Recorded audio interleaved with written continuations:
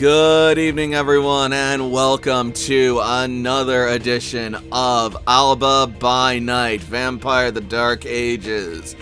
As always, I am your host and storyteller, Working Class Werewolf, and tonight I am joined by my wonderful friends, players, and compatriots. We have Himbo. As long as I don't have to fight another skull pig this session, I'm going to be happy. Couldn't get much worse than that. We have Nyx. Insert funny, clever line here. My brain just fried and froze up. I'm sorry.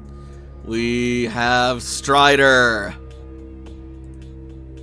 See, while you're fucking with skull pigs, I have a whole head.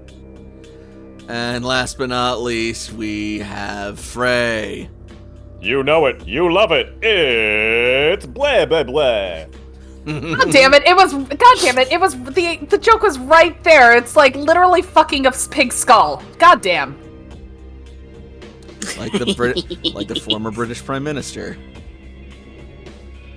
Anyway. You saw that episode of Black Mirror too. No, I just heard of it. I haven't watched a single episode of Black Mirror. It doesn't sound like my thing. Probably not, but Also, there are some episodes that are like real good. That first one is whoa. Also, hello, Commodore Zed. Welcome to the stream. Glad to have you here with us. We are playing Vampire the Dark Ages 20th Anniversary Edition, and we are currently, and this game is set in the middle of the 13th century, about 1245. And we are set in Alba, which is Scotland back in the day, and in the middle of fuck-ass nowhere, Scotland. In a small little hamlet or burg, sort of a combination trail between the two, of a village known as Pariah Paradiso, or Stagmouth, connected to the larger city of Lockburg. More on that in a bit. Needless to say, there's been some developments. You're coming in a little late as a 7th episode, but I have everything stored up on YouTube as well. So, Man, you came in at a time, buddy. regardless, with that, I think we have tarried long enough. Let us get into the game, shall we? Let's do it. Yes. And with that, let us jump into the recap.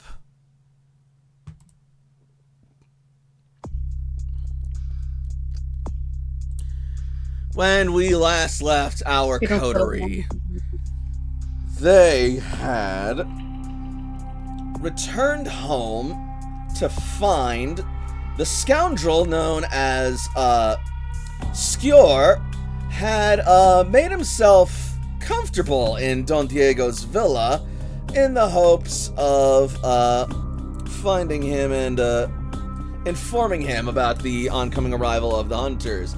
But in doing so, he neglected to mention that he had run afoul of poor Tavis' sire by stealing an urn from him, which Don Diego and Fonwell set out to Lockburg to retrieve from the prince whom Skjor had sold it to. Upon their arrival, Skjor, they found the urn in the prince's possession, one Prince Mikhail of Lockburg, who was willing to cash in, or rather, who Don Diego cashed in the boon he had earned with the prince to retrieve it along with a massive and majestic tapestry, and the prince agreed. Before they all arrived, however, they had seen the prince sending out one Monique de Paris, whom they had briefly encountered at the party that the prince had held.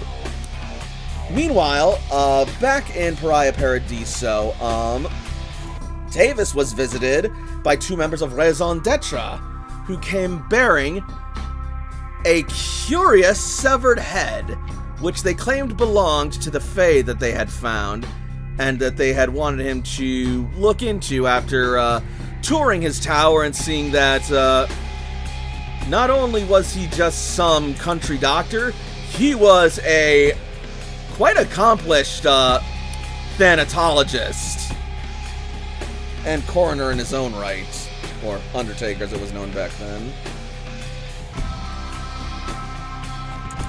In any case,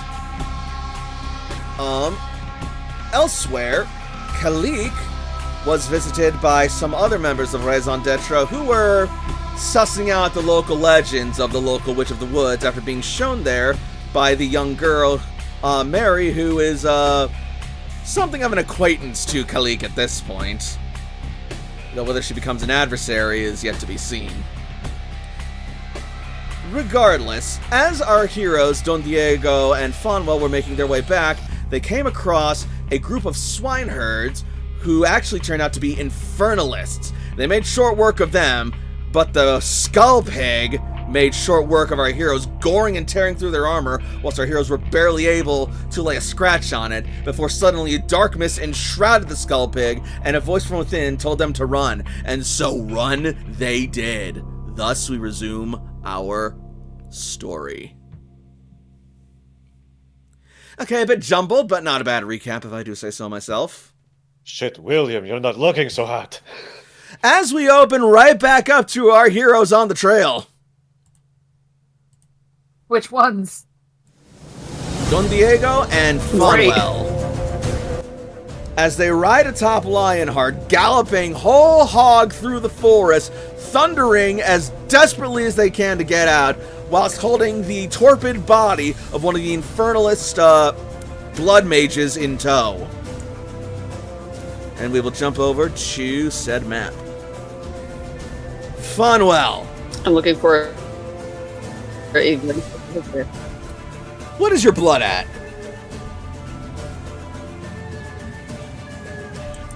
I am currently showing at 15 points of blood, but I am also nearly incapacitated. Cool. Alright. From the damage you've sustained, and after holding all that off, I want you to make me a self-control roll at difficulty, I'm gonna say 7 because of how close this is to you.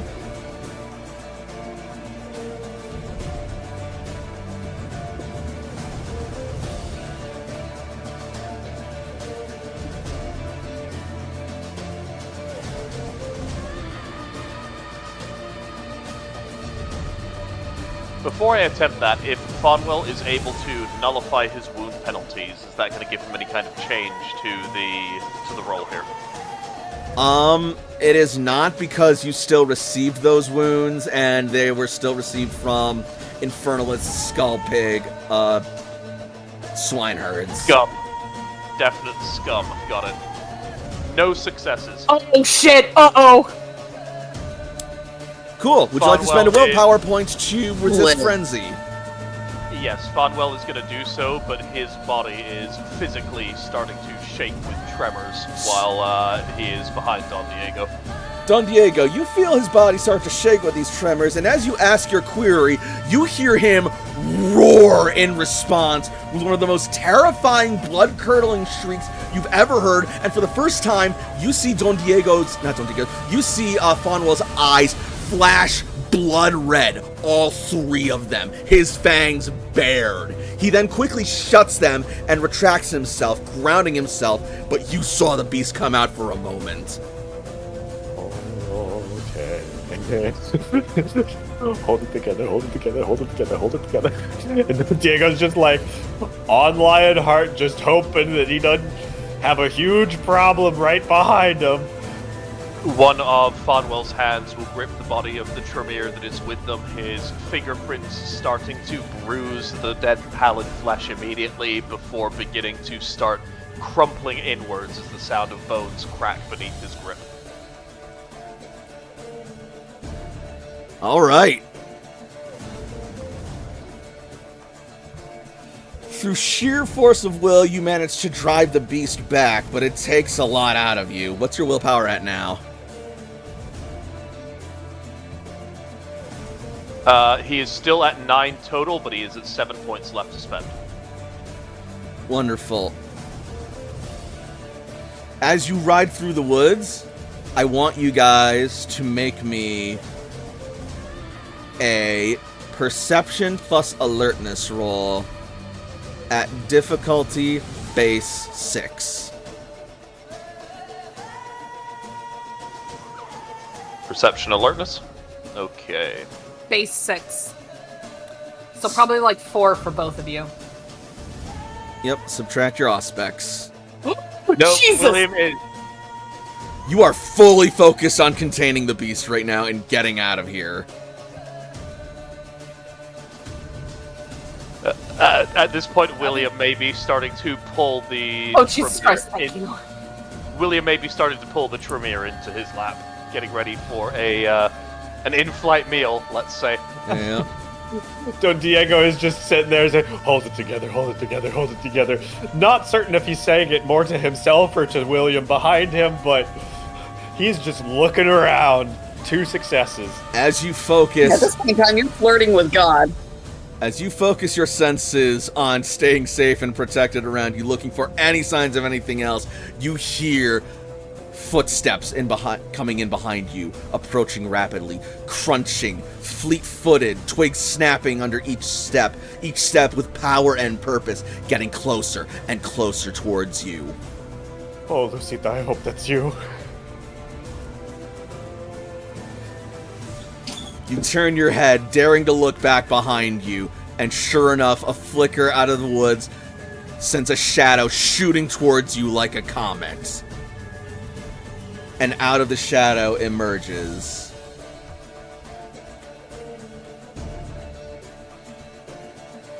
Lucita de Aragon. Oh God, thank God, because if it was there was a potential it could have been something else, and you guys would not have been happy. My Holding looking the pretty torpid. hungry. Oh, Commodore, you have no idea what has happened with Lucita. Yep. We'll get to that. And she is holding the limp, rotted, bloated, lifeless body of a skull pig, a saber embedded in the back of its neck. Oh, magnificent work. Oh my. Oh. Very fucking grateful. Oh my. Oh. He's about to freak the fuck out. I'm getting. We are riding hard for my man right now, unless you have a better idea.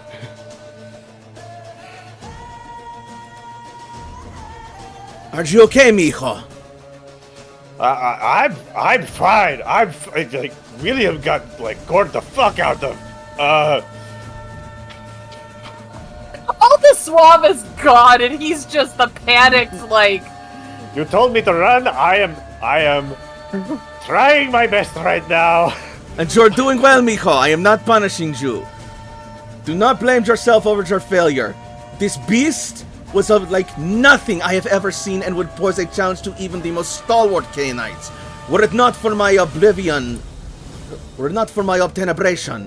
I doubt even my blade would have pierced its thick hide. Alas, I struck lucky and true with all my might, downing the beast. Consume them. I don't think that's a good idea. Its flesh is foul and I doubt its blood is much better. Even a whiff of it makes me retch.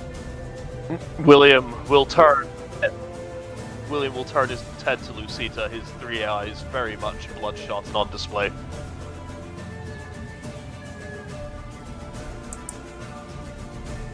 Out of character, it's possible that mijo is what she's meaning to say. The contraction of mi hijo, my son, is Sí. how that translates. Yeah. Kinky, but okay, keep going. It's Lucita. Mommy, Are you sorry, surprised? got it. Not saying, just there's subtext there, so let's move on. Moving on. Yeah, Lucita has adopted you. Beautiful. Perfect. Love it. You do it. I think it's more than just adoption there. Like, let's just be for real. There's a whole like. Oh yeah. Yeah. More on that I'm not later. the problem right now. No, I. William. Your mother's. William's No. beast is the problem right now. How do we solve this? I shall bring this thing back to my hideaway. I suggest you make your way back to safety out of these woods as soon as possible. Like, Unless... Don Diego just kind of nods in assent as Lionheart is streaking towards Casa Diego. She's then going to look up at you, keeping up using her own celerity as she smirks and says, Unless You would like some protection from whatever else may go bump in the night, mijo? I am hoping there is not much else going bump. You two are the ones that go bump in the night. And my home is not far. Don't be so crass, don't be so crass, William. It is unbecoming of a knight. He's looking very thirsty. If you had a store to spare, I would certainly appreciate if you brought it to Casa Belmonte. I will send a gift within the coming nights. And Don Diego makes gestures of thanks as he words are failing him. Yep. Not something he is used to. And with that, Lucita will... Oh, dang it.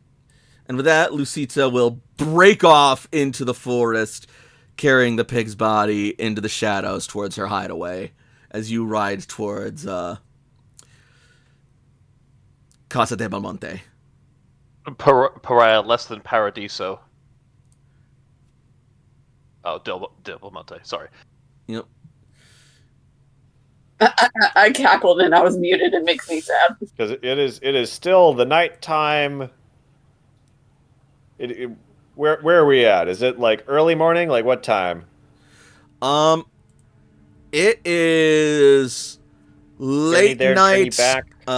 It is late night, and you guys are not that far into your journey back to Praia Paradiso, so you got some time to ride through, because you set out early, and it's a night's journey. It's going to take a full night to get there, and Kalik and Tavis are riding towards you guys if she can find you. Yeah, all right. Beautiful. We are, Lionheart can go fast, and we are pushing reasonably to what Lionheart can do. If needed, Lionheart can also raise his dexterity and stamina with blood points to pick up the pace. He does not yet have celerity, but he does have the ability to pump his stats. As the person whose horse it is, I leave it to you if you feel that appropriate. William barely knows that any horse is his at this point in time. It is not going swell for him. He is attempting to decide which of the two Capri Suns on this horse he's going to drink first. There's only one Capri Sun on the horse. The other one got fucking bisected. Oh, sorry. I was talking about Don Diego as the other. Uh-oh. You know what? Oh, Fair enough. love that. Honestly, you're not hungry enough to be like that indecisive. You're just hurt and pissed off. I figure the appetizer's going to calm me down before I need an entree, you know? True that. This thing is also one of your sworn nemesis, and you are honor-bound to destroy it. Or cleanse it.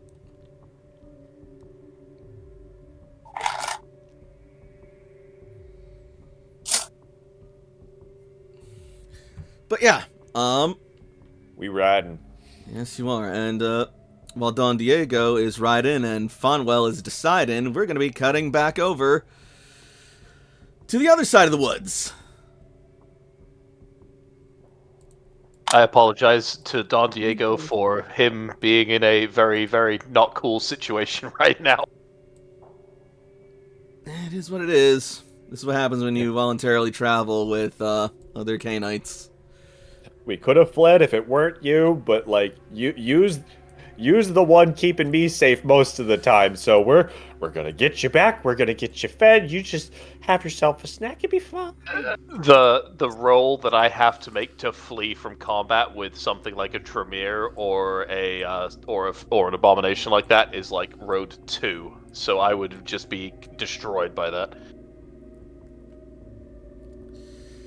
But yeah, I made a roll off screen because I wanted to see how this would actually end. And first of all, Obtenebration 2 is fucking way better than I thought I gave it credit for, even against supernatural creatures. And good God, Lucita rolled so fucking well. She one-shot that fucking pig. Hell yeah, go Lucita. She's mother.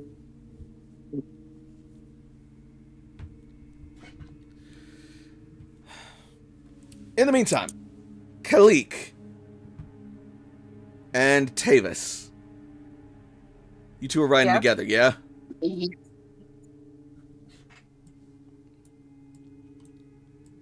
I am but a wee thing. So we will jump over to you guys. Oh, that's right, I did make an extra one. Yeah, whatever, we're here now and you guys are in the woods. And as you are riding through, I would like the both of you to now make me a perception alertness roll at difficulty 6. Yay, because Kalik just got Auspex, so that can now be lowered. Indeed. The Auspex Club, I'm so happy. That is a wonderful club to belong to, I promise you that. Get the fuck out of here, bot. Difficulty 4. For you, yes. Mm-hmm. Well, it's not a botch for you, Kalik. Yeah, ouch, Jesus. I'm still getting used to Auspex. It's okay. I can see and Yep. hear everything. I can like it. So, as you try and focus your Auspex, Kalik, you find that you're able to do it, but unfortunately you're not quite able to direct it as of yet, as right now you just hear the thundering hooves of Xion as you ride through the woods. His breath like a rustling breeze billowing through the forest, his heartbeat pounding like hail upon the forest floor.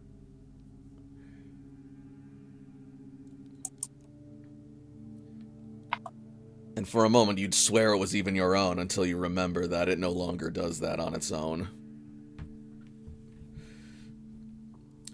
Tavis, you being much more seasoned with your sensory abilities, are able to hear Xion thundering as you ride through the woods, but also another distant set of hooves hammering towards you, galloping faster and faster. Something is about to be upon you. Something approaches. How close? It'll be on you in How seconds. close? Seconds We should away. be seeing it soon. She is going to tell Xion to deviate in case it's a threat and they can, like, you know, not go into a head-on collision. Alright. So in case they need to run off because this thing is about to chase, Xion can do that. Xion steps off to the side, and as he does, you will see... Oop. A large black horse riding into view as Tornado gallops past you in a vigorous gait. Kalik is going to use Whisperers of the Wild and call after Tornado, telling Xion to, like, slow and go after Tornado. All right. As you give chase to Tornado, you will see that upon his back is neither William nor Don Diego. He's on his own.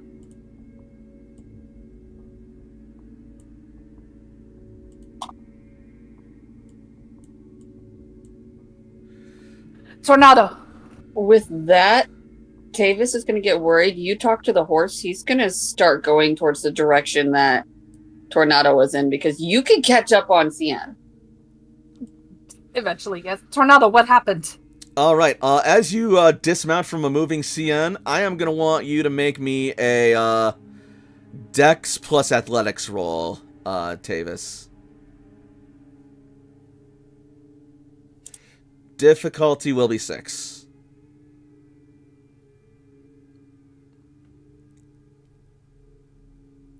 One. Not your most graceful landing as you dismount and You land on your knees and you feel them practically shoot up into your ribs, but you steady yourself and you hit the ground running and get moving. Tavis! Ugh, those rotten teeth! Tavis Tornado! is running off into the night. Tornado! Kalik, call out with charisma plus animal ken. Difficulty will be 5. Empathetic as a charisma specialty. Applies. Alright, that's 5 successes. Tornado hears your voice and remembers you. Looking back, slowing his gait ever so slightly. Tornado! Where are they? It is you, the witch who befriends my master. What has happened to your master? He fights a beast, unlike any he's faced before. His face was gone, its tusks covered in blood, its masters pale and eerie. You need to lead us back to them, so we can save them.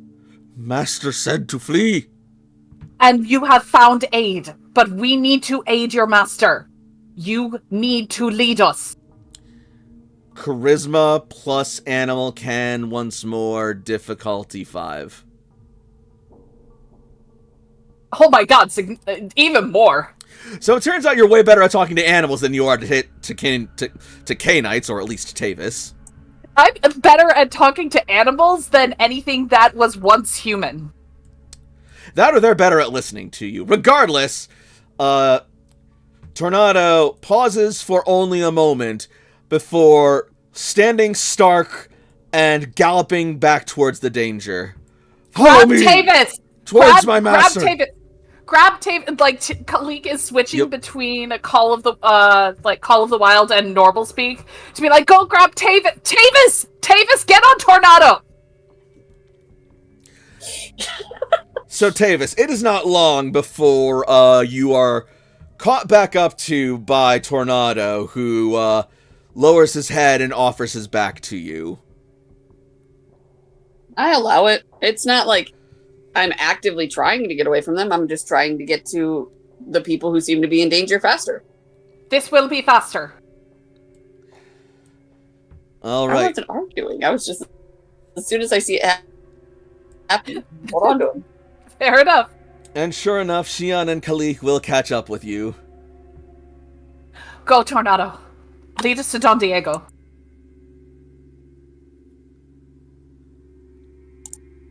After some time riding through the woods, eventually, you will hear another set of thunderous hooves billowing through the forest, accompanied by the metallic rattling of armor.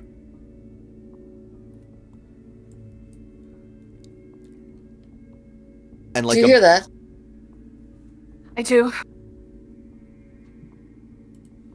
And like a blazing shooting star thundering through the night, out of the distant darkness, hammers the familiar visage of Lionheart, sporting both Don Diego and William upon his back, along with a robed, black, oily-haired woman.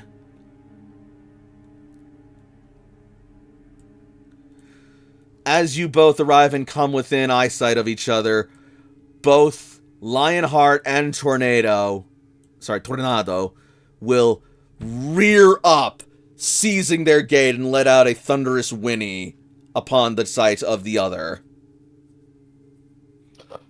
Well, it's okay. It's okay. We. Where is the skull pig? Dead. It's dead. It's dead. It's dead. Like, really dead. Holy shit, y'all. The What has Shadow happened to Witch William? vanquished it with her metal claw, speaks Lionheart. I will ask about that later. What is happening to him? The skull pig fucked the shit out of his armor. He's lost a lot of blood. Yeah, you will see that William's armor has been shredded. And this is like solid splint mail heavy armor. And even like most blades would have trouble getting through this unless the armor was severely tattered, which William would never allow it to be. How is William himself doing? Like, is he still trying not to frenzy? You have calmed yourself by this point, William, but only just. And you will also see that beneath William's armor, the only thing more shredded than his armor is his flesh. You can literally see his rib cage, his organs housed beneath them, the bone to his ribs cracked and splintered, the viscera practically spilling out, only contained by the shattered remnants of his armor barely holding him together. Were he not kindred, this would be a dead man. Appreciate catching up with you, and let's get back to my house. And he will motion for Lionheart to let's talk and walk, or talk and trot. He's rough. We need to get him better. Yes. As they are kind of riding along with, Kalik is going to see the Tremere at his side. I must feed. You will have... I see. And I see you brought a snack. Let's at least patch you up first. Don Diego, do you have any medical equipment at your place? I do. You will do better. You're a coroner. You will do better. No mortal survives this wound. We will need someone who tends to the dead. Then instead of to my place, to Davis, to your place. Whatever is faster. Your place is faster. It's on the edge of the woods. To Pariah Paradiso, I will need extra blood. You will make sure that blood stays in you by patching you up first. And Lucita may bring a gift by the next night, but yeah, we I will ask about that later. At calmer times. I will ask about that later. Like, are you wanting us to try and stop and treat his wounds a little bit now before we keep moving forward? Or... No, we are going. He's already undead. Tavis has better tools at his tower than I do at my grove. Onwards to Tavis's then. Still, I would like to get something from my grove. So if you do not mind... How about meet us at my tower then? Meet you there. I shan't be long. All right. And Kalik and Shion are gonna deviate. All right. Kalik deviates with Shion. The rest of you ride on towards the tower. Anyone here have any decent survival? Let me double check. Oh shit! No. I probably should have stayed. William does have survival, but William also has some pretty gnarly wound modifiers right now, so your mileage may vary. So, aren't we on the road? You are, but the road takes you through town. Are we relatively getting what I'm used to? Say what? But hold on. Tavis lives by the town, but he lives off of it. Are we at least on a road that he is familiar with? Yes. Like one that he takes when he can't really be in sight. Yes. Okay, cool. We might have a snowball's chance in hell. Tavis is probably familiar with the route, given his traveling. All right. I would like you guys to make me either an intelligence or wits plus survival roll at difficulty 5. I have 2 dots in Damn. wits. So I am just rolling intelligence. 2 dice. All right, Tava, since you are just rolling intelligence, and I believe survival is a skill, that'll make it difficulty 6. Lit. I'm adding a willpower because I don't trust this shit. Well, Funwell also rolled a success, so if you want to just leave it in his hands, never mind, you got it. Yay! Excellent. A number of successes.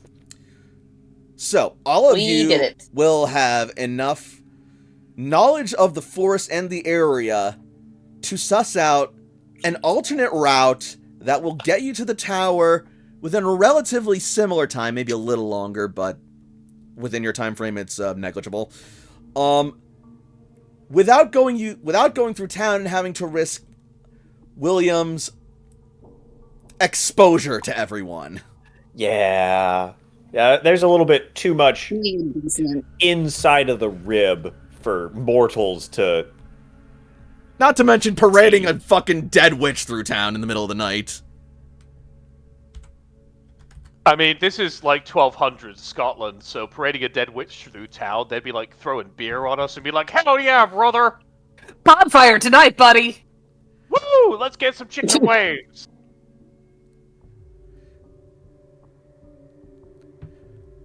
Yeah, we do what we do, Keywork Savior. Also, welcome to the chat. Hope you enjoy the show. That's the only upside of living in medieval ages Europe, is you can be like, we found a woman and she's evil, and everyone will go, yeah! Why do you think Alif lives in the woods? Because she's a woman and she's evil. Yeah! I just had this conversation with the hunters last time. I'm so glad that you're my neighbor. Me too, buddy. Me too. We can be weirdos together. And so as We they are ride, weirdos together. and so as these wayward weirdos ride off back to Tavis's tower, we are gonna jump over to Kalik's Haven.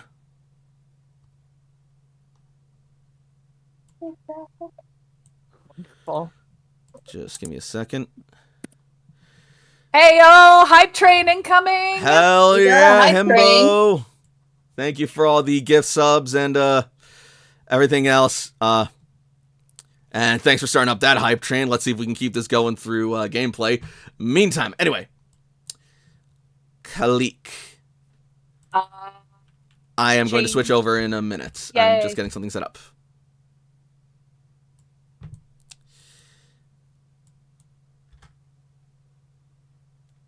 As you arrive back in your wood,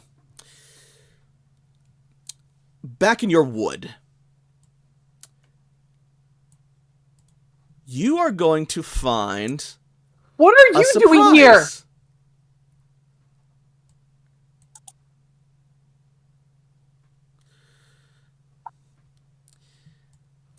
And the moment you see Mary in your wood, she is going to turn and run off.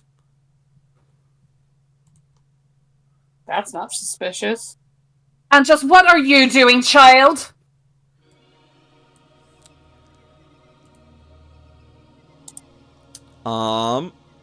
Appearance plus leadership or intimidate. Intimidate. Difficulty? She is a child and she knows and kind of respects you. Difficulty 5.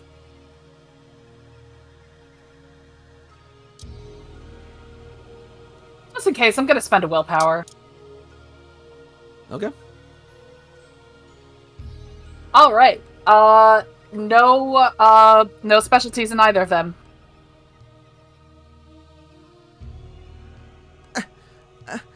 I was curious. Sorry, please don't be cross. I was just looking. I didn't touch nothing. Honest. For what?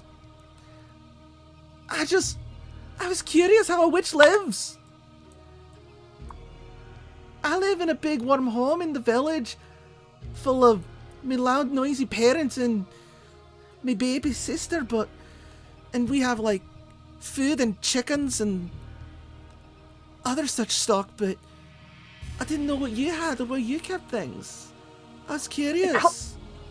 As Kalik dismounts from Xi'an, she's gonna start like gathering some of her own supplies, but she's also gonna use hang on, let me get the other picture of her in there if I can frickin' find it.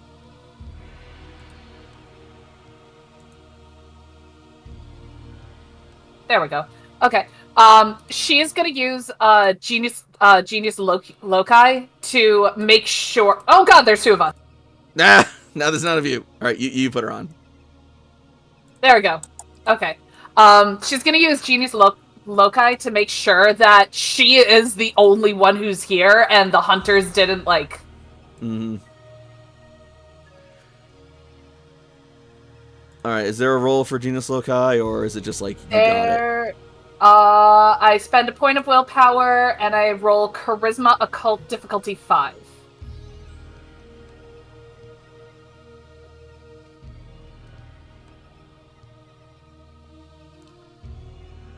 Alrighty. I don't know if empathetic counts for this one. Not really. Alright, still that's 3 successes, which technically means she has Genius Loci on for 3 scenes. Yep. So yeah,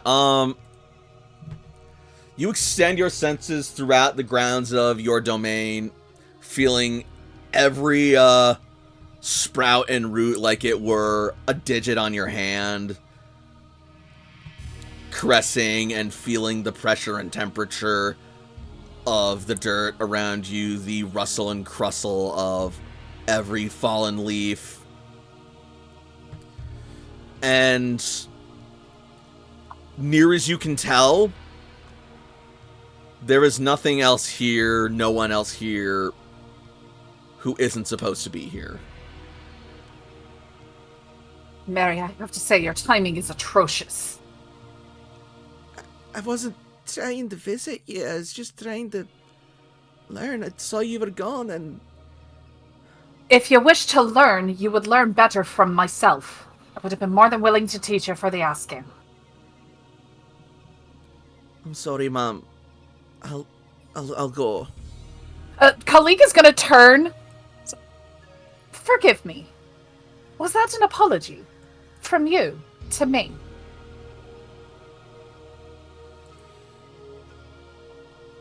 I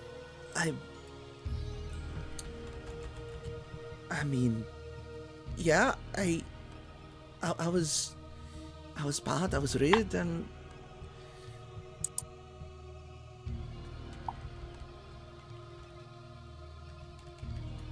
she just doesn't really know what to say next. You have shown no fear. You have shown little to no fear to me. You've even brought strangers onto my grove, either to boast that I was nothing special as you believed, or to brag that you knew of one. And yet now you come seeking about me.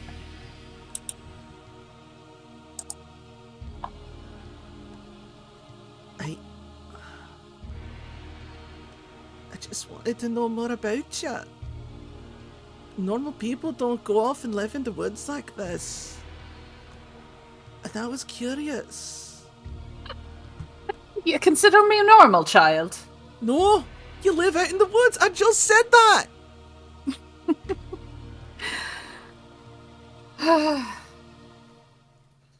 As I said, your timing is absolutely atrocious. If I were not urgently needed elsewhere, I would have had a teaching for you.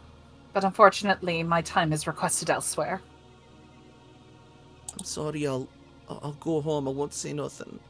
But if you are so eager to learn, tomorrow night would be better.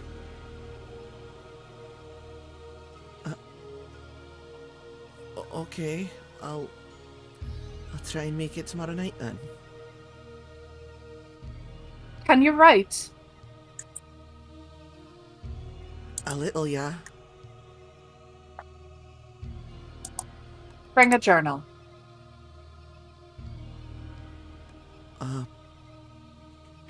Okay.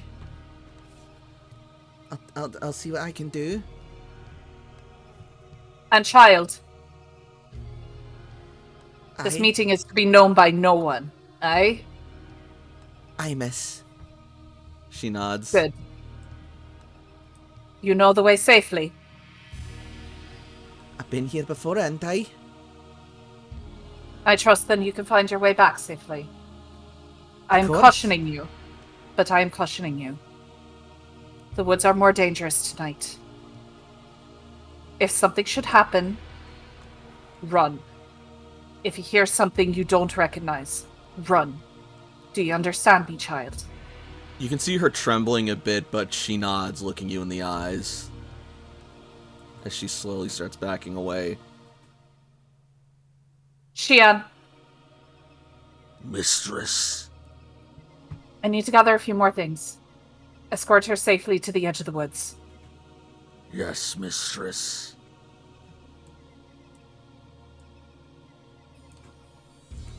And Xian will guide her out. And Mary pops on over to the Dark Ages office, Max, to get a journal, because those are easy to find back then. I'm sure she can steal one. Totally. That won't go unnoticed. I mean, I did just recently get a new journal, but I preferably want to use it for myself. I'm this kid from Adam. We'll see what happens. As she's still kind of gathering any other, like, additional materials, like medicinal stuff, and even some, like, I guess, knowledge of skull pigs because she does know them. She's gonna try and call for me. Got it. All right, roll it. Those are parents. Manipulation animal can no. Call the wild. Charisma survival. There we go. All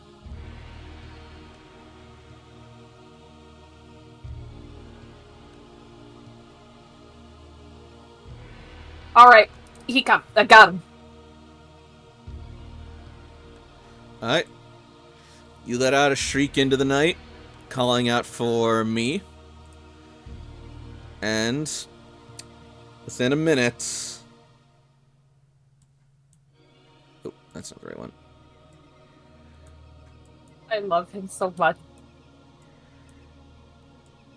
Without a word, he swoops down on the soft night breeze. Did I say without a word? I meant without a sound. Did I say without a sound? I meant with a, "Hello, I am me!" There it is. As he There lands it is. atop your stick. Hi, mistress. No egos to punch this time. Those bastards learned their lesson. Good. Narrowing his eyes. Now, I need you to do something for me.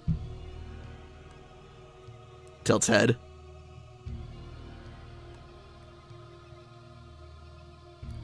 You have seen the Black Wolf that came to visit, eh? Yes.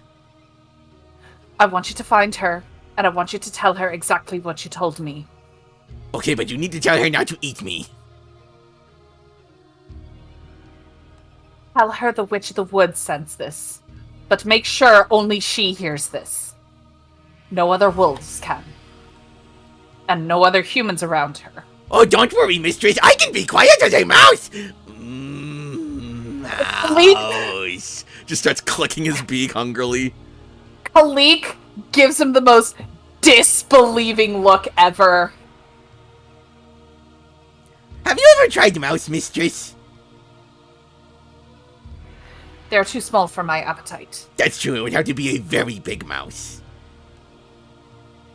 What is your objective? Mouse. No! Mouse is not your objective. I must find the wolf and tell it... Which one? The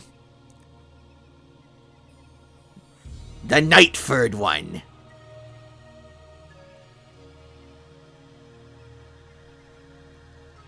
Ask if it whispers. If it whispers, it's the right one. Okay. But make sure you only tell her. No one and nothing else. Okay, I'm glad you reminded me of that because I was about to fly off and scream, "Hello, wolves, do any of you whisper?" until I found it. Black Wolf. Ask if she whispers. If she doesn't know what, if they don't know what they're talking about, it's not the right wolf. Got it. Ask for the black wolf if it whispers, and if it does, it's not the white wolf.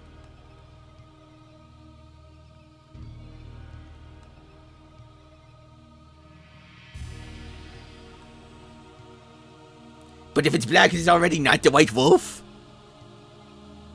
I am going to pray you understand the objective. Now go. Time is of the essence. And me will fly off. Kalik will continue gathering whatever ingredients she needs, putting it in her bag, and then wait for Xian to come back.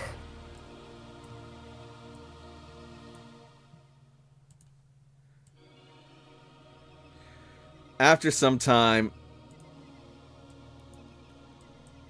Xian will return. She has been safely delivered, mistress, but we are late. I know.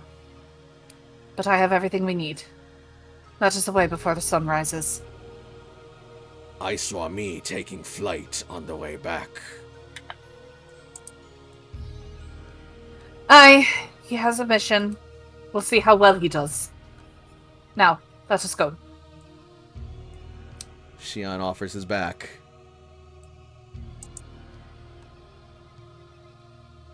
And Kalik will ride to Tavis's. At which point we will jump over to Tavis's tower. Hey.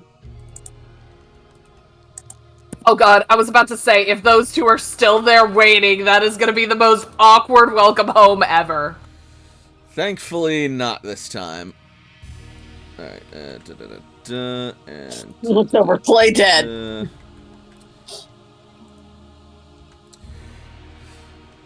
The rest of the coterie will arrive back at Tavis's tower about,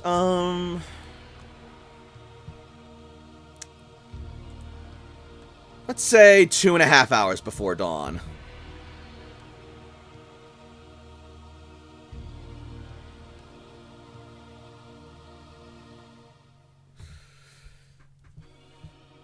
William, how you holding up?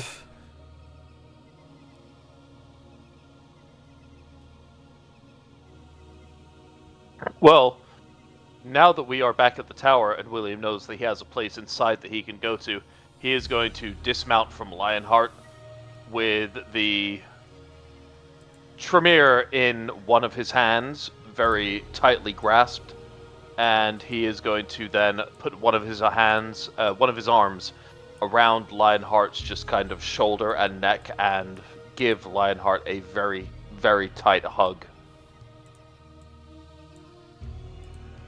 Lionheart will accept. Going to rush in and try to get the tower ready for this situation. Don Diego dismounts and joins him in preparing the area. And William is going to try to walk himself inside of Tavis's tower. I'm not sure if Tavis will necessarily let him in, but he is at least going to try to get I do put the head away. The head? Interesting. Okay. Right. Okay, I mean, I don't know what that is. William doesn't particularly care at this moment in time, but Don Diego is like looking back towards William to try and help him. So Don Diego probably doesn't notice. Alright. Yeah, Nope. you can opt to He makes damn sure of that. notice that.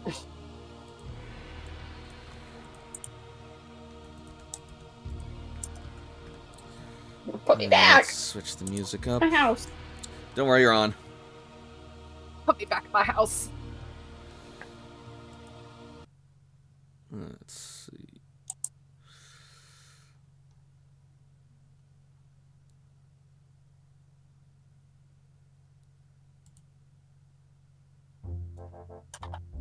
Once inside of the building, William will look to Tavis and then kind of look up and down to see if he can see a staircase or any other rooms and go, "Where do you eat?"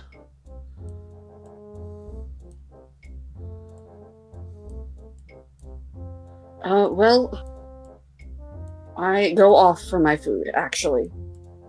Come here. And he's going to bring you to the kind of like examination operation table. All right. Just enjoy your snack and don't bite me.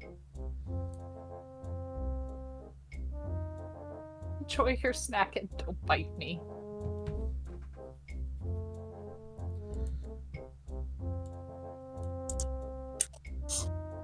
Just gonna pour some things on him that might hurt.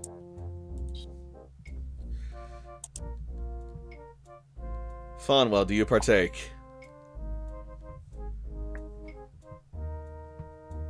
Partaking of what? Sorry, I think I missed something there. Are you still holding the witch? Yes, I was going to close whatever door I have available to me before partaking. Oh, so you're gonna go try and find some privacy. So he's asking you to sit down somewhere and operate while you, he thinks you're gonna eat while he works.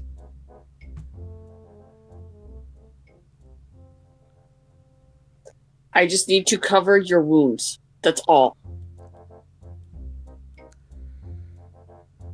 Well, Keep feeding your will insides on the inside. give him the blood to heal himself a little bit more. Like, what's the order of the evaporations here? You're the doctor. wait. You're the wounded one. William will put down the body of the Tremere, but keep it within arm's reach of himself. Actually, he's going to take one of the arrows out of the quiver off of his back, and he's just going to stake the vampire right there on the spot into the table. Okay, William, I'm gonna say right now, this vampire has already been severely torpoured. It is not waking up for a long time. Alright, I won't waste an arrow. That's fine. Yeah. I stabbed her pretty hard. Just she's out. Yeah, she no longer has a heart to stake at the moment. Then, yes, William is going to keep himself together, and he is going to give... He's going to go ahead and he is going to give Tavis his room to attempt to do some repair. Very appreciably, William is actually going to start removing some of his armor, because Tavis can repair the flesh.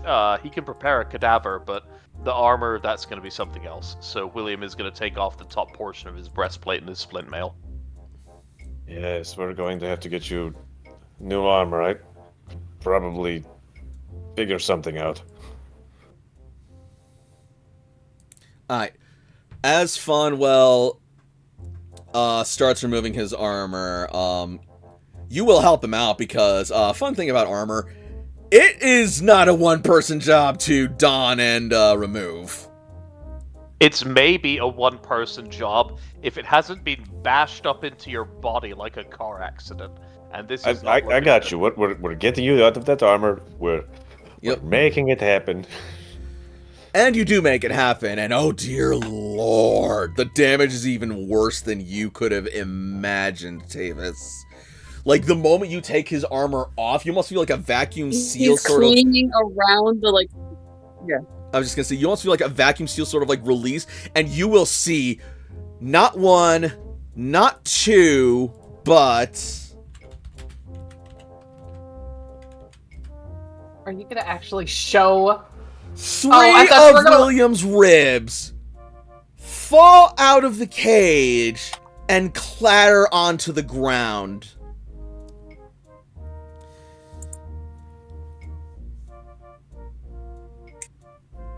I would really appreciate it if you can keep your bones inside your body. I thought you were gonna animate the ribs, like, on his chest. I'm good, but I'm not that good. William is going to look over to Don Diego and say, yeah, how about keeping your bones inside your body? You are so right. Like, that is a failure on my part, friend. That was more crude than I anticipated. I apologize. Regardless, you have been exposed to, for what is, for lack of a better term, aggravated damage beforehand. Damage this severe, damage caused by things from either fire or other supernatural weaponry. Things that could leave wounds so mortal and devastating that they would send even the Cainite to final death if inflicted harshly and severely enough. And you know that should be dead. And you know that the only thing that can be done for this really is for Fonwell to rest and be well fed until his body can naturally heal this damage. But that is going to take time, and a lot of it. Especially for damage this extensive. What I can do for you is create a barrier. So you're inside. Stay inside. And he hands him his rib back. Hold this. You're probably going to want these. Until and you then the can- Diego hands the other two. Yeah. This isn't a great look for you. Like I said, don't bite me. This may hurt. And he will start getting to work, like cleaning around the area and like putting him back inside and like trying to keep him together until like so that way his body can heal naturally. William, make me a stamina roll Frankenstein difficulty. him. William, make me a stamina roll difficulty 7 to remain unflinching as Dr. Tavis performs his treatment. May William spend a blood for a bonus to this? If he has it to spend. He does indeed. Okay, so it is a stamina roll, and what's the difficulty? Difficulty you said? 7, yes.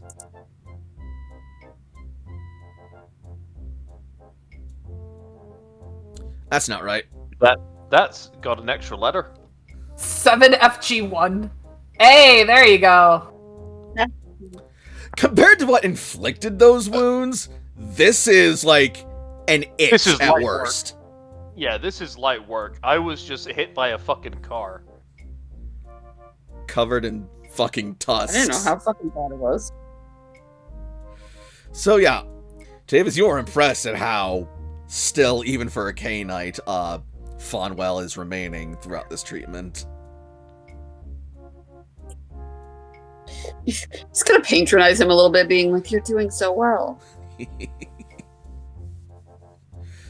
And If this were Tavis- modern times, I'd offer you a sticker.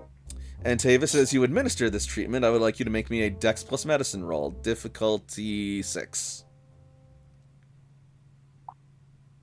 Fuck your dexterity. You should let me do intelligence. Fuck your dexterity. You want to put some blood into your dexterity to make it a little better? Yes, please. Cool. What generation are you? So it's like one better. Fuck. Ninth. 9th? Okay, then that means you can spend 2 points of blood per turn. So, if you want, you can make it 2 points better.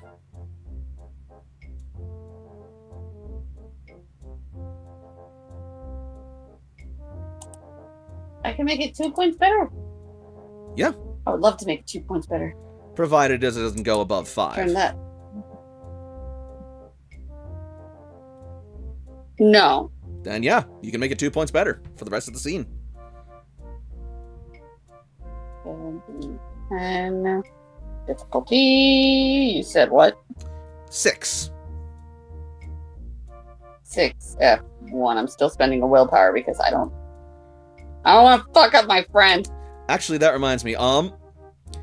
Gain a willpower point back for getting out of a situation and surviving it like that. Stunning. Yeah, this is your bread and butter. You know exactly what you're doing, and you do it like the fucking doctor you are. The man looks like he just got off of a fucking battlefield in the fucking Holy Land, and it didn't go great for him, but it could have gone worse. That said, if people see him up and walking, it's gonna be either impressive or a breach of the silence of the blood. 50-50, really.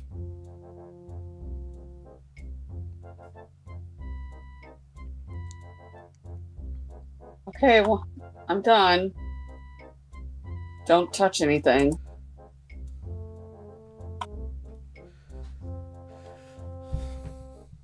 No, seriously, these band-aids were expensive. Don't touch anything.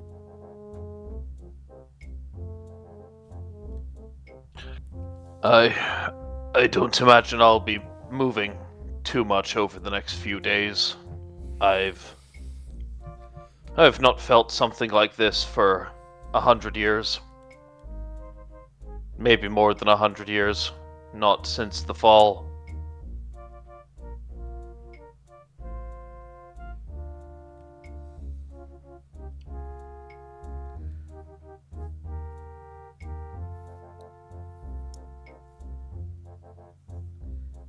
So Diego's kind of off in his own Well. mind, like trying to think about like the best way to get another set of armor.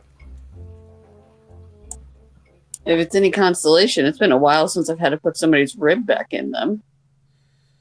Thank you for the practice. Yeah, and a long time since that'll keep somebody alive, as much as this is life. Don Diego, make me a wits roll. At difficulty... Actually, you know what? I'm going to say wits plus either politics, occult, or...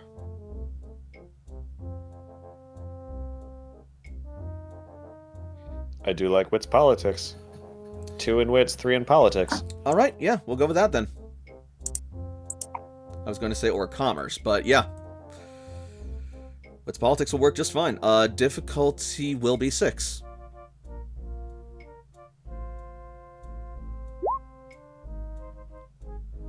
Excellent. Specialties? Given the 2 and 3... not in those. Yeah, 2 and 3 spread, that's not enough for specialties. Regardless, it does occur to you that it may not be exactly the same, but you do have a crafty little man back at your mansion who knows his way around weapons and at least some light armor. He might know, if he doesn't know how to get it, he might know a guy who does. And he does owe you twice over.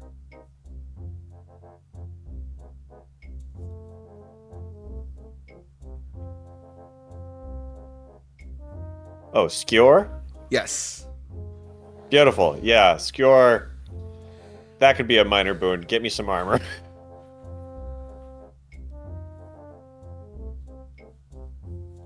All right.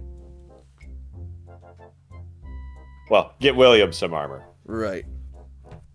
That said, after seeing the thrashing Will took, it does make you think that armor might not be the worst idea if you can ever muster the strength for it. I do have 3 favors. I could call 2 of them. So Diego... Huh. Armor. We can talk about mechanical benefits that armor would give for stuff later. Indeed. In the meantime, as you're figuring out these logistics of this, and Tavis finishes his treatment, we're going to jump back outside the tower as everyone's favorite witch arrives. Also, Khalik, if you could just send me the image of you riding Shion, I could just have that on hand so that you don't have to switch between the two constantly. Sure thing. Give me a moment. Brilliant.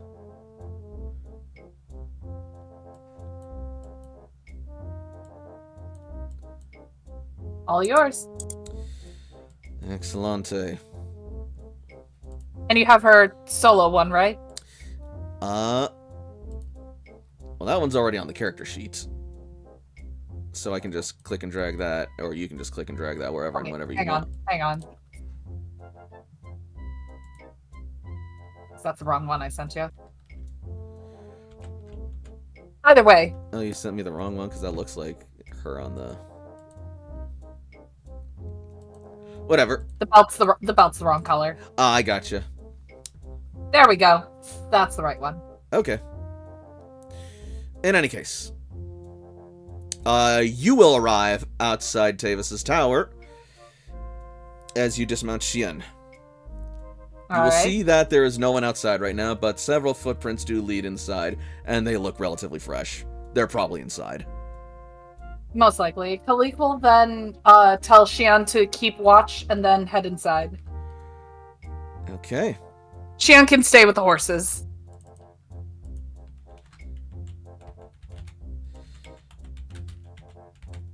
And stay with the horses he does.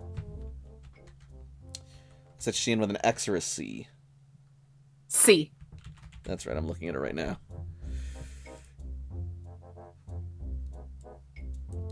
Alright. The door is shut. And probably locked. Halik knocks. Alright, inside. You hear a loud knock reverberate through the tower. I Uh, get it. if it's not my sire or colleague, turn them down. I'm working. Don Diego heads up. Alright. Don Diego, you head up, open the door. Sure enough, it is Khalik. Come on in. Before even getting permission, Khalik will grumpily come in.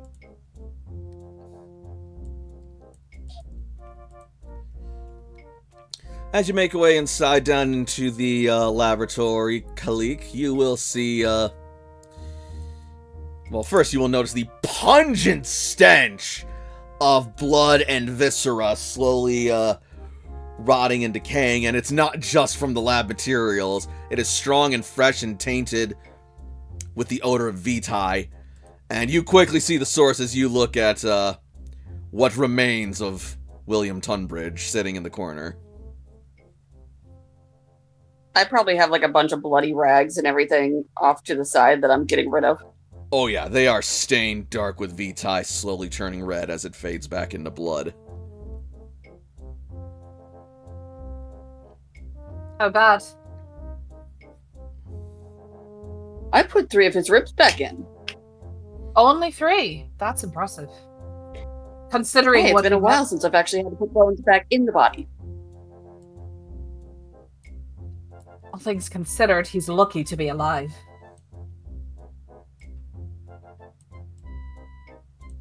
That's what I was thinking. Very lucky. And perhaps I luckier. I'm not certain I could have weathered such a blow.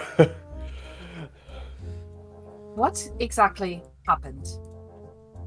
So, we were riding through the forest, and there were a couple. They looked like swineherds, but they were Tremere necromancer assholes. There was a fucking skull pig. It's like this giant boar with the skull wait. for a face. It tore straight through the armor and most of William's torso. Khalik is gonna go over to this lady and just like kick her with her legs, like this woman. You kick her and she nudges but does not respond.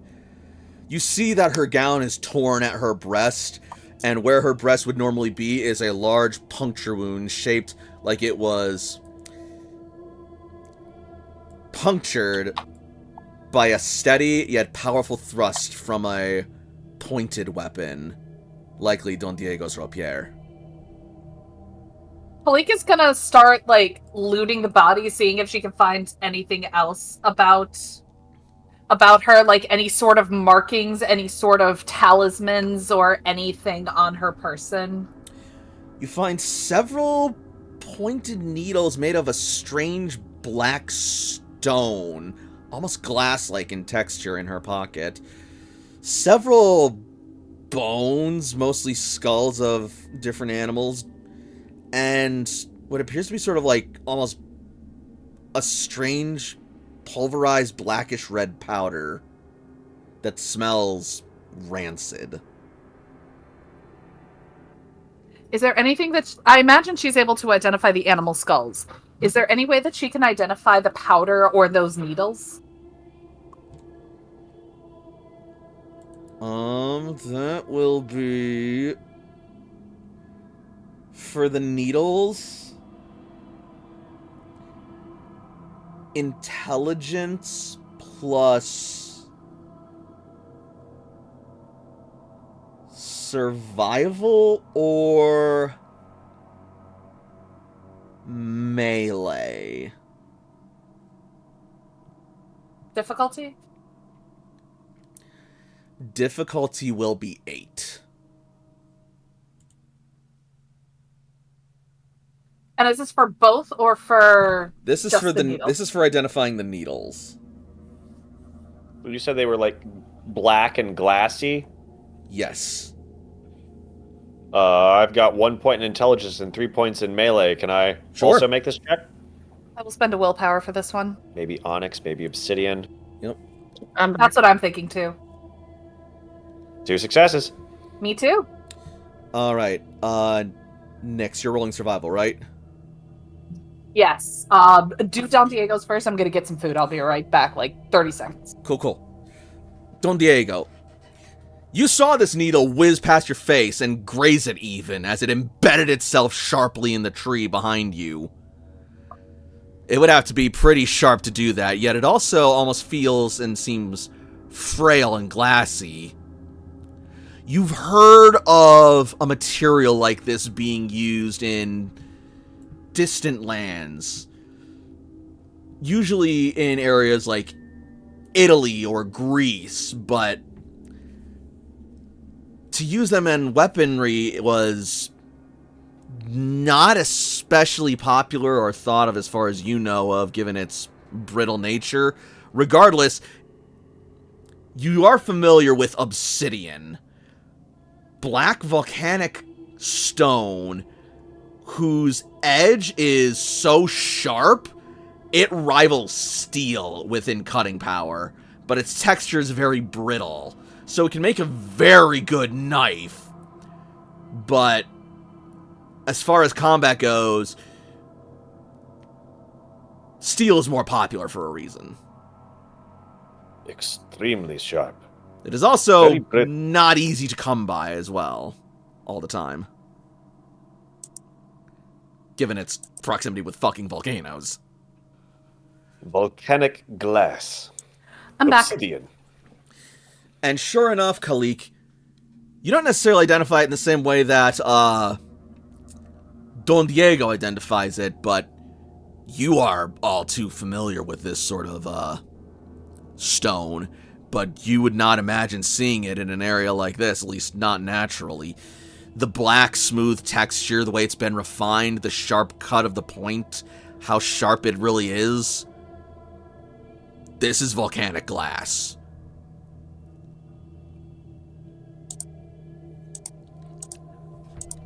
Chipped and reshaped into a needle. Blake is gonna just pocket a couple of those. Those can be useful tools, and waste out whatnot. Absolutely. William's gonna eat her anyways. Absolutely. Also, in some markets, they're pretty freaking valuable. There you go. Not like Khalik needs money, but still. What about the red powder? The blackish red powder, that is gonna be intelligence plus either survival or occult.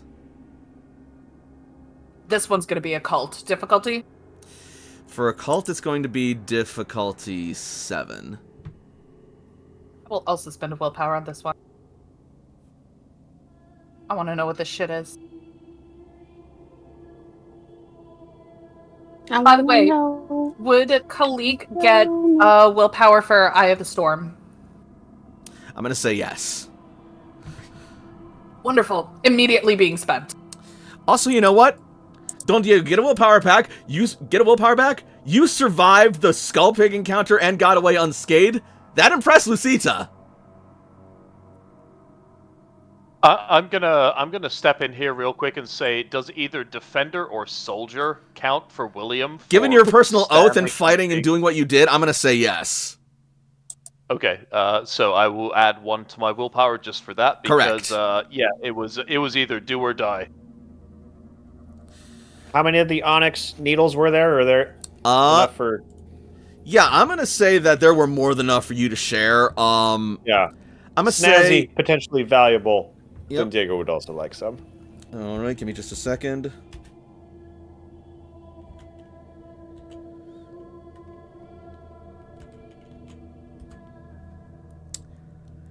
There were 30 needles in total. You will each get 15. 30! There was a pocket full of them. They're not really large.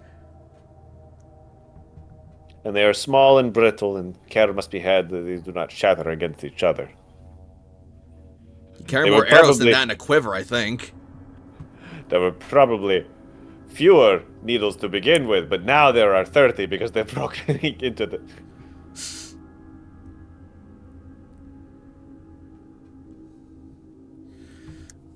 In any ways. Kalik got 2 successes using occult. Gotcha.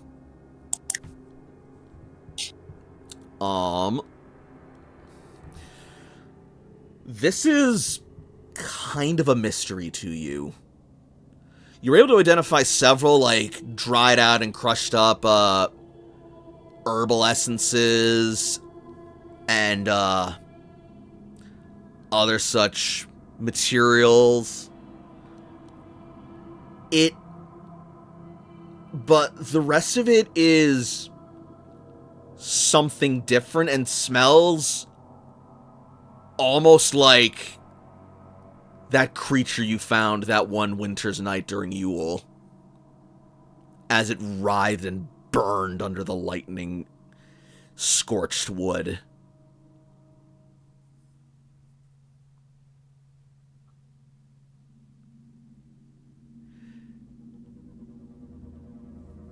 At first glance, you think this might be some sort of incense or some sort of, like, spell component. It could also be a coating of some kind. You know that some of the herbs in this can be a good way to encourage bleeding. Kalik is looking at the powder very intently and very seriously as she's being as analytical as possible.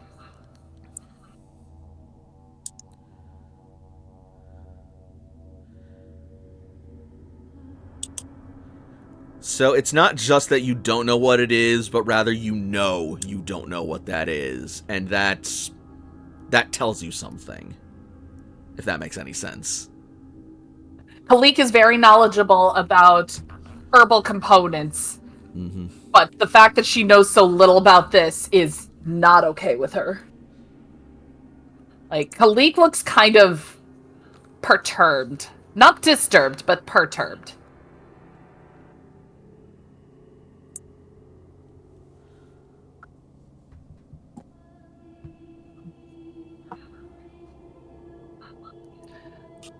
Tavis and William, I suppose you would also have the expertise in this. Tell me exactly what these things do. And she will, again, kick the body. It stiffly moves with the kick, but then just goes back to a resting limp position. I figured they would be salubri, but they're not. Are they? These? Tremere. Kalik, intelligence occult. Difficulty? The 7. usurpers. The imposters. The fools. She's got no idea. She's more than willing to be educated. You knew the usurpers were bad, but you had no idea that they were this fucked up. They stole the birthright of my people and my clan, and they shall be exterminated. Tavis, were you going to say something? I'm sorry. Oh, he's just cleaning up and actually preparing for night's rest, basically. Cool. Well, as you overhear this, Tavis, I'd like you to make the same roll that Kalik did real quick. And what was that roll? Sorry, you cut out. Intelligence occult. Yep. My difficulty was 7. Yours might be different because Kalik is an outsider. Yeah, I'm going to say that yours is difficulty 6.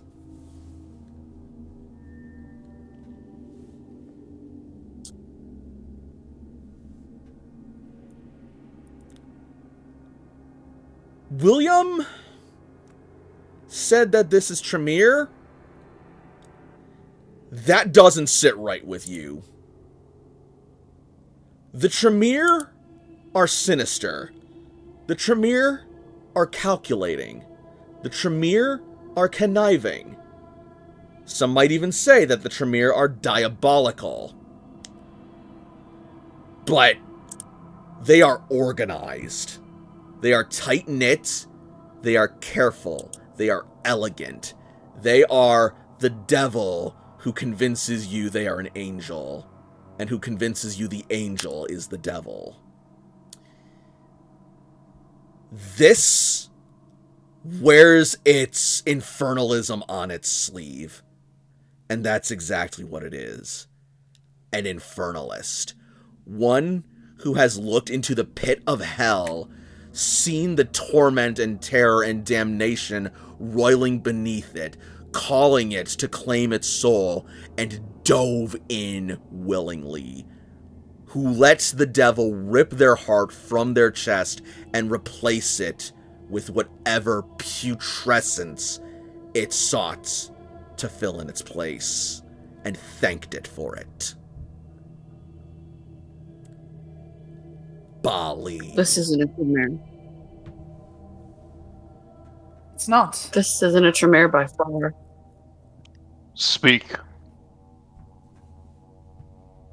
Infernalist, Bali, whatever you want to call it.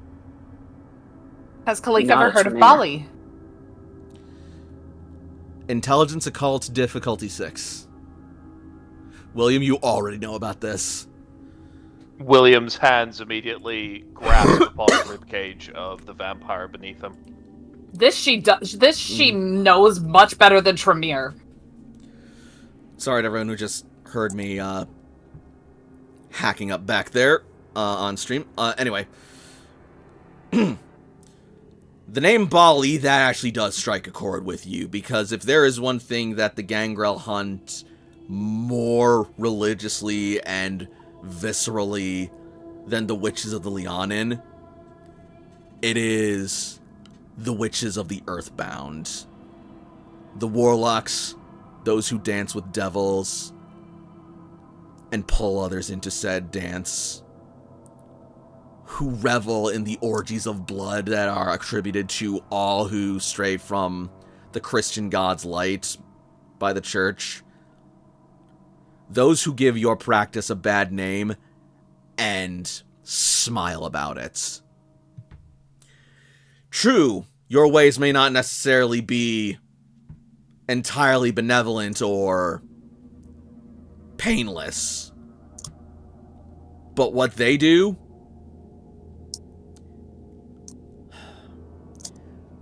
your bloodshed serves a purpose. Theirs... William, you okay, buddy? William is going There's- to bring his hands Yep. apart and attempt to shatter the ribcage of the Bali in front of him so that he can access its heart. Well, you get the it- idea. I'm going to have to clean that up. Yeah, William, the body does not resist, and you feel the ribcage beneath your hands. Make me a strength brawl roll.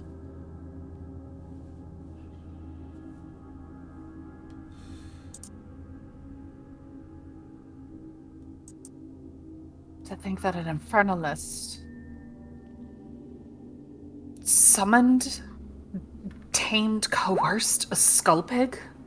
I'm not sure what the difficulty was, but I did get 4 if it was anything above 5 if it was difficulty 7 or above. It was going to be difficulty 6, yeah. So Then, yeah, that's 5. 5 successes. All right, roll strength plus potence plus carryover. William is just going to begin Diablerie. That is a extended strength difficulty of 9, I believe. Let me just check. Oh no, this is for crushing the ribs. Diablo is going to be a whole other roll. Difficulty 7, got it. We're starting that.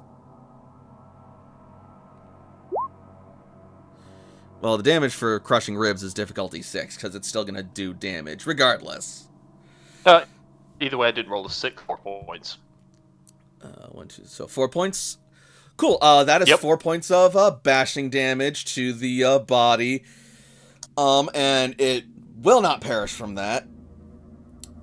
but you will feel the ribs beneath your grip shatter and snap like twigs as the body just like leans and cracks as you pull her in and bring her neck to your fangs.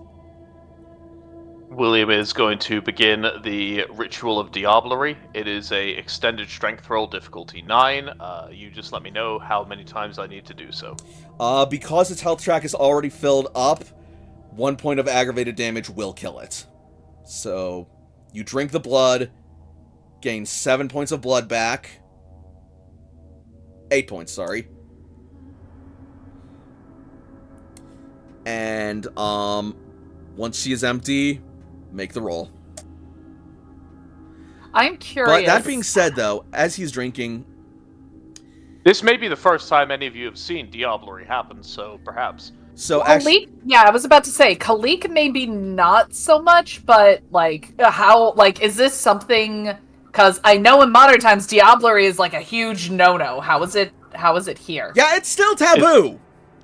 It's still pretty taboo, but warrior salubri are known to do this kind of on the regular, depending upon their Yeah, but that opponent. doesn't make it acceptable in most society of Kindred.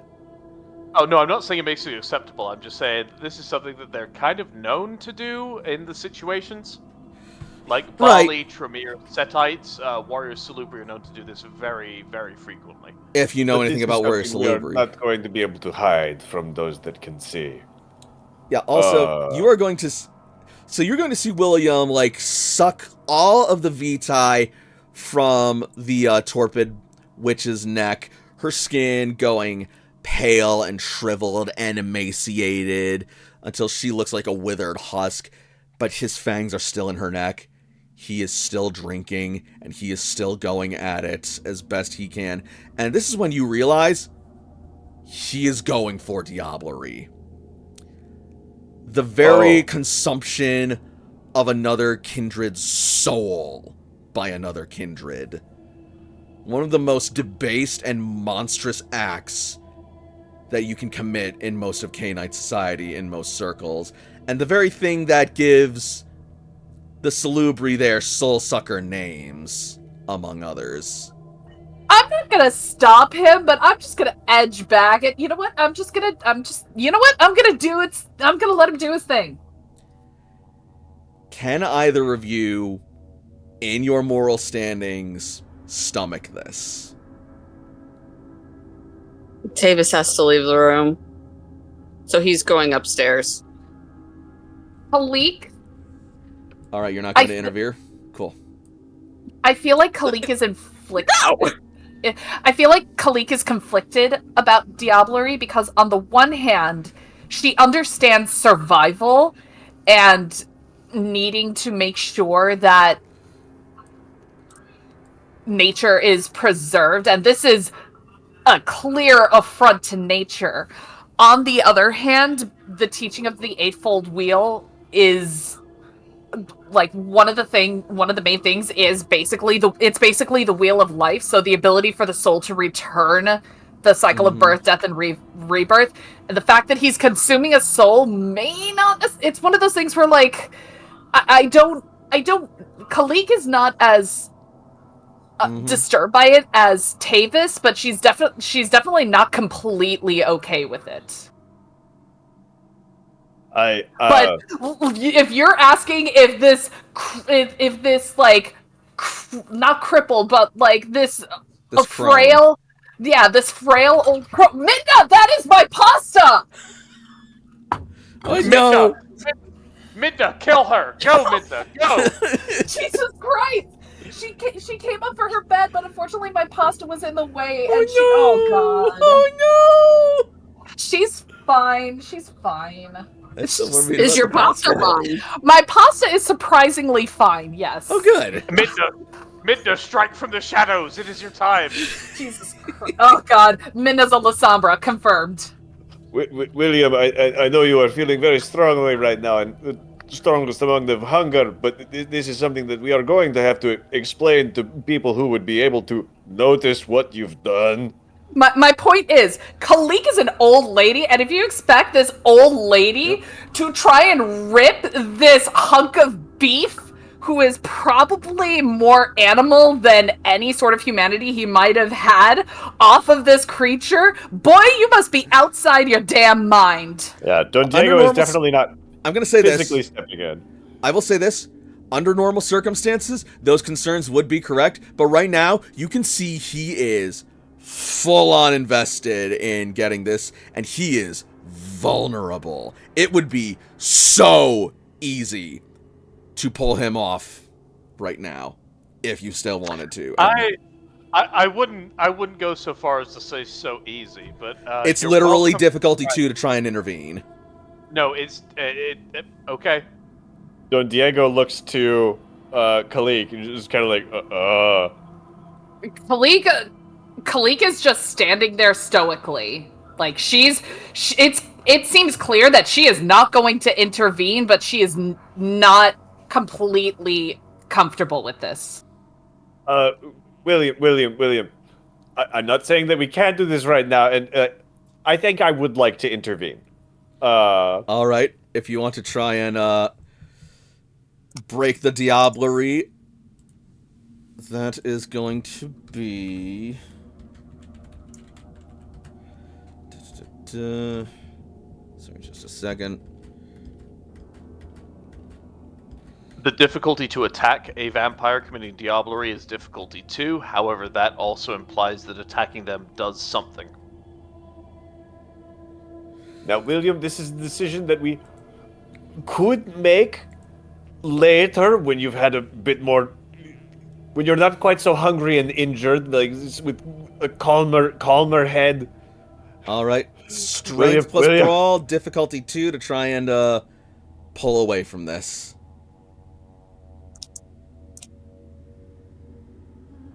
My strength brawl? Yes. Is this opposed? No.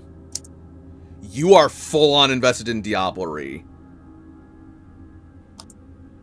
I have no brawl, and I have 3 strength, so this is 3d10. Yep. This is the difficulty 2? Correct. Mm-hmm.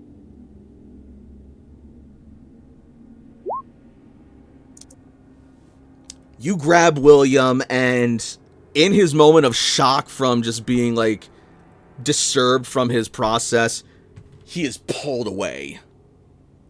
I'm not saying we can't do it later, but I think this is a decision that would be better made at a later point in time.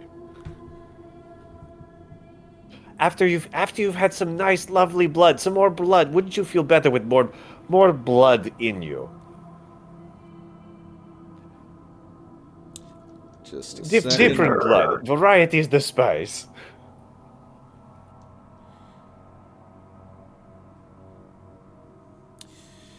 I thought I heard William like growl or something. Yep. Yes, William said sinner. And then, as you are broken away, William, you feel the body crumble in your hands.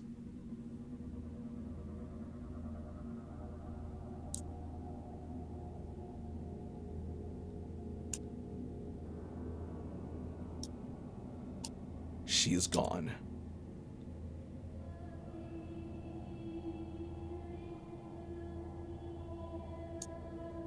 William will slowly begin to stand up. I was not expecting her to crumble, so I imagine this is your first time witnessing diablerie. Don Diego will take a step away from William as he steps back. You stole from me.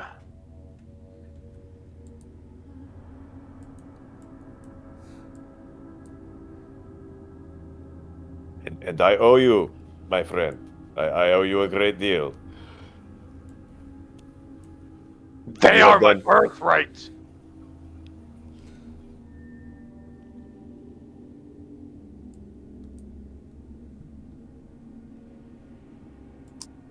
You took that from me.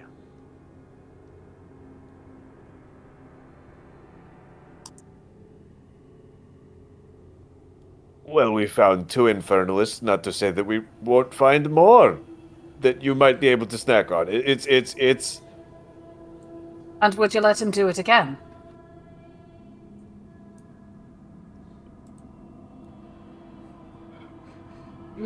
Don Diego blinks.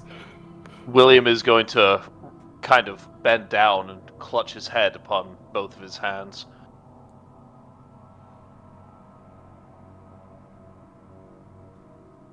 This is. We would need an ability to explain this to.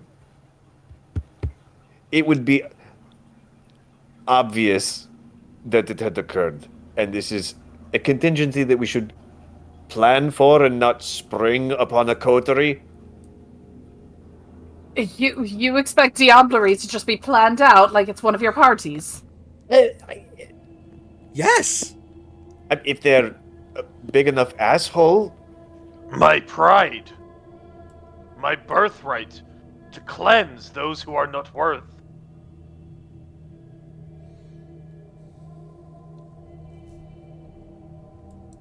And you take that from me! Not intentionally.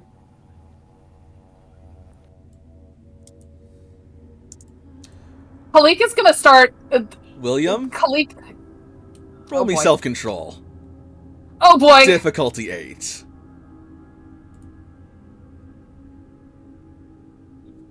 I was baited. I am going to spend a point of willpower because William does have an affection for the coterie that he has started to feel.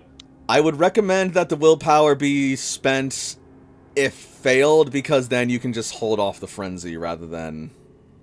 Then let's not consider that, because even without the willpower, I did get one success. Yeah, I'll let you have that. Okay, appreciate that. So, once again, you will see William's eyes turn blood red, the third one opening, his fangs bared as he lunges forward for a brief moment, stopping himself only just as he pulls himself back and lets out another booming, echoing roar that even Tavis hears from the top floor. Don Diego, I want you to make me a courage roll at difficulty 5. I want you to know, if Davis hears that, he's shutting the fucking door. You guys are shut down there now. Not locked. Thanks, buddy. Thanks, buddy. Yeah, I'm not locked in here with you. You're locked in here with me. All right, difficulty 5, you say? Correct. Yep. All right, I've got 4 dice in courage. It's good.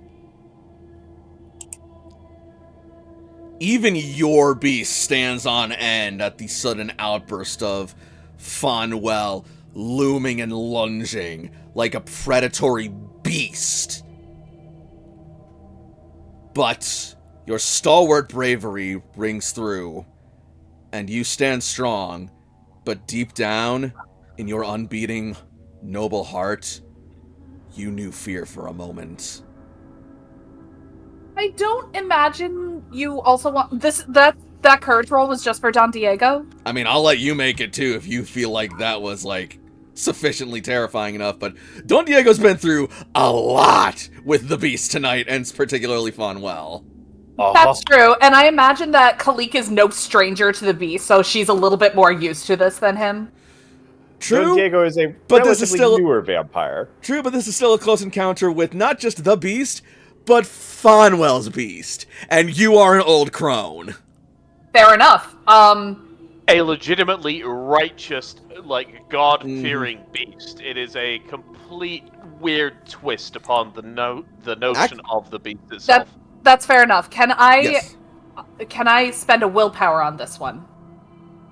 Again, I would recommend saving the willpower for after to hold off the frenzy if it fails. Okay. Is it But you difficulty can, 5? yes.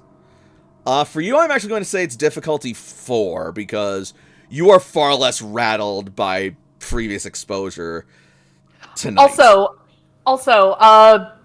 Closer in generation, too.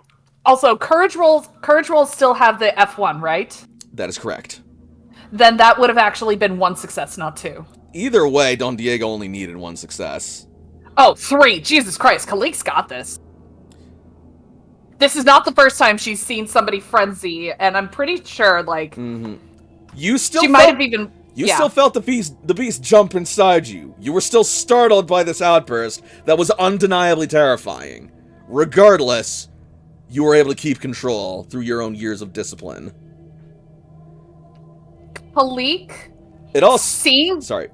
I was going to say... Go ahead. That said, it is also not lost on you that you were far less in proximity than Don Diego was tonight to the beast and Fonwell particularly.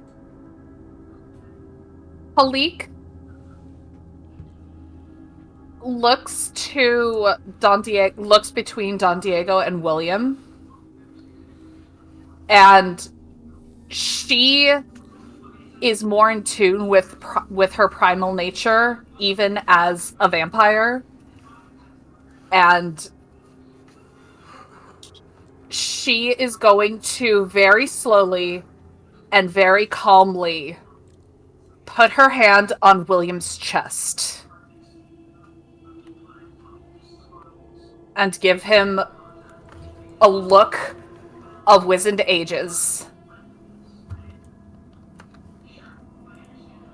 I want to see if he says something or does something first before Kalik says anything. They are my property.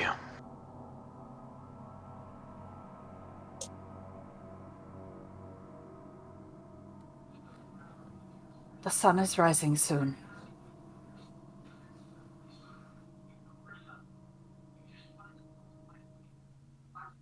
She is ash. There is naught that can be done. When you have rested and healed, we shall deal with this then. But we have the time to fight this, to debate this. We are not done. No. No one said that. We will rest. Let William speak, not your beast.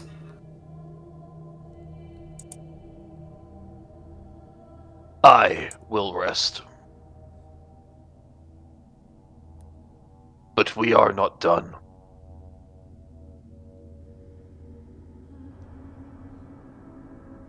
Kalik is going to turn back to Don Diego.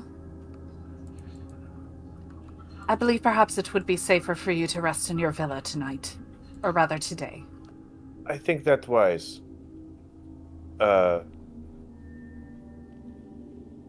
My apologies, friend. I'm new to this sort of thing and do not think it's a decision to make lightly, which doesn't... Hold your explanations. Hold your explanations for clearer minds. Let your mind clear. And this can be discussed tomorrow night. And Don Diego gestures and leaves. Makes to leave. Alright. As you make your way back up, how you holding up, Tavis? Not great, but you know, could be worse. At this point, he's faking it and saying, "It's time for bed." This is fine. Like, he was totally going to be okay to, like, just woosah. He couldn't go outside to, like, woosah. And then he heard that, and he's like, and the door's shut, and I'm going to bed. So you will hear the door open once more as Don Diego ascends. Looking He grabbed something. slightly rattled, perhaps, but unharmed. He what? Tavis was about to grab something, like to stun, Oh my god. but then sees it's Don Diego and says, "You've seen better days." I am not certain I have ever felt so simultaneously lucky and unlucky at the same time. Well, welcome to Alba, my friend.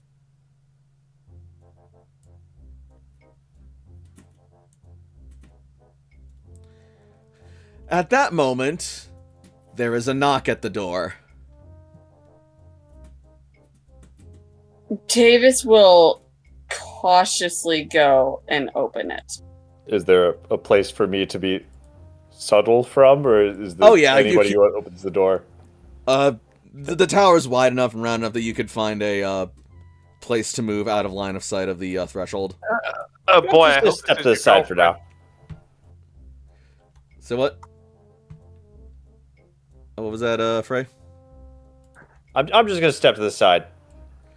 Sounds good. All right. So Tavis, you say you're going to the door and checking? Mm-hmm. Cool. You slide it's the open. Hunters dressed in Blake pan of brownies going, hi!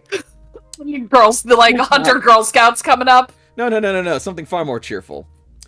You open the door slit, and standing outside, you see the big hulking form of your sire, buddy. Son of a bitch. Tavis is going to be very silent, look at him, and it's like that silent, like, telepathic communication right there. Like, Tavis has, like, that look of, like, I've never been more glad and more disappointed to see you at the same time. Your sire looks back at you and seems coldly stoic as he says, "It is nearly dawn. Have they returned yet?" Indeed they have. And he's going to open the door so that way he can come in. He lowers his head and makes his way inside. As he does, he will see Don Diego standing there. With how tall he is, realistically, he lowers his head and still bangs his head on the fucking door. Like, realistically, he still has a bat just right there. Good evening. I suggest not going down into the lab at all. Do you have the urn? Yes. And Don Diego, like, pats himself down. Produces the urn. Oh god, let's hope it's like still intact and didn't shatter from the fight. Oh, it's better than that. Let's hope. All right. Sure enough, you produce the urn, and it is made of like a hardy, like bronze or almost like brass alloy, so this thing can take a few dings. And sure enough, you produce it, nary a scratch. Even the ashen contents within still rattle as if it were undisturbed on a shelf. And the moment you produce it, Finnegal swiftly snatches it from your arms and looks you in the eyes before giving you probably the most terrifying yet reassuring nod you've ever experienced in your own life. You have done well. I will remember this. Thank you. Tavis, hearing your sire thank someone, that is a rarity. I give a bow with the proper amount of etiquette. Sorry. This point... Oh, no, you're good. You first. I just... Thank you. Just a little bow. Now leave and be gone. I must speak to my student. And I make tracks. I'm getting Tornado, and I'm getting out of here. Goodbye. Don't have to tell me twice. Don Diego, who? Don Diego needs a hug. He's actually going to look almost surprised at that before turning back to Tavis. His courage has suddenly left him. You don't know what just happened. No, I don't. Dismiss your guests. One of them cannot right now.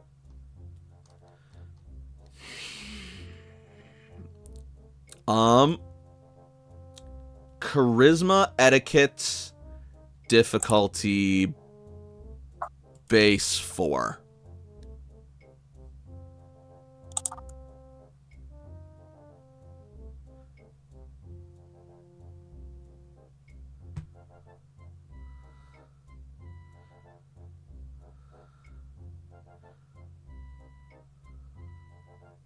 Yes. Yep, 2 successes. He will grimace, his eyes widening with frustration before his face quickly softens and just lets out an exacerbated sigh. Not exacerbated, exasperated.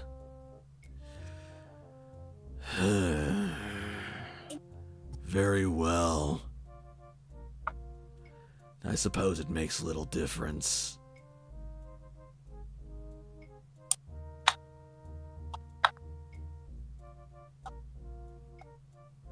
Rest well. And he's gonna try to, like, go up the stairs. I am not resting.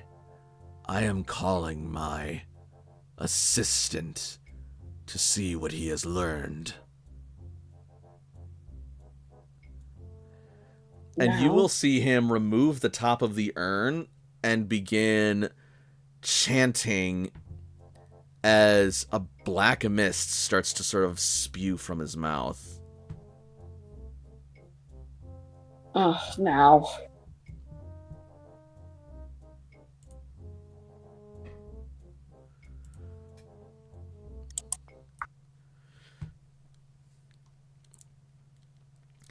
Before we get on to that, we're going to go back to the basement real quick. Yes, the normalcy. If you can call it that. How you holding up, you two?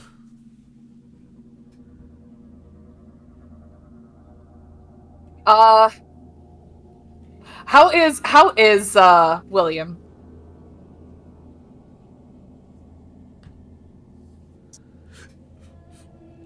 William is sitting, about to recline into a sleeping position, but since Kalik is still nearby, he has his gaze fixed upon her.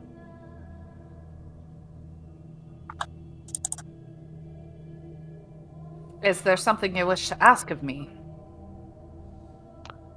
Why are you still here with me? To ensure your safety and well-being. You are my coterie mate, after all.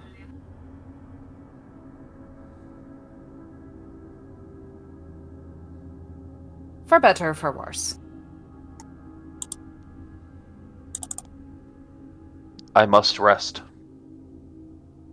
Lionheart is not with me, so in this state, I am as weak as I can be, so all I can do is put my trust in you that you will not take this opportunity to kill me. And why would I do something like that? Many have tried to do so. It is why I sleep alone. Would you kill me in my sleep? Of course. Palik Yes, just good blinks. I appreciate the honesty. You have proven yourself to be one of the last that I would kill. I appreciate the timetable then. But you are a vampire. You are an abomination and you must be slain. Someday, not today, not tomorrow, but one day. Palik smiles at this. Much like myself. One day, I shall also be slain, and I deserve it. That is part of my being, as the damned. But there is much work for you to do, and much work for I to do, before that day comes to pass. Perhaps if we be so lucky, we can kill each other when that day comes. Perhaps one day we will hold hands and walk into the sun together and embrace the beauty that is the next life that we've both been denied. I wish we could say that we would embrace the next life. But I believe you know as well as I that we will not.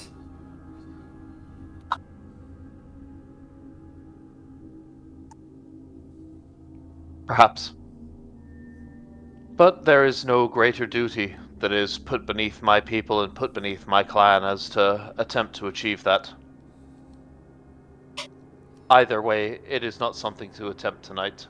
nor something that can be redeemed tonight. I must rest. Very well.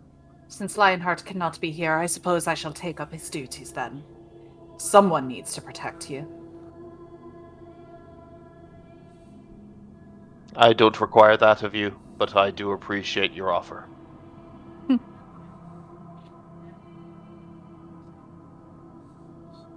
I believe I've once said, we are not so different, you and I.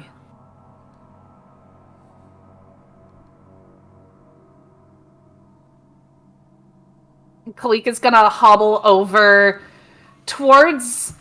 She's gonna find a place kind of towards the stairs, but not go up them. And she will sit cross-legged with her back against the brick wall and her hands and feet touching the earth. Because I imagine, Tavis, you would answer this better. Is your floor actually earth or is it stone? It's kind of like his lab is in the actual, like, cellar area. So it's a little bit of both. Okay. So, yeah, she's gonna find an area where she's as close to the actual ground and not stone as possible, and just kind of immerse her fingers and toes into it. There's probably a patch there, like where a door used to be before he bricked the door up. And as William lays upon the ground, he brings his great sword out to his chest, holding it downwards with his hands upon the hilt of it, holding it kind of like a cross downward upon his body. William might be able to hear Kalik muttering something to herself. At this level of damage, probably not. Okay. I'll still roll it. Is that just going to be like an alertness wits check or something like that? I'll say perception alertness. Perception alertness, alright. Difficulty? I am going to say base 7 minus 2 for wound penalties. But +2 for all specs, so it's still 7. Alright, good to go. No, it's difficulty 5 with aspects, but still with a -2 dice penalty. Okay, then I still got 2 successes, so we're okay. Alright, you hear her what she mutters. I am currently typing it in the chat, and she is just kind of repeating it to herself as the mantra. The mantra.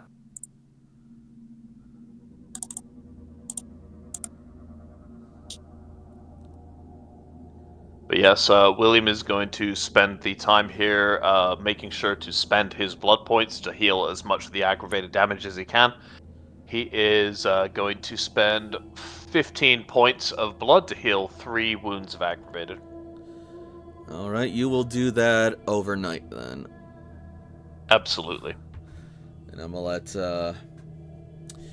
Nyx finish her message before I move on to the bookend scene for before we go to break.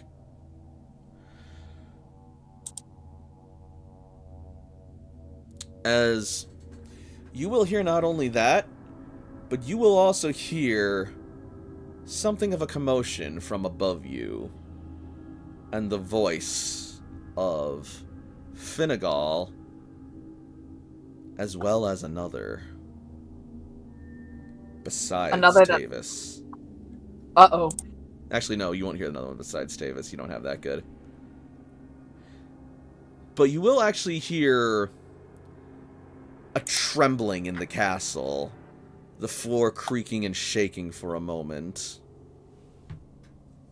As we jump back up to the top of the estate and the tower's base floor, as Calloway continues his ritual summoning before completing it and blurting out, "Now, early grave, appear before me!" And Tavis, you will see a whirlwind of mist blow through you from seemingly nowhere as the icy, wintry wind coalesces into a portly human shape that seems to pull from the shadows and form an inverted image of a person that slowly takes form into this figure beside the urn. Uh-oh. Love that. Oh, God. Is that who I think it is?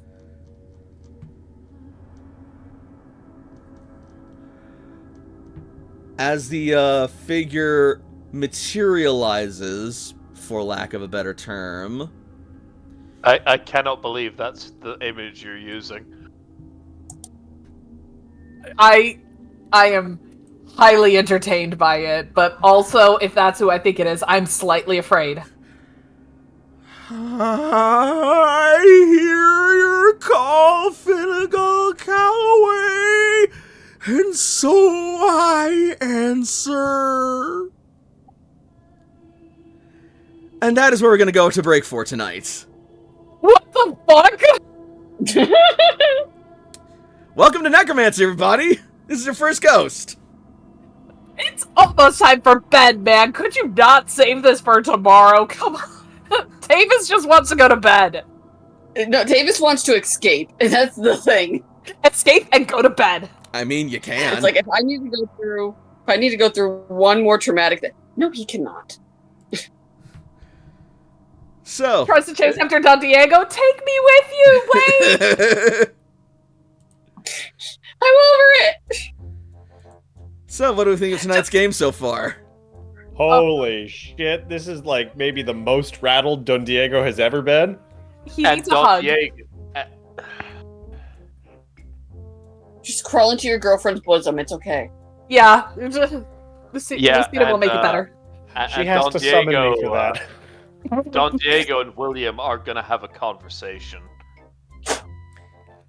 I really didn't mean to bait you into doing anything, by the way, Frey. I was just trying to, like, highlight every possible option available and just how, like, serious and repulsive culturally, like, this is to... I am socially conscious, and knowing that we're going to have to interact with people that would be able to smell it on him is like, hey, but maybe let's hold off a sec. Maybe let's hold off. Oh, no. Whereas William's idea is, okay, you smelled on me, you want to fucking do something about it? Yeah, also, you had no idea that stopping the process would be a fucking complete stop to any access to the spirit again. You had no way of knowing that. You're fucking new here. And you also, like, Don Diego doesn't know enough about Salubri to know that it is a massive affront to them in this kind of situation. So this is just more of like a spawn for character discussion and character development. Precisely, because also, as far as, like, you're morally and culturally concerned, you stopped your friend's diablerie. Good! And as far as Warrior Salubri are concerned, diablerizing a Tremere, a Bali, I don't even have to make a willpower roll. Of course I'm not addicted. That's the shit I want to do anyway. That's awesome. That's great. Oh boy. And, oh god. Jesus Christ. Like, Kalik is just here to make sure that y'all don't kill each other. Like, when she has to be the bomb and be like, okay, you're in timeout, you're in timeout. I put myself in timeout. I am. You know what? No, you didn't. No, you didn't. You put yourself safely away. You put yourself in the safety box. What do you mean safety? Like, now motherfucker's gonna have to deal with necromancy and his elder, who is not cool. For, like, 20 seconds. First of all, I'm a necromancer. Exactly. I mean, yeah, and like Alright, we'll see those how it Bali goes. were assholes, and like, I think Don Diego is more concerned with the social fallout of having somebody in the party that does diablerie than the fact that he was gonna suck the soul of that asshole. Also, yes, because that's also a very valid concern for Don Diego if he's trying to build himself up, his own legacy, his own legend, his own empire, his own reputation, and he's hanging out with a fucking Diablerist. I can't wait for him to actually experience not only Diablerie, but necromancy too. Oh God! Like he came he left at the right time because Jesus Christ, if he was there for that necromancy, then oh God, poor Don Diego would just be like, you know what, it's not worse than the Diablerist. Sure, whatever. Here we go. Let's do it. Calloway told him to leave for a reason. So the sin of Diablerie leaves a vampire's soul after a certain amount of years. This is not the first time that William will have Diablerized someone, but it's going to be the first time in a very long time that he had attempted to do so. So it's definitely going to be something good for discussion points. But it will take some time. Yeah, we'll get back to that in uncomfortable conversations within 5 to 10 minutes, I imagine. Oh yeah, we're going to be coming back at about like 10 minutes, hopefully 15 at the most. Either way, we're going to be shooting for 35. So see y'all at 35. Don't anybody go anywhere. God. You're not going to want to miss this. Holy shit. We'll be right back. The dog has to go. Yep.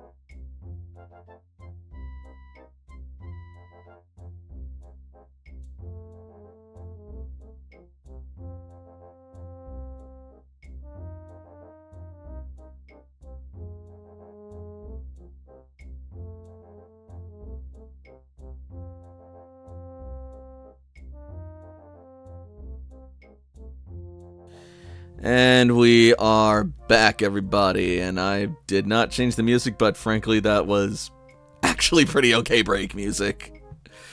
How we feeling? Chill. Oh. Oh well, Let's when it comes down to it, kind of hungry, really. That I makes can't sense. imagine why. Did something happen to make you work up an appetite, William? He just got a craving for soul food. No.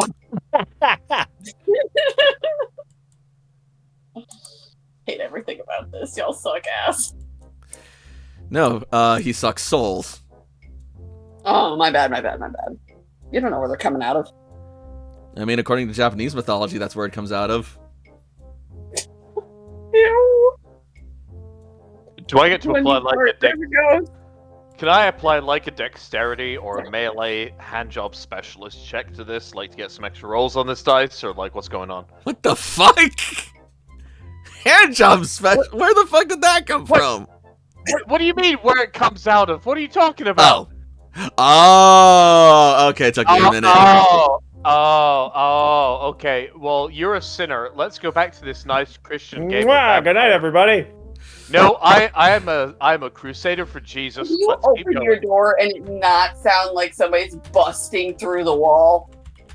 Bustin' makes me feel good. Well, my wife opened the door and it's close to summertime, so it gets jammed. And you have to rip the damn door, shove it in like you're the police or something. It's insane. It's the Anyway, Kool-Aid Man. let's All right. get we're right back. back into it, shall we? Hell yeah, let's do it. Let's go. Are we continuing with the previous night, or are we starting on the new morning? Well, that's going to entirely depend on what Tavis is going to do. Well, Tavis is a sinner. So, Tavis, I'm the most innocent sinner you've ever seen. your sire has just summoned his ghostly assistant to report to him. Do you stay and listen, or do you say, fuck this, I'm out?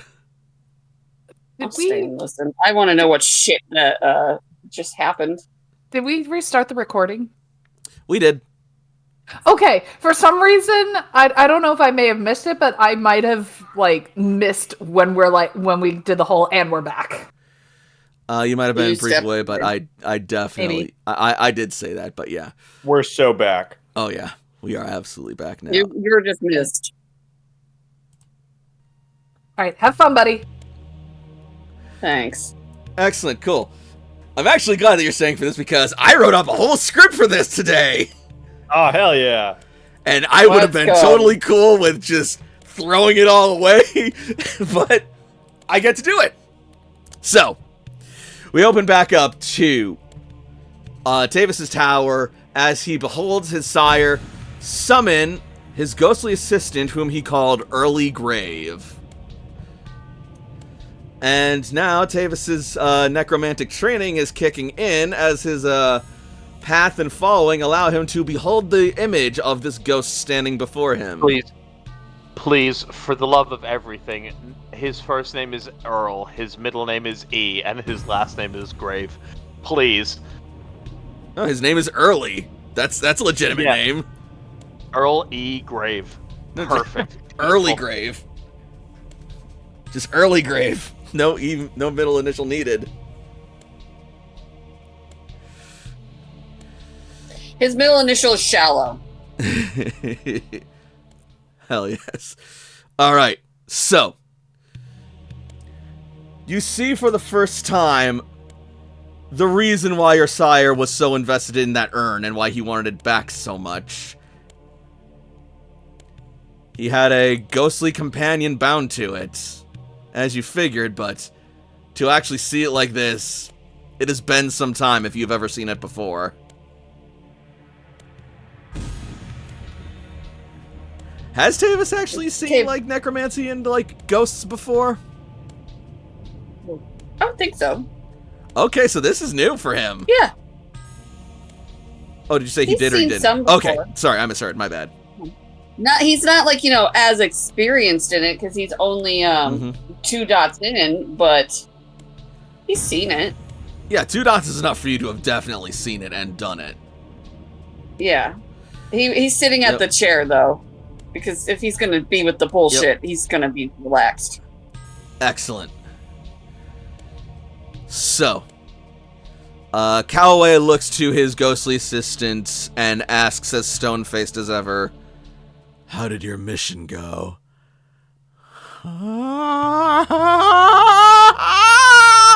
"I was able to learn a great deal, my master. They spoke freely and full in voices unaware that my ears were listening.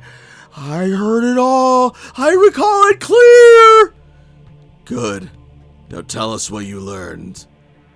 Also, feel free to chime in at any point if you feel Tavis would. Do not feel like you're watching He's just a literally, cutscene. at this point in time, he has his head on his hand. Yep. Just like, Jesus Christ alive. With this guy's voice. He doesn't know that, Yep. he didn't know that there was a mission going on. He doesn't know what's going on, so he's only silent because he wants to know Yep. what the fuck. Because he's listening, which is smart. Yep. Also, yes, Corinne, that's actually how the character of Paul Bearer would talk, too. This is Amazing. motherfucker. Get ready for an entire cutscene of this! Hell boy. yeah! Unskippable cutscenes. Here we go. We get Macho So- Man Randy Savage in the Pokemon game. We get all this shit. Hell yeah! Oh my god, yes. Anyway, so early pauses and then turns and looks over and sees you, Tavis, and gives an elated yet eerie smile. "Ah, I see. The young master stands beside you just as you did when you were a boy. I remember, yes." "Early, the information." "Of course, my master." He turns to look at you once more, Tavis. "In time, neonates." He then turns back to Calloway. "Yes, the prince has plans, my master.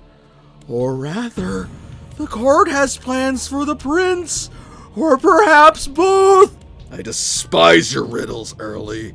"No, master, not riddles. It is complicated.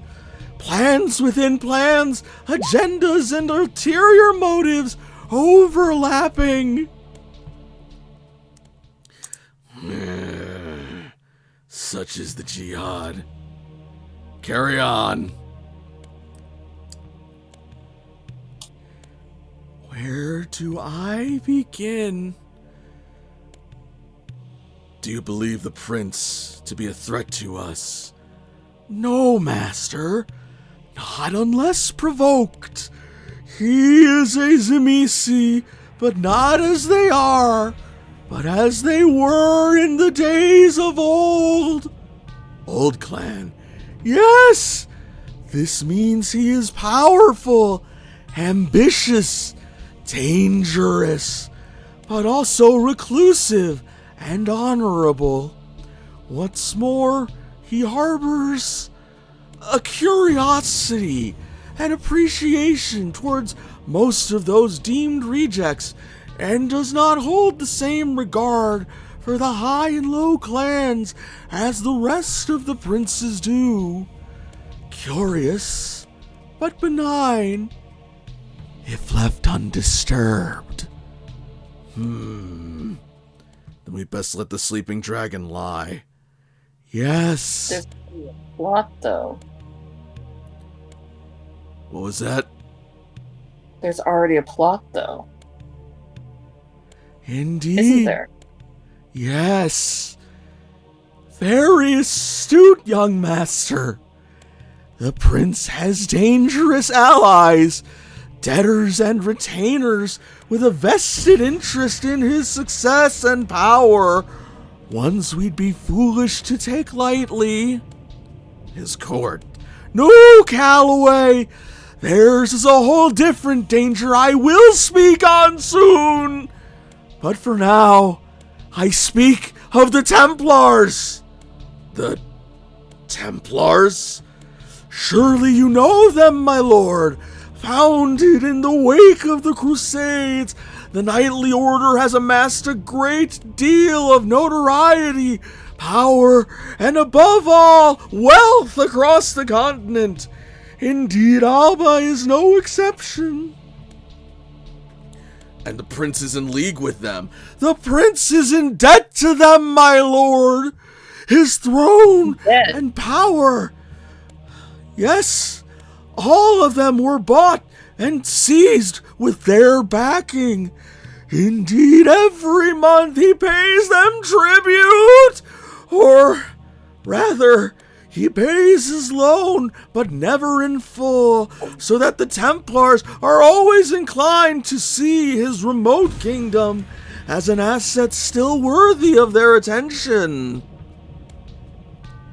A dangerous game, but a tactical one if played correctly. Yes, my lord, and their envoys are set to arrive in Lockburg at the end of the week, just 5 days from tonight. Best to avoid Lockburg until then, I think. But were it so easy, master? For now I must speak of the court's plans. Delay that! What do the Fays fall in sight? And the hunters? It's funny you would bring that up, Fingal. As your agents came to retrieve me, I had just overheard the prince being urged by his keeper and his chamberlain to allow the visiting warlock, one Monique de Paris, to look into the matter of the Fae's fallen kingdom and to take measure of it discreetly while he prepares for the arrival of the Templars. The prince is working with the Tremere? Reluctantly, my lord, under the advisement of his council, though I believe they are each trying to use the Tremere's presence in a gambit to depose each other. Speak sense! What do you mean? Wait, hold on. Stop. Is it the actual Tremere? Or is it the Bali? Because we've had run-in with the other. A run-in with the Bali, you say? Finnegal is also going to whirl his head towards you at that. He's then going to turn back to Early and raise a hand. Cease your report for now. You, child, speak. I'd rather not. I want to go to bed. If the Bali are involved in this, you will speak. Take it easy, Finnegal. He is but a neonate. He has seen much more than most ancilli his age would dare to comprehend. His mind is fragile, but his spirit is strong, yet it can only take so much. It has not had the hardened centuries of yours, sir. Regardless, if the Bali are present, we must act. But fine. That has already been acted. That is why we have company. He will look at you with a chilling glare, but give you a reluctant nod for now, excusing you from speaking further. So be it. But we will speak of this on the morrow. For now, Early, continue. The prince working with the Tremere and his council advising him and working against him. Yes! Yes! His keeper, Declan, covets the throne and believes himself to be a better candidate for princedom, given his Ventru blood and his Crusader background. He plans to use the Tremere's presence in the woods and collaboration with the prince to betray him to the Templars and expose him as a heretic that the Templars will exact their revenge. What's more, he plans to set them on this humble village as well. That fool! He'll risk all of us in his bid for power, himself included. Indeed, the fool believes he will be spared the Templars' wrath for his loyalty! What of the rest of the courts? The Chamberlain's vouch was a debt repaid as far as I can tell. The one known as Oswald owed a boon to Monique, it seems. Other than that, the rest of his court seems mostly loyal to him. But the sheriff seeks to spill the blood of the Witch of the Woods. As for the prince, I believe he also has plans to work this unorthodox request to his advantage. How so? He did not say, but he is a cunning Cainite. He would not act without purpose, even at the behest of his advisors, with something as outrageous as this. Perhaps that is why he sent the Pale Woman as their guide. Tavis, at the mention of the Pale Woman, the first person that pops into your mind is Daisy. The Pale Woman. Was she not quite vampire, not quite fae? I could not say one way or the other of it, young master. I give you a name. I believe he called her Daisy. Yes. And two others were there, walking in at the moment of her departure with Monique. One tall, clad in armor, the other suave and svelte, elegant and refined. That definitely sounds like Fonwell and, like William and, Don Diego. Damn it. You know them, young master. They're coterie mates of his. I sent them. Your saviors. Yes! That's right! Please speak, young master. I do not mean to deny your words. My question is, why would he send Daisy out? I suspect her, if she is tied to the Fae. You did begin to say that, did you not, young master? Yes. Then I if did. she knows of the Fae, and he heeds her counsel for that, perhaps it is something of a safety measure. If something were to happen to her, the prince would know foul play. That would be my guess.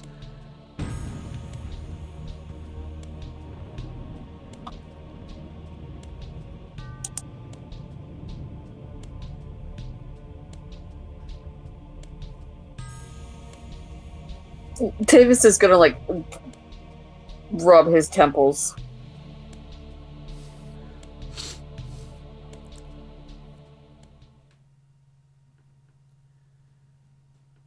As I am recalling, yes, you did speak to her, didn't you? She seemed fond of you, almost.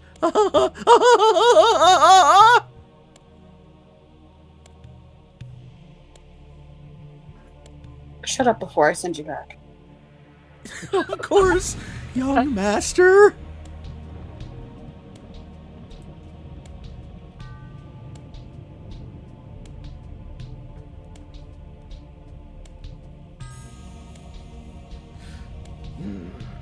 In any case, you've done well on your mission.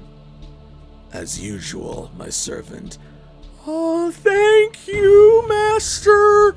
Your words of praise are enough to bring me near to transcendence, but I would never dream of leaving your service, for that is a divinity all its own. You may rest now. I will ponder on what to do next, and prepare for what is to come. I will call upon you again when your services are needed once more, or when we need to do this grift again. Oh, but of course, sir. My ageless wisdom is yours to utilize as always ever that you see fit. Farewell, young master, and should you need anything from me, hesitate not to ask, and I will heed your call. And with that, he will fade away back into the ether as Calloway caps the urn once more. Motherfucker made me use my boon for his fucking recon. He's craftier than I gave him credit for. Yeah, he is. He is like an 8th generation step below an elder. And he's been around a while. He knows what he's doing. Fair enough, fair enough, fair enough. Welcome to the jihad, motherfucker. Tavis downplays him for a reason. He will then look over to Tavis and point at him. You. Rest now. We have much to discuss in the future. I will be staying here. I will have you know, our guests are sleeping in the cellar, and I have a head locked away in a cabinet. Have a good night, and he's going to go to his room in the tower. Rest in peace, my child. He says before leaning back against a nearby closet or cupboard space where he fits himself in, shuts the door to protect it from the rays of the sun, lowers his brim, and drifts into his own torpor.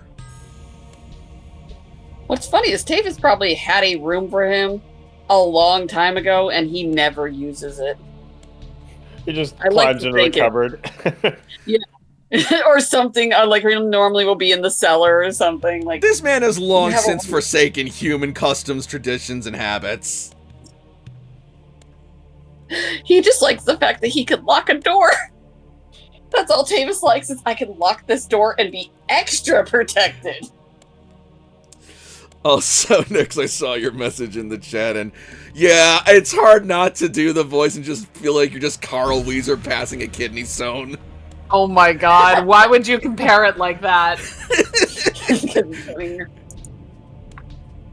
Oh damn it! Now you said that, all I'm thinking about is fucking Epic the Musical with like him being like a Carl Weezer.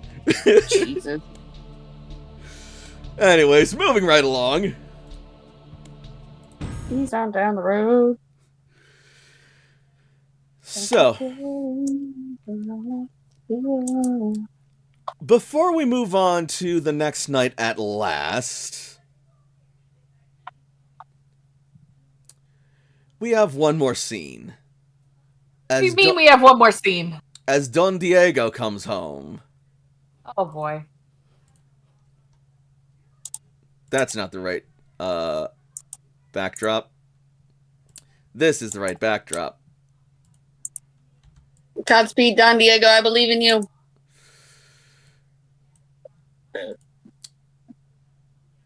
Boy. So, Don Diego. By the way, I just love how there's just this random fox here, and it's now my headcanon that Don Diego just has a fox that has made a burrow underneath his house. Oh, absolutely. 100%. It's appropriate because Don Diego is smooth like a fox. Oh, I thought you were gonna go like, he is very foxy. Oh my god. That too. So, Don Diego, you will return home and you will see waiting at the threshold, none other than your pal Skewer. Bienvenidos, Don Diego! Your servants told me that means welcome.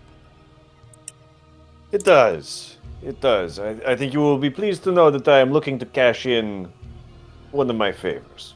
Oh, is that so? Well, how can your old buddy Skewer help you out? Actually, before you say that, there is something else I want to show you. Follow me. And he is going to start making his way out of the villa towards your pasture. Now, Lead the way. after you left, I did some thinking, and I felt bad about how I tried to sort of, how do you say, weasel my way out of paying a boon back proper and offering a sellsword for boon services. You deserve better than that. You have been a most gracious and honorable host and far more tolerant of my tricks than some of the other Cainites I have met. And so I decided to make it up to you in some small way I hope you like. And as you arrive at the pasture, you will see something new. The cows have been brought in for the night, but among them is a new figure. A taller, thicker, different figure amongst them. Its horns pointed and angled differently than the curved horns of your average fighting bull. Its body stockier. Its legs a bit more lean, and it's standing a bit taller head and shoulders over your average fighting bull. You know, I find tricks can be quite useful from time to time. My goodness, what have you brought? Intelligence plus animal can, difficulty 5, Don Diego, to identify this thing. Well, I've got 1 in intelligence and 2 in animal can. Alright then, yeah, you make this roll no penalties. 3d10 difficulty. 5. With fumble, F1. Yes. Hey. Okay, yeah, you see it before you, but your eyes almost can't believe it. You thought that maybe they dwindled down or that they'd all been chased out or something, but sure enough, standing before you is the very living, breathing essence of the fighting bulls and the average livestock cows even, every domestic bovine's wild ancestor, an aurochs.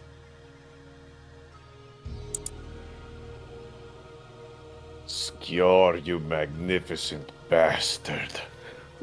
I felt that you had a thing for battling bulls, and I figure what a better means of making up my misdeeds than giving you the most genuine article I could coax out of the woods. Quiet, you people are trying to sleep. Like, I think Don Diego is just transfixed. Yeah, Don Diego, roll me self-control, difficulty 6. Oh god, right. I have 3 dice with difficulty 6.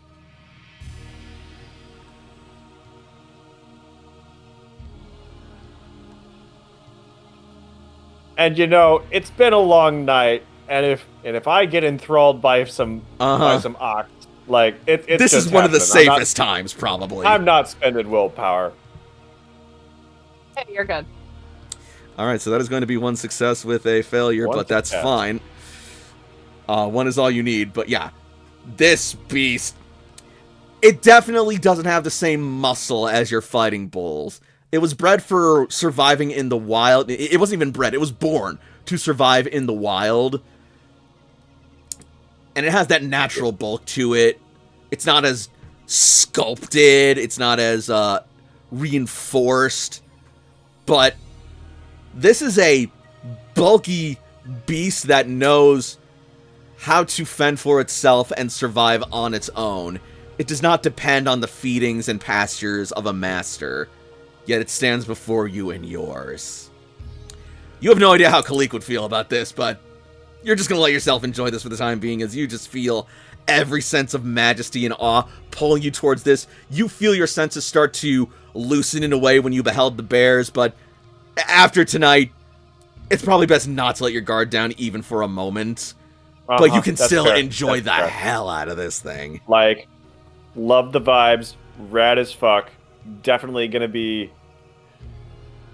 taking advantage of, you know, the traits that it could bring to its own progeny for breeding more bulls with cool shit like it.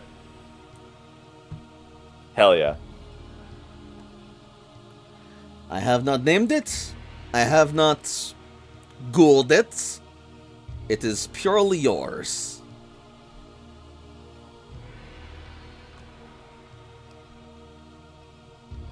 Oh, you have done me a great service here.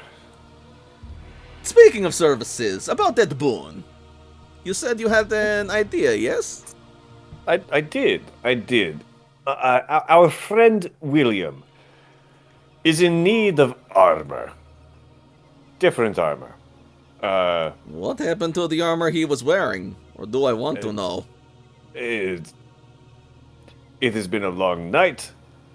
It Fair was torn enough. to shreds.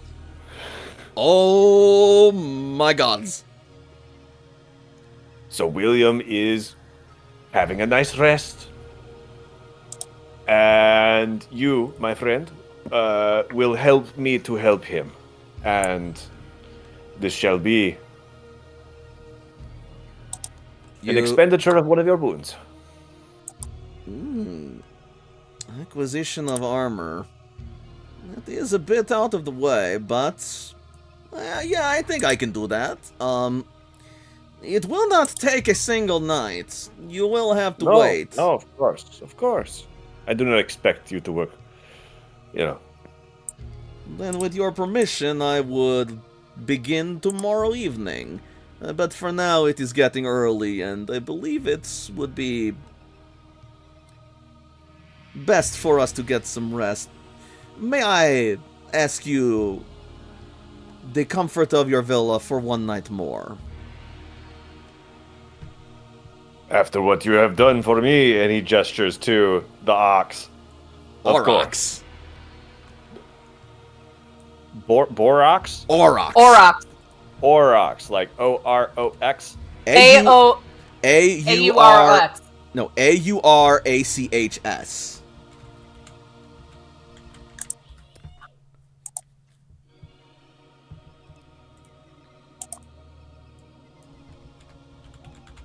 Oh, damn. Oh, wait, O-C-H-S, my bad. Yeah, this animal is extinct in the modern day.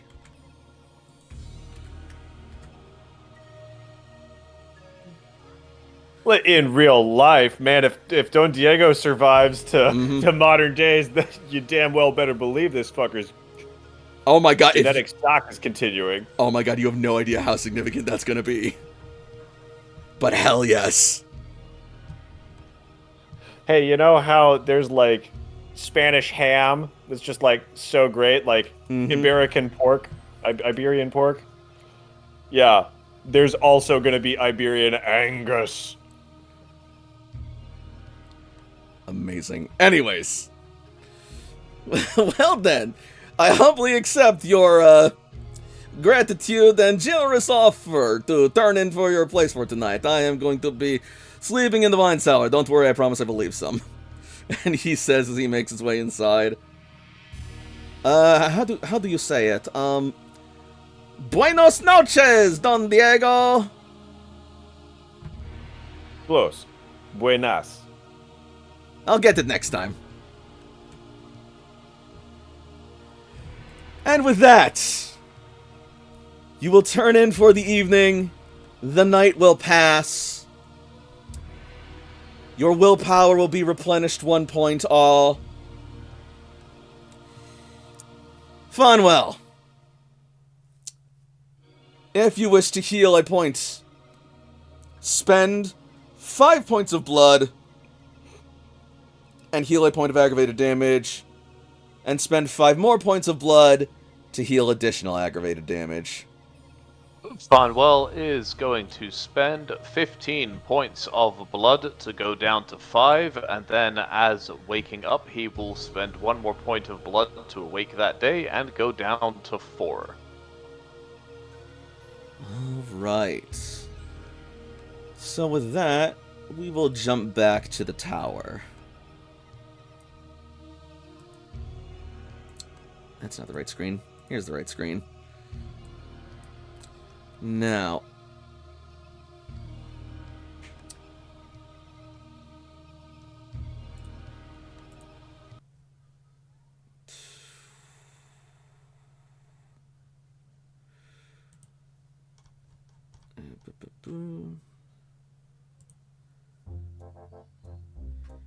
as the evening begins, what are your road ratings, Tavis, Khalik, and Fonwell? Khalik's What do you road mean? rating of the Path of the Eightfold Wheel is 7. Okay. What do you mean? Tavis, your road rating should be, like, right above your willpower, like, Road of Humanity. Humanity Path. Oh, Yeah. 6. Okay. The Path of Samael, 7. Okay, so, Fonwell and Khalik will actually be the first to rise that night at your tower. If you wish to rise, spend a point of blood. Done already? Already spent. Alright. The two of you will stir and rise once more as another night greets you. You will find yourself surrounded by the familiar earthy encampment of Tavis's laboratory basement where you had spent the night. Not Don Diego. Fonwell, how much did you heal? I spent 15 points of blood to heal 3 aggravated damage. Alright, how much is left? There is 4 left after the No, I mean aggravated damage. 2 points of aggravated left. Cool. As you awaken, you will find that your chest has managed to regenerate much of its flesh, and your bones have knitted themselves back together. Your spine no longer feels like it's about to collapse on itself, and your muscles actually feel hefty and firm upon your bones once more. Your armor still looks like it has been through the ringer. Regardless, there's still a severe amount of scarring and wounds about, and it still definitely carries the soreness of being carved up like, well, if you'll mind the pun, Like a meat, ham. really. Yeah, like a piece of ham, really. That's what happened. Even so, it's much more maneuverable than you were last night.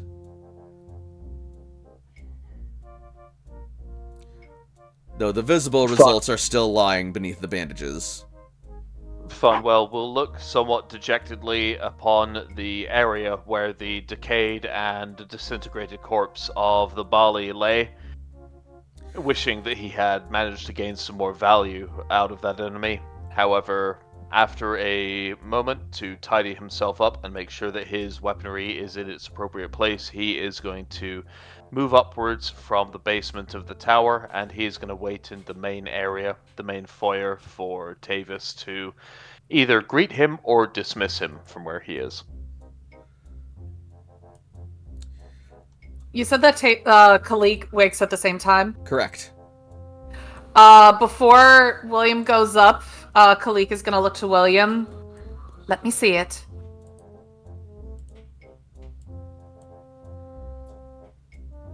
William does not really hold much ill will towards Kalik at all, so he will turn to her and he will show the remnants of the wound that still exists. Kalik will examine the wound just to get an idea of how it's healing and make sure that everything's, on the up and up. So, two things you notice, one after the other. The wounds are actually healing tremendously well and tremendously fast. Normally, wounds such as these upon Canaanites would take nights upon nights to heal, and most don't have the blood capacity to store them and even awaken the next night for much of it. And if they do, even after healing 1 point, they awaken hungry. Perks of being of a lower generation. That being said, though, the fact that the wounds are healing this well means this man is probably famished. You need to hunt. I shan't keep you, but you're healing well. That's something. And Kalik will step aside. Cool. William will just nod. He doesn't have much to say in retort to that, but just give a nod and try to head himself back up to the same kind of like foyer area. He's waiting to meet with Tavis before he departs. Kalik will go up and follow. Simultaneously, Tavis. Hi. You are sleeping soundly through the day, and as night comes, just a bit more slumber falls upon your mind. But as you slumber, your acute vampire hearing picks up on a sound. Thump! Thump! Thump! Over and over again, almost like clockwork. Beneath the basement even, your two compatriots, as they start to make their way up, begin to hear it. Thump! Thump! Thump! Do you rise? Tavis is awake. Yep.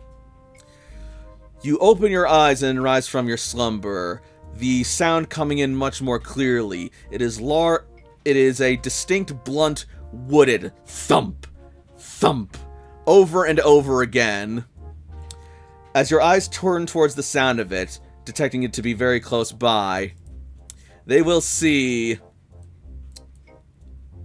a barn owl bashing against your basement door. God damn it! Thump! Thump! The basement door I bricked up. Love him. Yep.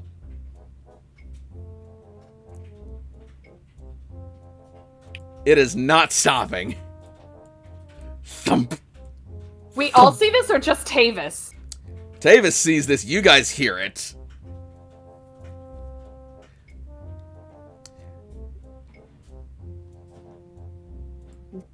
Damn it all. And he will go downstairs. So you unbrick the door? No. Okay, because he's It's brick for a reason. he's bashing So against he can go outside the front door. He'll go outside the front door and go around. Oh, okay.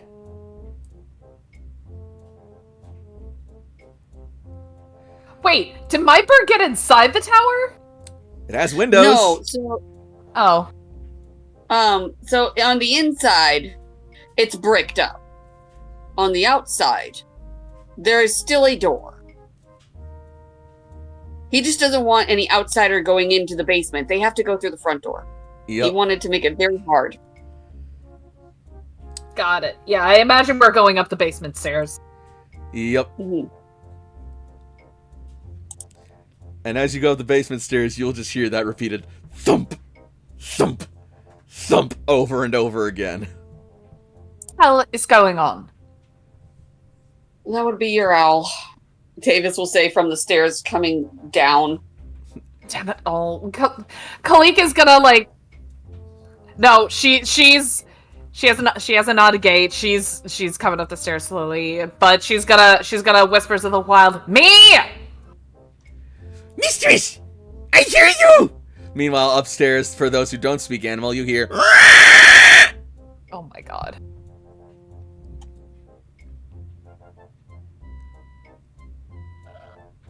You have precious little brain cells already. Stop destroying them.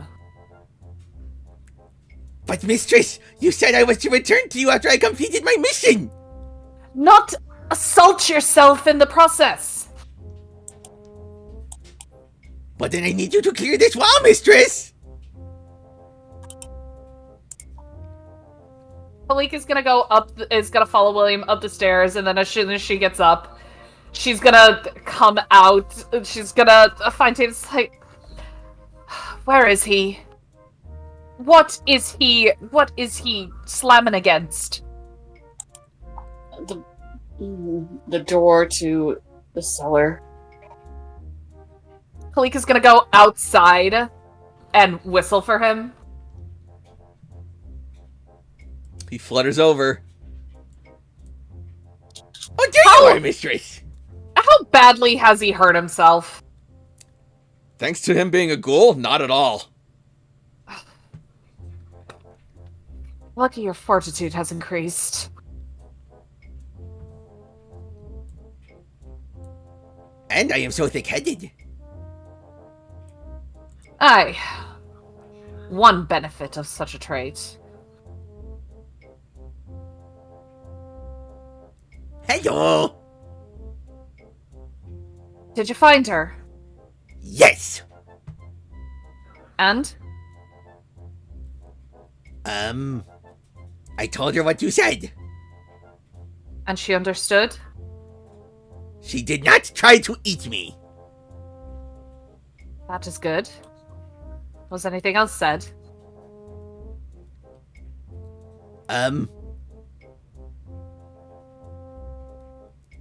Is the pig dead?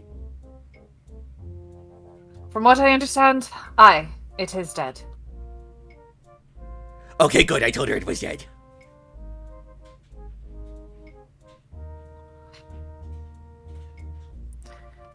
We will need to keep a watchful eye of the woods. Oh yeah, she said that too. There are people who are either fostering or creating those beasts. We need to keep an eye out. Can you do that? Yes, mistress. I will look for any more faceless pigs. If you find strange people in the woods with 3 eyes. Oh, I found I've had those. 2. More? Well, I don't know if they had 3 eyes. Maybe one of them did.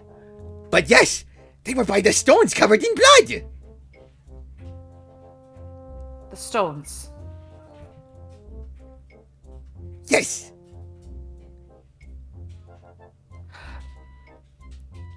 You said that there were people, but you could not tell what they were.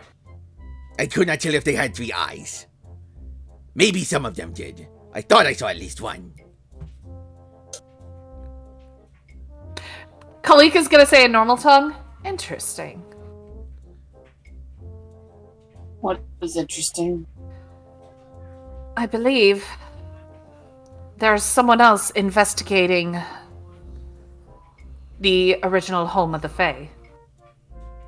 Someone's been poking around there. It is then, Tavis, that you remember what your sire's assistant spoke to you of last night. Tavis will give them the briefest of rundowns.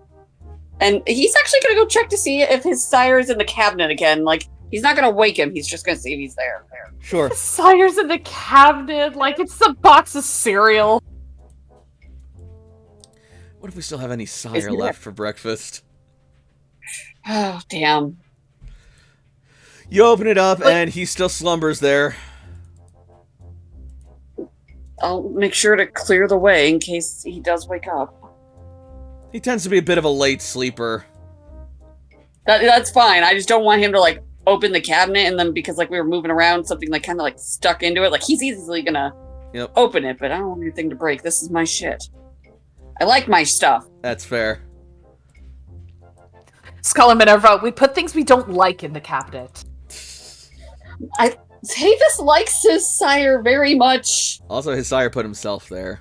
Make of that what you will. That's true. Kalik is gonna turn to William.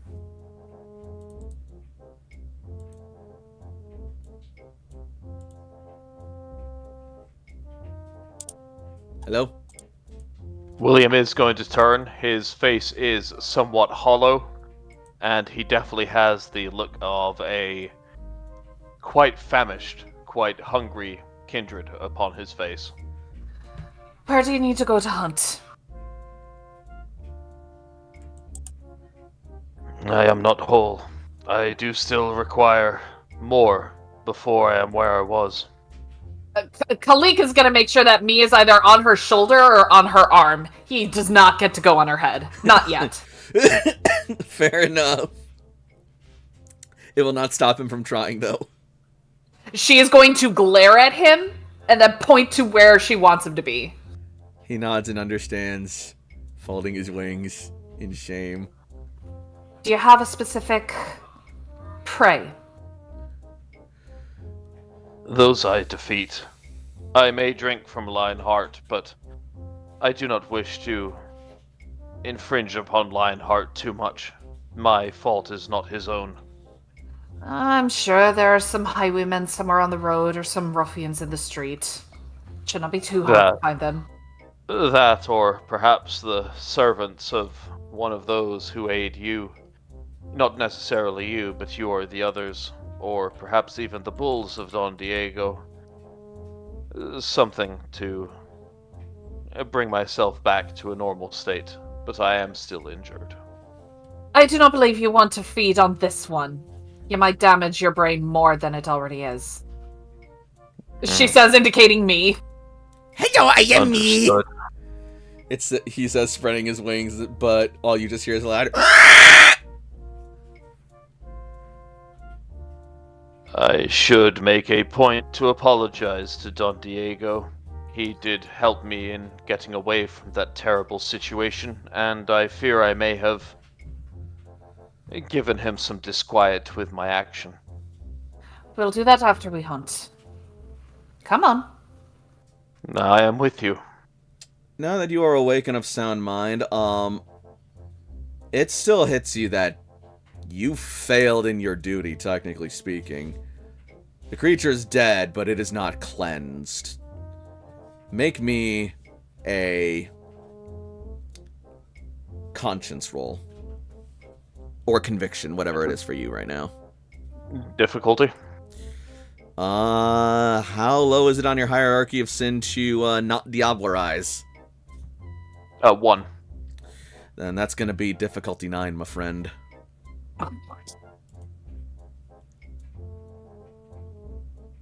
Well, that's for aiding them, but I did not aid them. I attempted to kill them.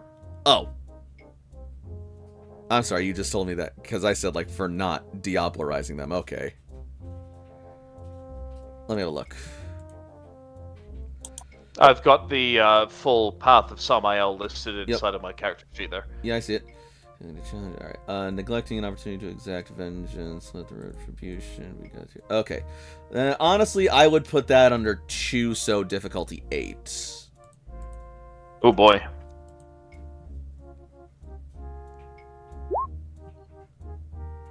Oh no. It hardly would have been a worthy soul anyways, given its relatively weak strength, and Don Diego did raise a point. You do need to act politically and intelligently here. There will always be corruption and lost souls. One weaker one is not necessarily something to lament over. Lose a point of humanity, or lose a point of your path rating. Oh boy. Alright, I have lowered to path 6.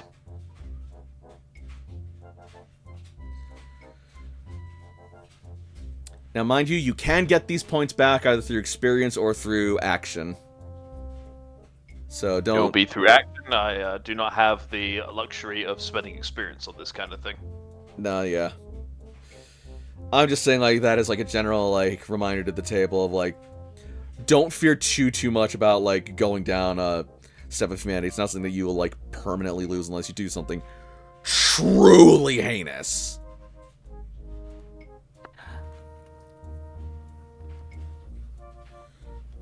You This ready will- to hunt?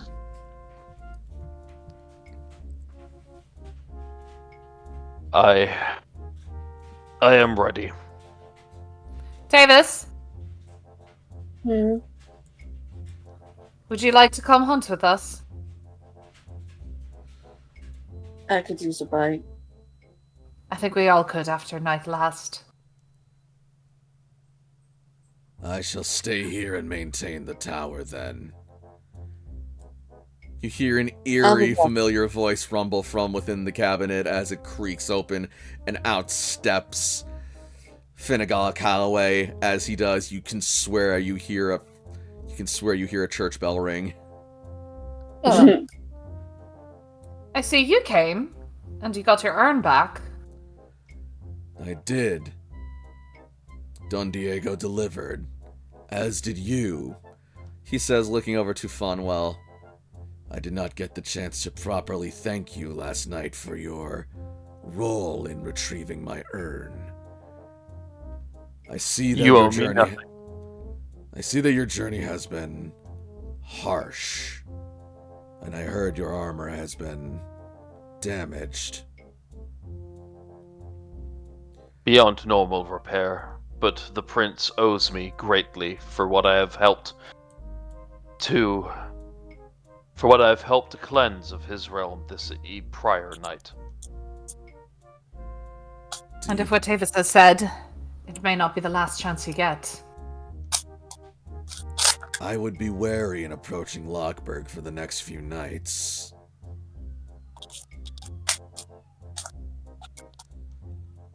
A storm is brewing there, one that threatens to sweep us all up.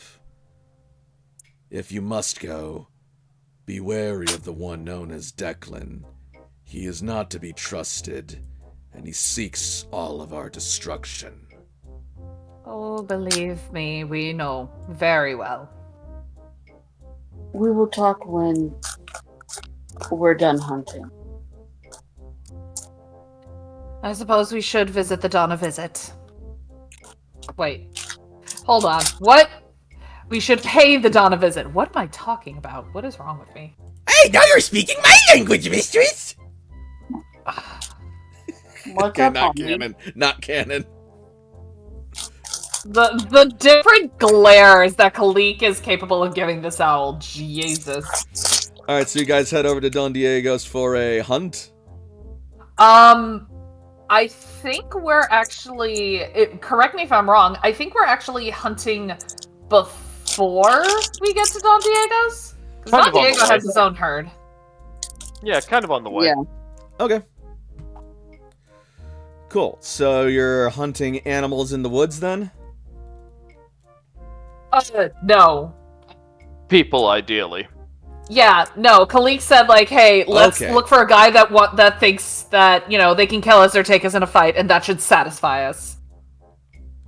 Gotcha. Alright. So are you looking in the woods or in the village?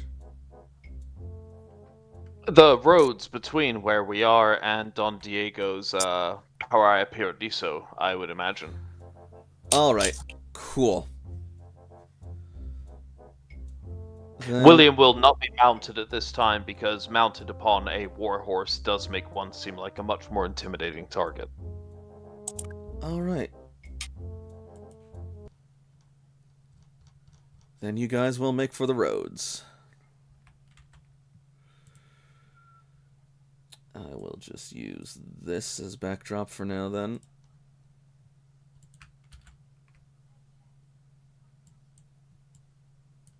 So William's armor and shit was all shredded to hell. Yep. Could I have like left a note for one of my servants to go like run a spare shirt over to Tavis's place? I'd allow that. So you're not topless and scar bearing. Yep. But what if he wants to be? I mean, that's your decision, but you have shirt available to you if you want one. I'm gonna use a blood point to flex really good and just like tear that open. Just be like, yeah. Jesus Christ. Yeah, as you exit, you will find at the foot of the door a burlap shirt with a,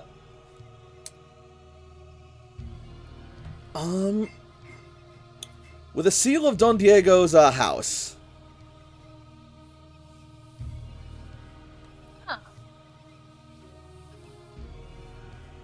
William will bring it up, and he is going to tie it to the bottom edge of his backpack so that he keeps it with him. But at this point, on his journey over to Pariah Paradiso, he is not going to take any extra time to change his clothing or anything like that. Fair enough. The night is young and the road is long and winding ahead down to Pariah Paradiso. Should give you some time to try and find some ne'er-do-wells and unlucky passers-by.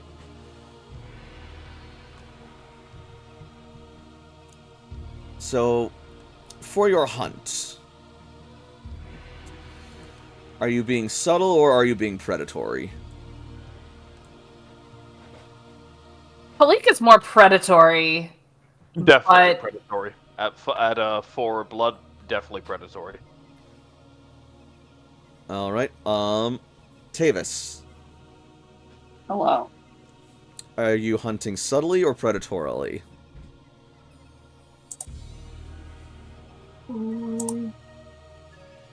Or, like, how are you hunting? Alright, cool. So, since you are all going on the offensive and seeking out people to hunt and drink from, we're gonna call that...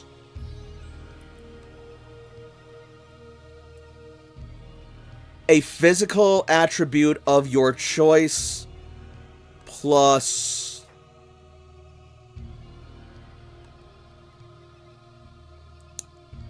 brawl. Oh boy.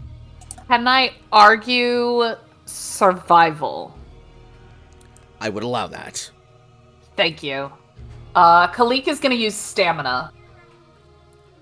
Can I use potence? Yes, you may if you use strength. Yep. Does that add 2 more dice? It does. Yay! If your potence is 2, it does anyway. Yes. Difficulty?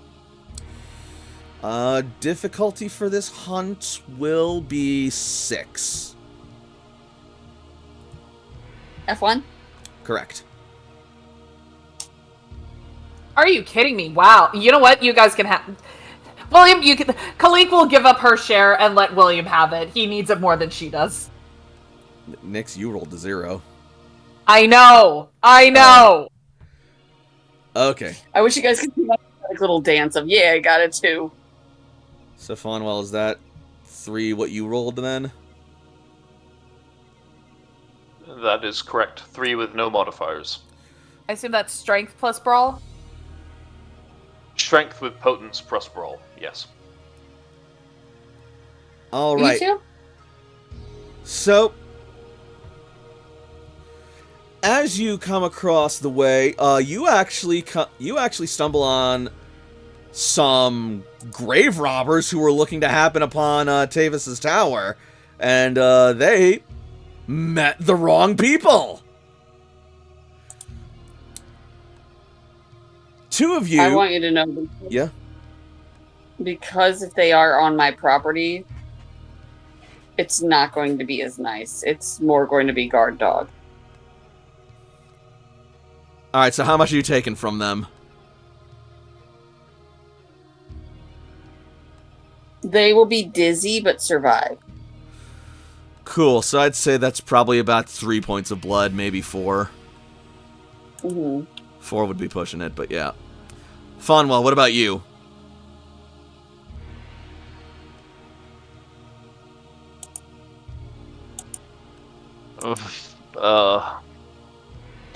Actually, you're at Again. 5. Make me a self-control roll. I'll Difficulty? take 3. Difficulty will be... You are hungry right now, so that's going to be difficulty 7. That is a failure. Not a botch, but a failure. Someone is being So- picked up and Yeah. delicious. So you're going to grab this guy, you're going to, like, pummel him into submission, and as you do, you are going to grab him No, by the no. skull. No, there's no need to pummel him. He cannot escape my grasp. He can just physically be picked up and held and drained. No, There's you are nothing he can do frenzying. about You it. are not in control right now. I was going to say, like, he doesn't need to be pummeled into submission. There's nothing he can do. Regardless, the beast will seize him and pummel him until he is deemed by your beast sufficiently defeated. Then the beast will pick him up by the neck, or by the skull, pull his neck to your mouth, bite down, and just drink until he is cold, pale, and shriveled. Yeah, but William is relatively large, so as he is holding this one up and drinking him until he is completely drained, he is probably also still moving towards one of the others, because William has two hands. Alright, William. They may run, but William has two hands, so he is still advancing towards another because he is not satisfied. Yeah, you will see that,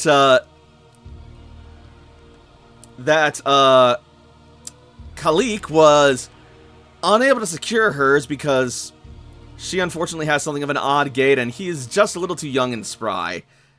Not too young and spry for you, though, but before you do that, make me a self-control roll again. Difficulty 6. To regain control.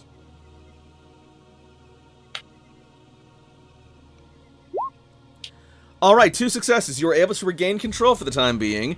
You may act on your own. But he's not trying to fight me, he's trying to run. He is, yes. And also, gain 10 points of blood back from your, last victory.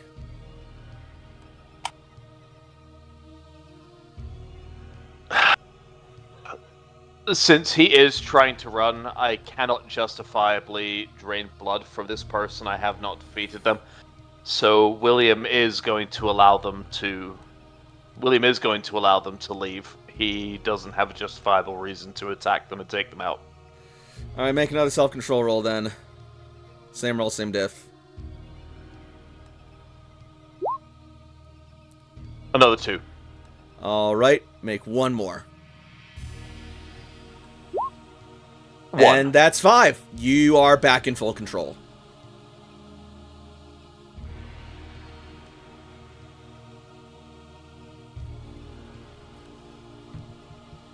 William will still be holding in one hand by the neck the person whom he fully drained, and he will turn to look at Tavis. You must dig another grave. No Tavis need. is just going to stare at the now drained body. You will hear billowing from atop the tower. No need! I will retrieve him. Is that, sorry, what, I apologize. Is Calloway. that, Calloway? William will look back to Calloway and give a nod before releasing his grip upon the body and letting it drop to the floor.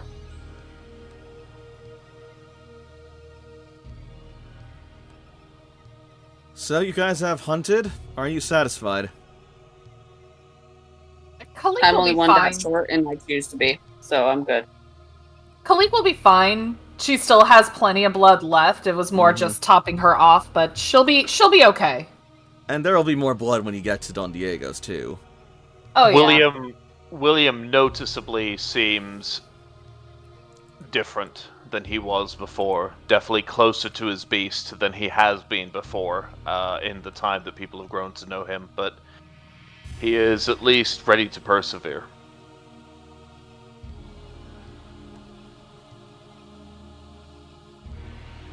You better.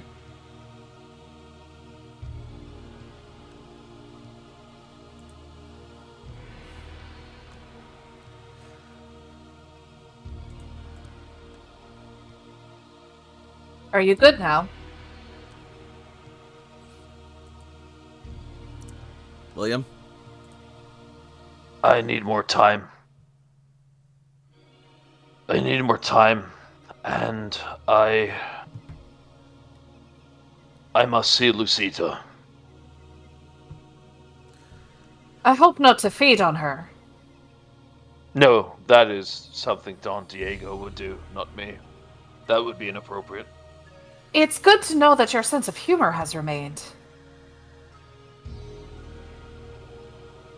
I owe her thanks.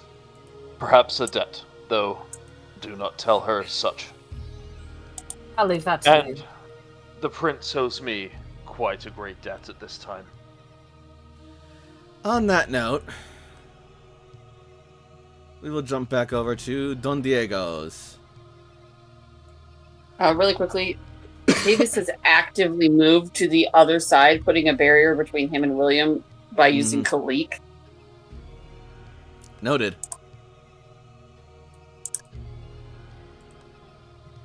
Is this a thing where William would be able to kind of like make some kind of sense to see if Tavis is uncomfortable around William? Which really is that's kind of a shitty question to ask because I believe everybody is now kind of uncomfortable around It's William. What with his More willingness he's to... uncomfortable with, like, yeah, William could definitely see, because Tavis does not hide anything.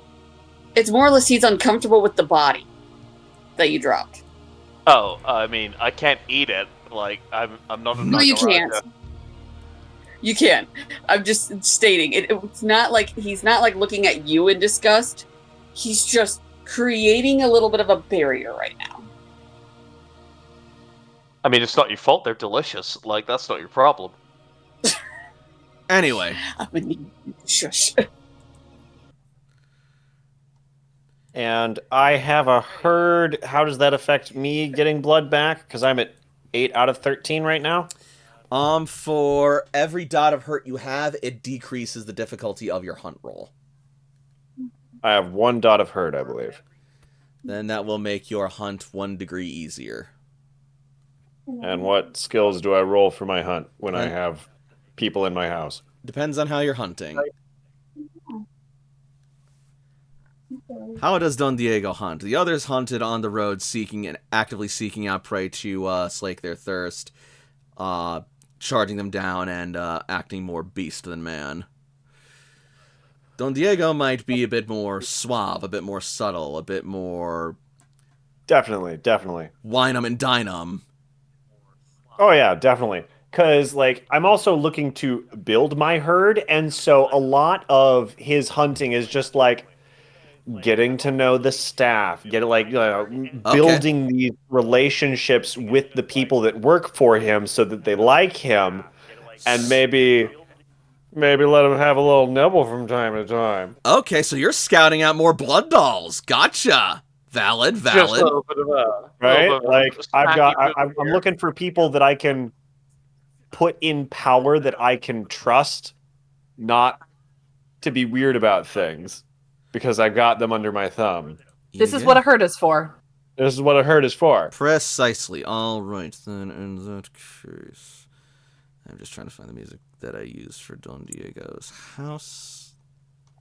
Here we are. I mean, is this charisma expression? Oh, yeah. Charisma etiquette? I would call this, either charisma expression or charisma etiquette. Honestly, no. I think I'm leaning more towards expression because you're trying to, like, you're kind of trying to coax people in. Yeah. Got it. 4 charisma, 3 expression. I have both suave for charisma and work the crowd for expression. You also have herd and enchanting voice for the difficulty. So probably aiming for one-on-one, so work the crowd wouldn't work, but suave would. Yep. I'll give you that. Alright, then yeah, we are gonna call that charisma expression difficulty 6. Does that already include the enchanting voice? It does not. Nor does it include the hunt, and nor does it include the herd. -2 from voice, -1 from herd, that's difficulty 3? Yes. That sounds right. The maths. 7d10 greater than 3f1. Go! Hell yeah! Hey!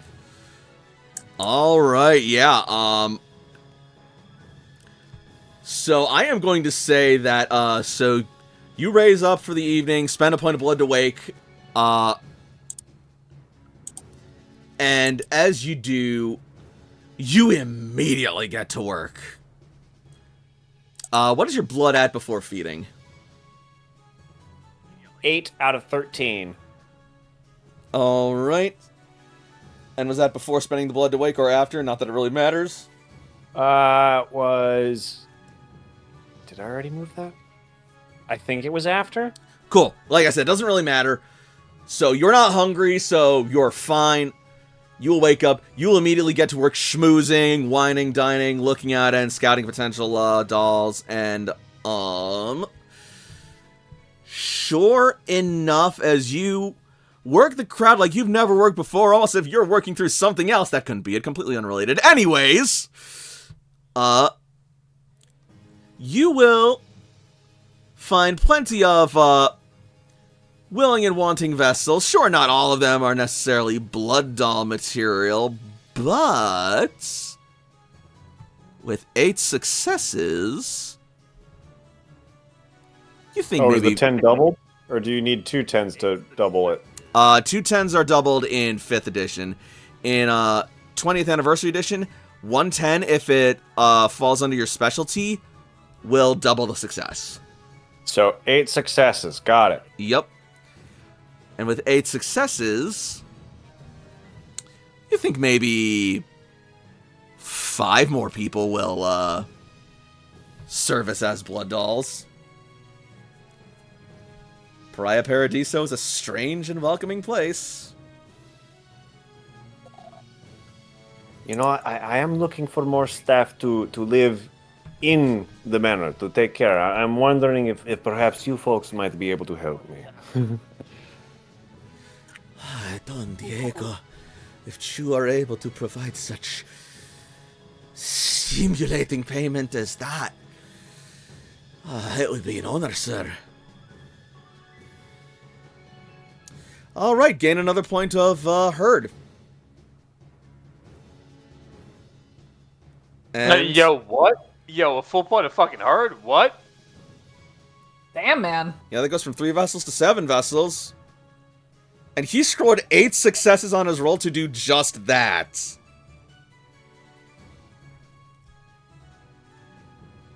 Other traits.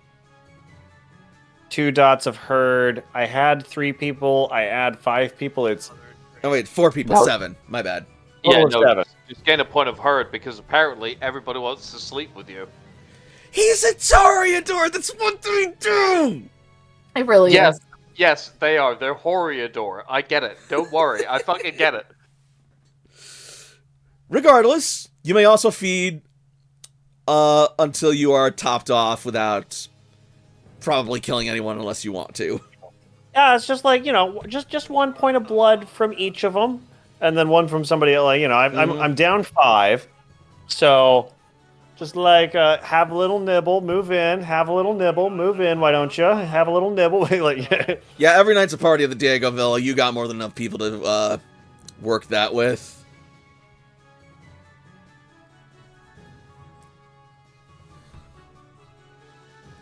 And as you finish feeding for the night, there will be one of your staff comes up to you and informs you that there is someone outside requesting your presence.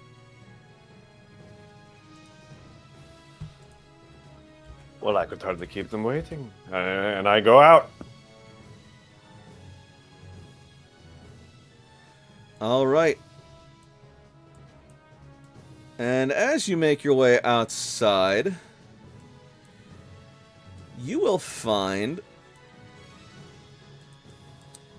2 barrels, and standing beside them, none other than your friend and mentor, among other things, Lucita de Aragon. You honor me with your presence. I am simply keeping my word. I also brought a bit extra, as I may be staying a while. She seems to have her expression drop slightly in her voice, hinted with a small amount of bile in her last two words. Which were the last two words? Staying a while. Staying a while. Hint of bile. Not the best of vibes, but we aim to please. Yeah. You may attempt to read deeper into this if you wish. Yeah, vibe check. Cool, that'll be Perception Empathy, difficulty base 6. Perception, empathy, 5 dice, 3 and 2. Difficulty 6, you said? Yes.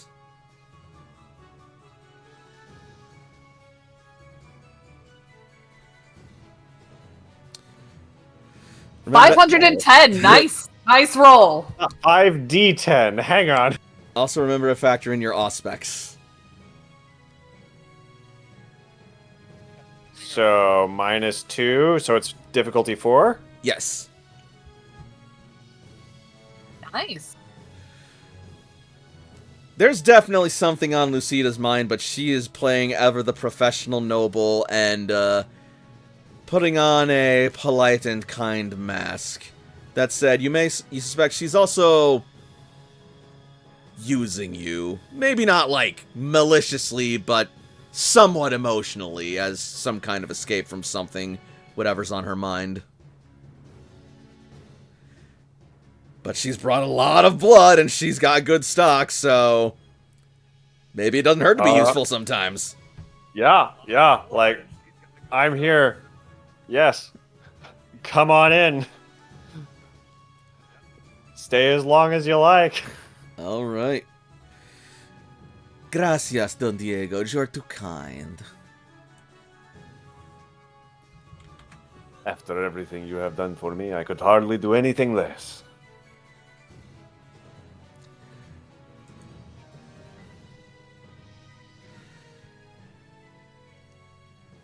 Speaking of the things you have done,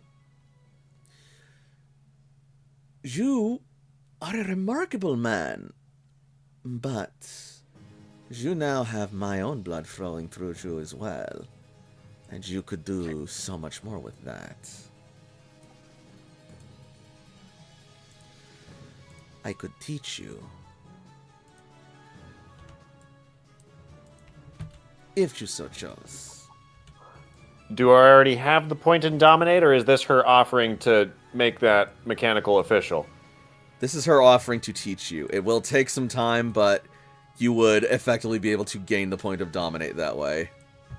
Beautiful. Yes. Love it. Let's make it happen. So, she begins your lesson, and as she does, the party, the rest of your coterie, will start making their way over.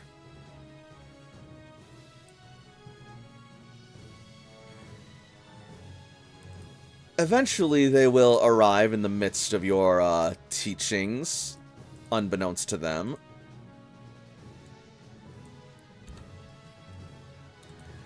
As they stand at the threshold of Casa de Belmonte.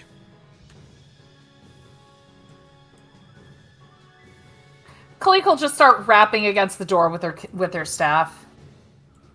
Probably answering the door is my retainer, Armando Martillo Gonzalez.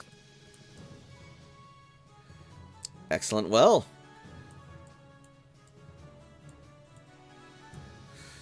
Alright, just a second.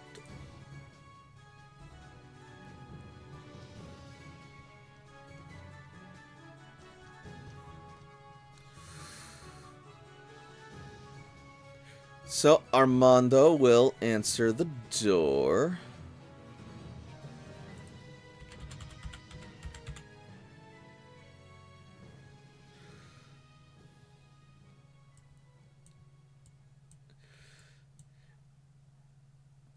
Yes, hello, how can I...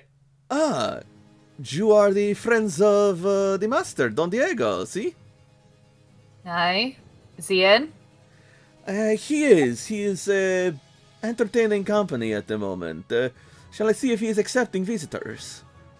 Is it appropriate entertainment? I don't imagine why it wouldn't be. Really? Our master Don Diego is a gentleman, you see.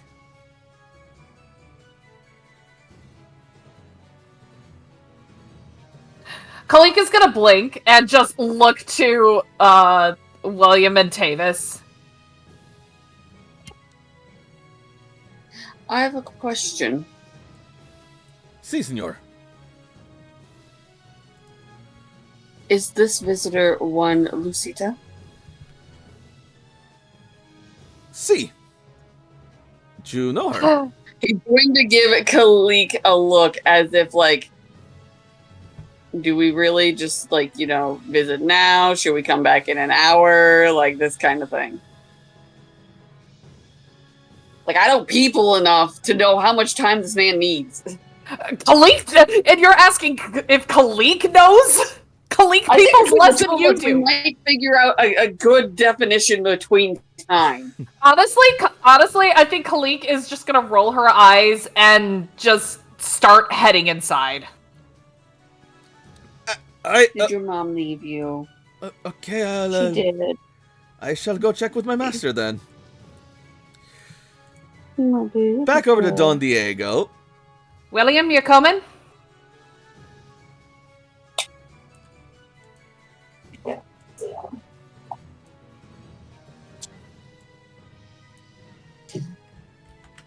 Let me call her. Hold on. William? I'm calling Schaefer. Okay. I will. For now, I am with you. I still feel wrong, but I am with you. Back over with Don Diego. His lessons are well underway. Okay, Jess, I can see it in your eyes. You are starting to master your will. But now we must see if you can exercise it upon others. Unfortunately, I cannot let you... That is to say, it is impossible for you to test such techniques on me, as I am several generations your senior, but... Don Diego claps his hand, like, Don Diego will just smile and summon his retainer, who is, already on the way. Yep. The moment you clap your hands, the door opens, and this is the fastest and most efficient he has ever been. Hey, Don Diego, sir. Don Diego no-sells it, like, this is precisely what he expected. Yep. Like, my servants are fucking awesome. Cool. Make me an appearance plus subterfuge or etiquette roll. I will do appearance and etiquette. Alright, difficulty is going to be 7. Beautiful. I have 4 dice in appearance and 4 dice in etiquette. Hey, Cat's Meow Show! Welcome back with another raid! This time we're actually still going for a little bit! Hey! Welcome back, Cat's Meow! So, I have specialties in appearance as Heartthrob and specialties in etiquette as Read the Room. I'm gonna say Heartthrob will barely apply here. So I'm rolling 8d10. What was the difficulty you said? 7. Yeah.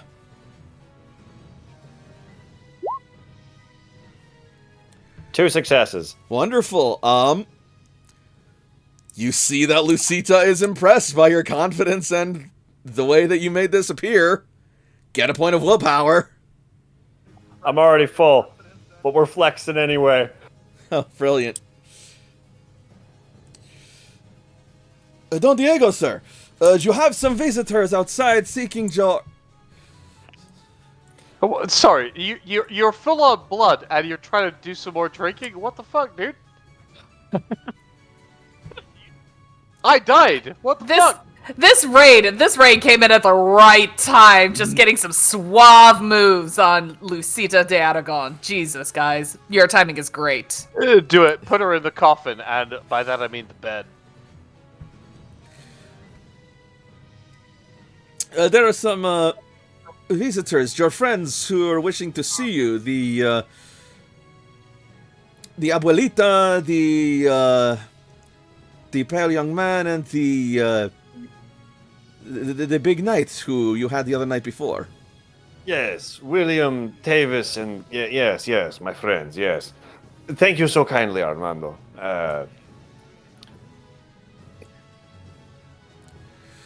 Lucita is going to sort of like slink up behind you, put her hands on your shoulders, and whisper into your ear. Command him to leave in a single word.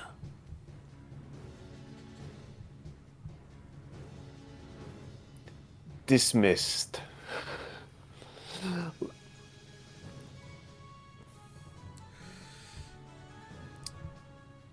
It's... Try a verb. Be gone. That works. And... Manipulation, intimidation. Yep. Difficulty his current willpower. He's sitting at around, difficulty 4. I have 3 in manipulate and 2 in intimidation, so this is 5 dice. Does enchanting voice do anything? You know it does. Hell yeah. wait. Actually, no. Enchanting Because voice of only power? works on social roles, not gifts. Discipline. Okay. That makes sense. But if you wanted it to work on this, you could say... I know, but I'm not going to give it to you that easy and just house rule out of the blue. What's my difficulty? 4. 4.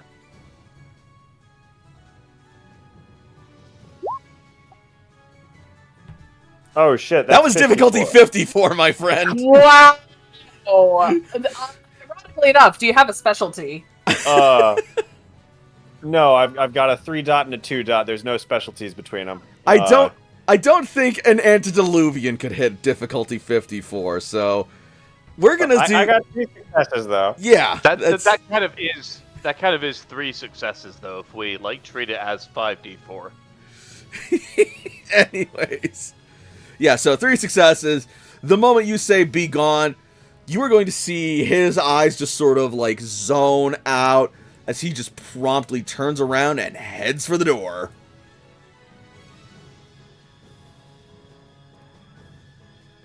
Good, my student, good. You're learning quickly. A little more practice, and you will be a natural. I have an excellent teacher. Save the flattery for later. You have guests to entertain. As you wish.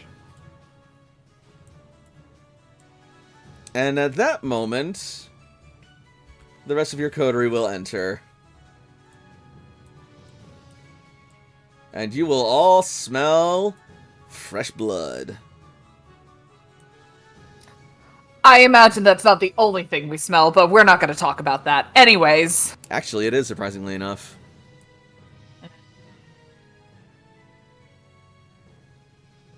I hope we were interrupting something. Fresh blood from casks of blood, bottles of blood. You see 2 barrels of quote-unquote wine waiting to be delivered down into the wine cellar. William is more than capable of moving over to grasp a bottle of wine, pick it up, and bring it to himself. He has some, let's say, deficits to work upon. They're barrels, not bottles. I know what the fuck I said. What do you mean? Hang on. Not on the carpet. Let's go. Let's take it down to the cellar. Come on, dude. Oh my god, please tell me that's canon. But like Sure. in fancy. Yes, like, no. I didn't William, do the accent, but that's the William- vibe. Yes. Yep. In Don Diegoese. Alright. So, Fonwell, you can bring a cask down to the basement and top yourself off. Make a willpower roll difficulty 6 to not take dice penalties to stuff.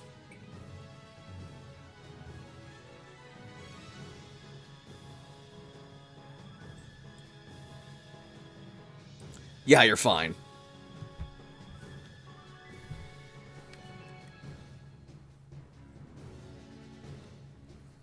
All the disagreements that William has with Don Diego will be happening later. Not right now. They'll Yep. happen later.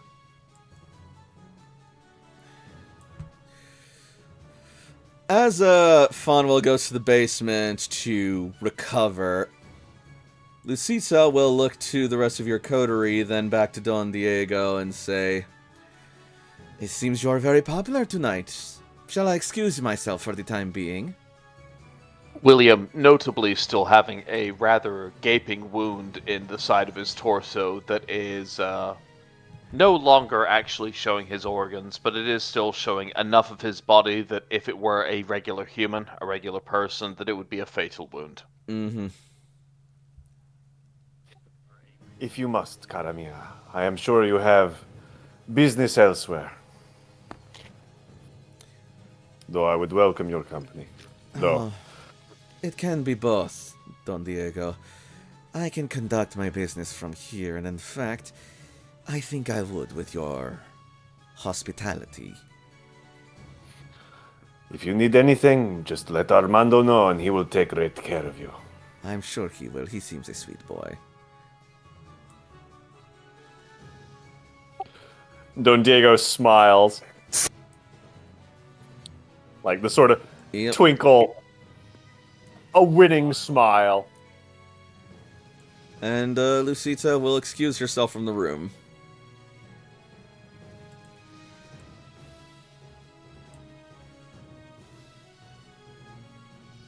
Kalik just gives Don Diego a look with a quirked eyebrow.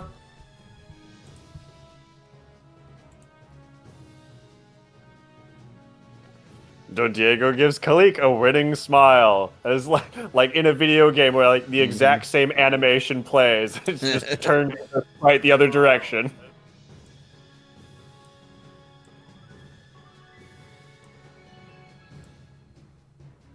I'm so sorry. I had a domestic dispute about the dog, and the only one that was disputing was Noelle. That's okay. We were just seeing that. We were just seeing to Fonwell and Lucita. Fonwell's now topped off, and Lucita has excused herself to let you guys conduct your business while she goes elsewhere in the villa. Okay. I lost, by the way. I have the dog.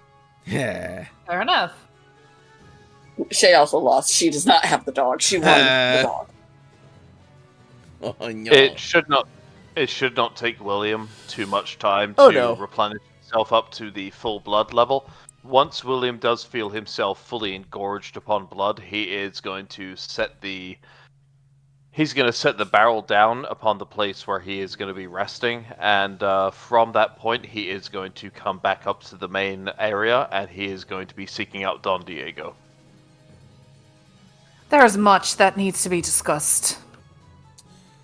Don Diego is right there. Please. And Don Diego will gesture to the chairs by the table. Is there a glass or like some kind of cups? Oh, yeah, almost assuredly. Okay, Kalik is just gonna grab one of the cups and open just one of the barrel and just dunk her cup in there and just start drinking. Not over the carpet. Like, the wine barrels, we've been moving those. Yep. Like, we sent one of them down to the basement.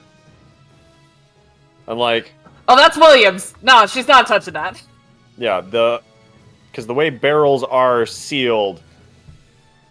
Yeah. Yeah, like...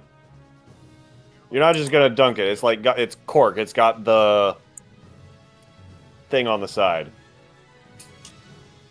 and we need to do that not on the carpet. I know you are of the woods, but this is nice carpet. This is 10,000 thread count. Alright, so one way or another, you have your blood. I am getting my blood. You deserve it. You're good. You're good. Thank you for all of the lovely things that you do. You are a credit to team. I just want to state, I love how Don Diego, you probably came from like the most refined and I don't even know how to describe it. Like full of etiquette, Yep. coterie, and now he has us. I mean, that's what happens when you move to Praia Paradiso. My dude has 4 dots in etiquette, and he's got Granny of the Woods coming in and just like, I want to get this wine. Yes. Like, Yeah. yes, we'll get you the wine, Grandma needs her drink. I just thought I'd come in here and piss on your rug. No big deal. Tavis's cover story, Grandma feels more comfortable buried in the cellar.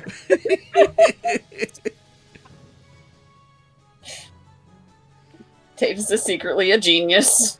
Secretly. The man is educated. He's just a recluse. Yeah. So a genius.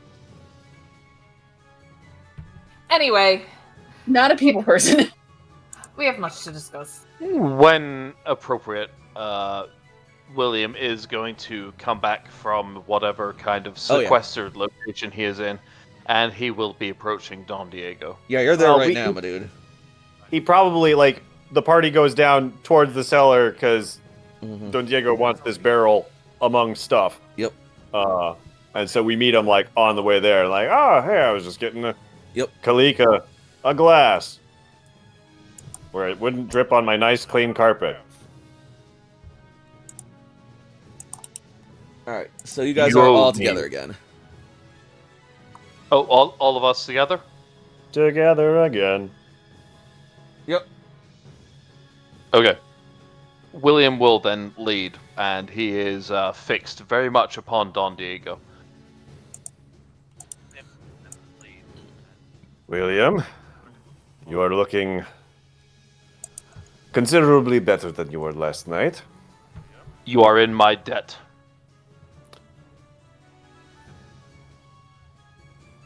So it would seem. What do I owe you, my friend?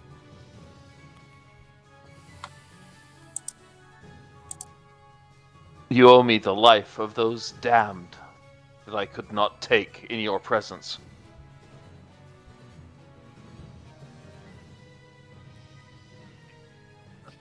We shall find you some delightfully damned lives, my friend. And will you prevent me again from what is my duty? I do not think it good to my health to do so. I think it would behoove us to come up with extenuating circumstances for those that might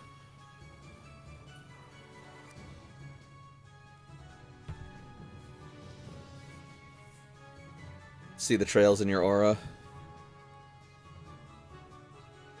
William will take another step forward, getting closer to Don Diego.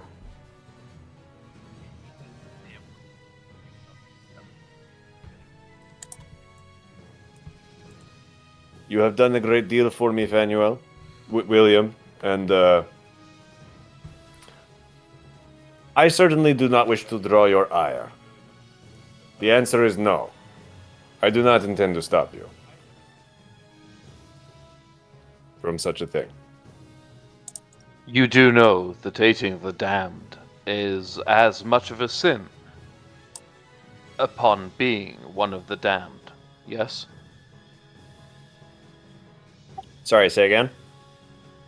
You do know that if you aid the damned, you are just as much as the damned as they themselves.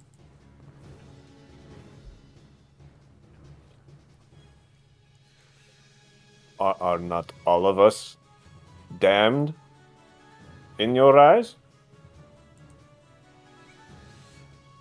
2 degrees. We dealt with the infernal.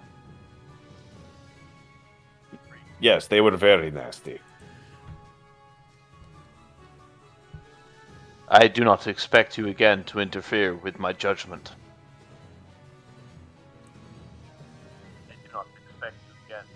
In such things, no.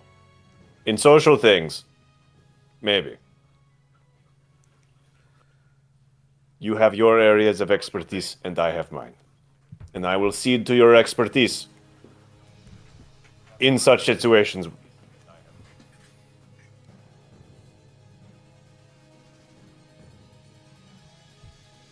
Don Diego, I have no home. I have no place to call my own. I am but a soul that travels upon the road and attempts to do that which is forced upon me, that which has been foisted upon me by my sire and by God. You are lucky. You have a place that you may call home. You have a herd that you may call your own.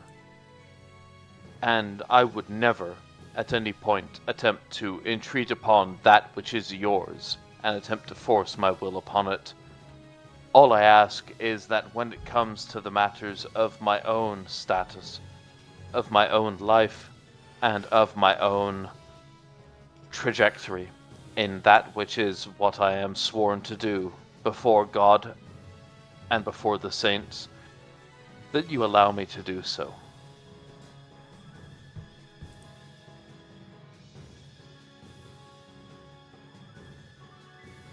Yes. Yes.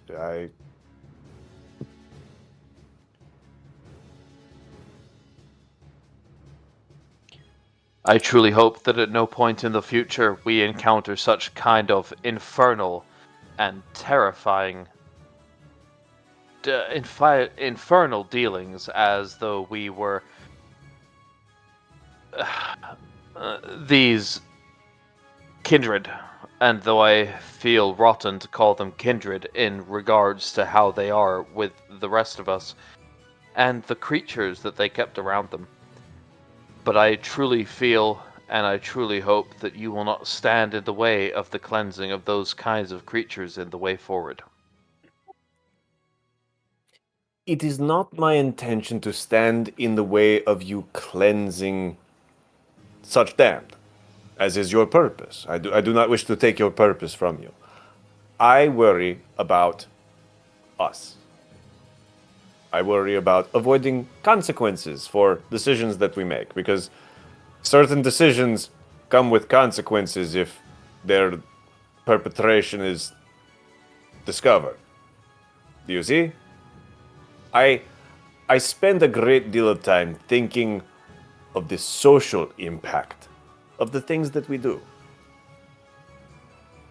And I worry that you don't always do so.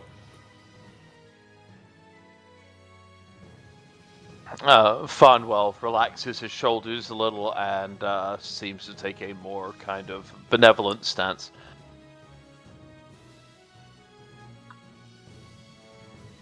You are correct. Those are not things I think about because those are not things that show as important to me.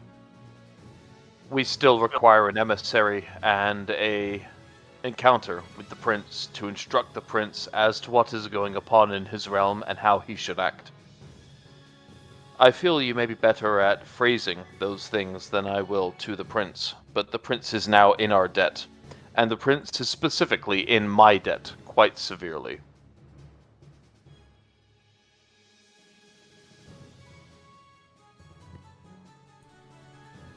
As I have traveled here to Alba and encountered many powerful vampires, many vampires with more skills, with more experience than I, it impresses upon me the need to be in control of the situation as best I can, to try and take care of those that are, he gestures to all y'all. We are stronger when we are working together, playing to each other's strengths. And my strength is talking to the prince. And to people generally.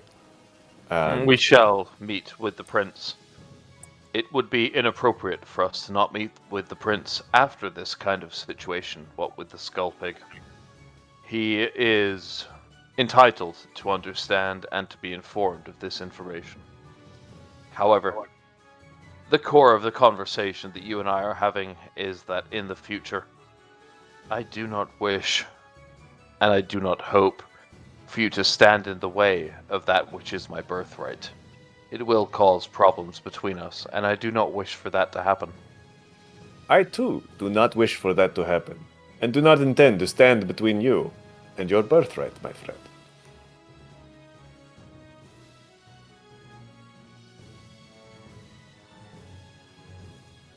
I accept your position. Thank you, Don Diego, and thank you again for the hospitality that you show me when you have no reason to do so. Don Diego nods and takes another glass and hands it to William. Or offers it to William. William will take the glass, and then he will wait until he can give a toast as well, or a clinking of glasses to Don Diego before consuming. Yeah, Don Diego is also gonna like look to Tavis, look to Kalik, make sure everybody that wants a glass has a glass.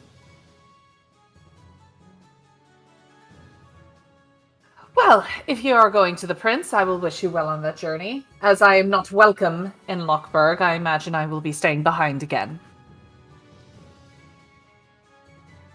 I will stay behind with you. After all, I was warned it was going to be getting dangerous there. I Dangerous. disagree. Dangerous in Lockburg? What sort of danger? I disagree fundamentally. Between the two of you, you show some of the most academic and esoteric talent that we could have when dealing with this kind of foe. And this kind of foe is something that is not normal or natural for any of us, whether in the natural or the kindred world, to be able to actually fight back against this kind of enemy. The Prince would be a fool to not entreat your expertise and to not entreat your knowledge in this situation. My expertise. Yes, I know what I said, Kilik.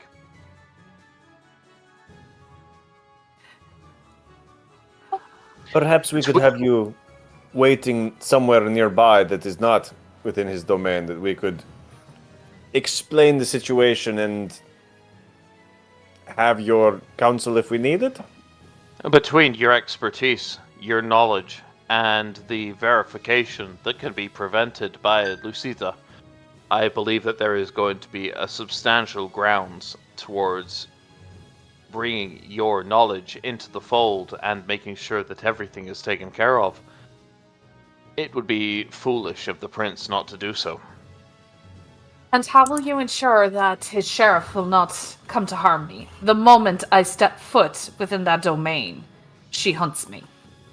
Well, unless Don Diego prevents me from diablerizing another vampire, then I don't really know how I can command that.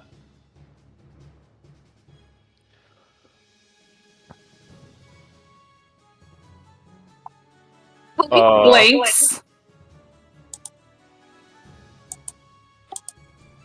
I just got the dominate command power. Is that something that Don Diego could potentially use to tell the gangrel to chill? It would At least be, temporarily? It would be if her generation was equal to or lower than your own. You mean higher? Yeah. Higher, yes. I'm generation 10. Most vampires around here are better than me, even though I'm awesome. Are better than me. That's cute. More powerful, at least. Yep. They're stupid. That's what they are. Not wrong. What I'm trying to say is that there is no reason for the Prince to even trust me.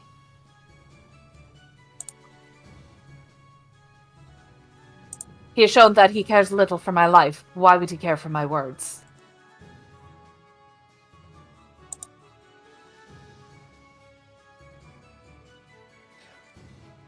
I would not force you to go, but there are circumstances in which it could be conceived to be of benefit for you to be there. Well, this is not something that I want to waste time hashing out.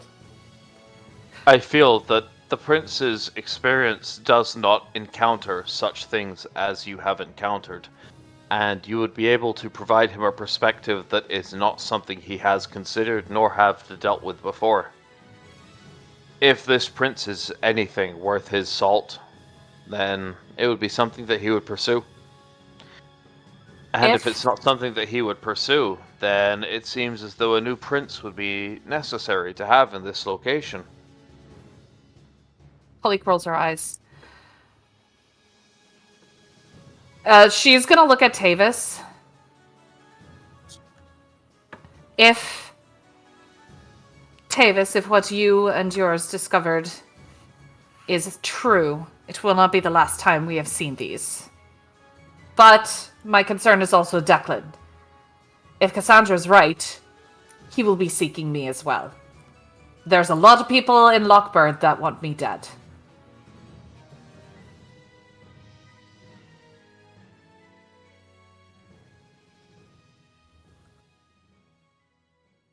I mean, you're halfway there.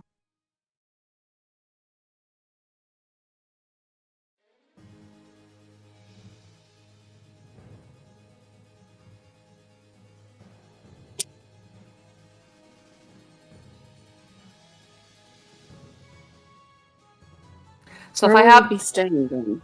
if I am to come, I'm going to need certainty that I will not be murdered the moment I step out of those woods. Or brought to harm. Do we see that bastard in the hallway? You do.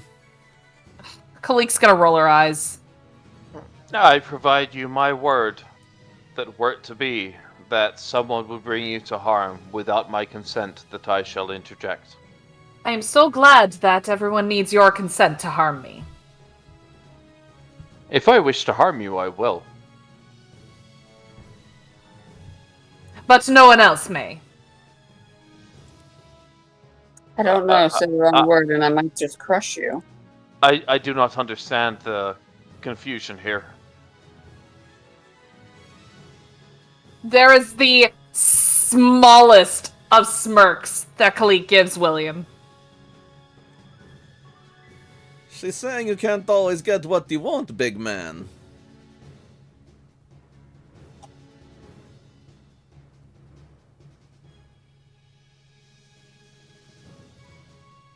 As was with the Skull Pig, if I cannot get what I want, I will die trying to do so.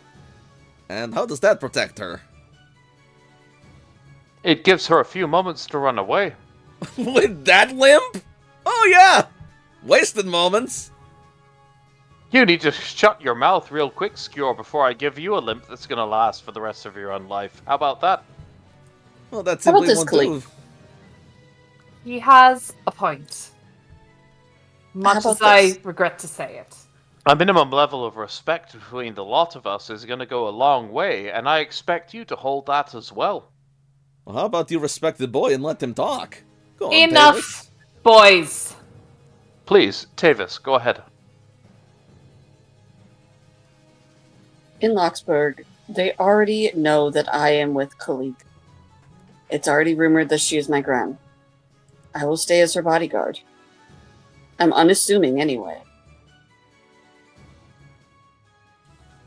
All due respect, Tavis. How does that help against the sheriff? It buys you time. Kalik's gonna give Tavis a look like, are you serious? I bought you time before. Do you not trust my abilities? It's not your abilities I do not trust. It is the abilities of the sheriff. Oh, for some of us, time is all that we can pray for, and all that we can ask for of the divine. In that time, you can get help or you can get away, or you can do both. Because think of it this way. If I'm hurt or dead, who do you think is going to be coming after it? Ah. I'm certain that no one wishes to deal with him.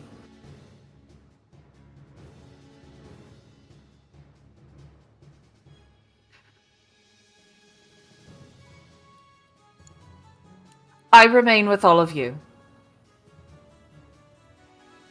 If anybody asks me to go somewhere, At least one of you, preferably two of you, would be an escort for me. So, not that it's any of my business, but I can't help but overhearing a trickster of sorts would be useful in this situation, and I just happen to be one of those, how do the French say, par excellence. How do we know that you won't turn and stab us in the back then? You insult me, Tavis. You do not, Tavis.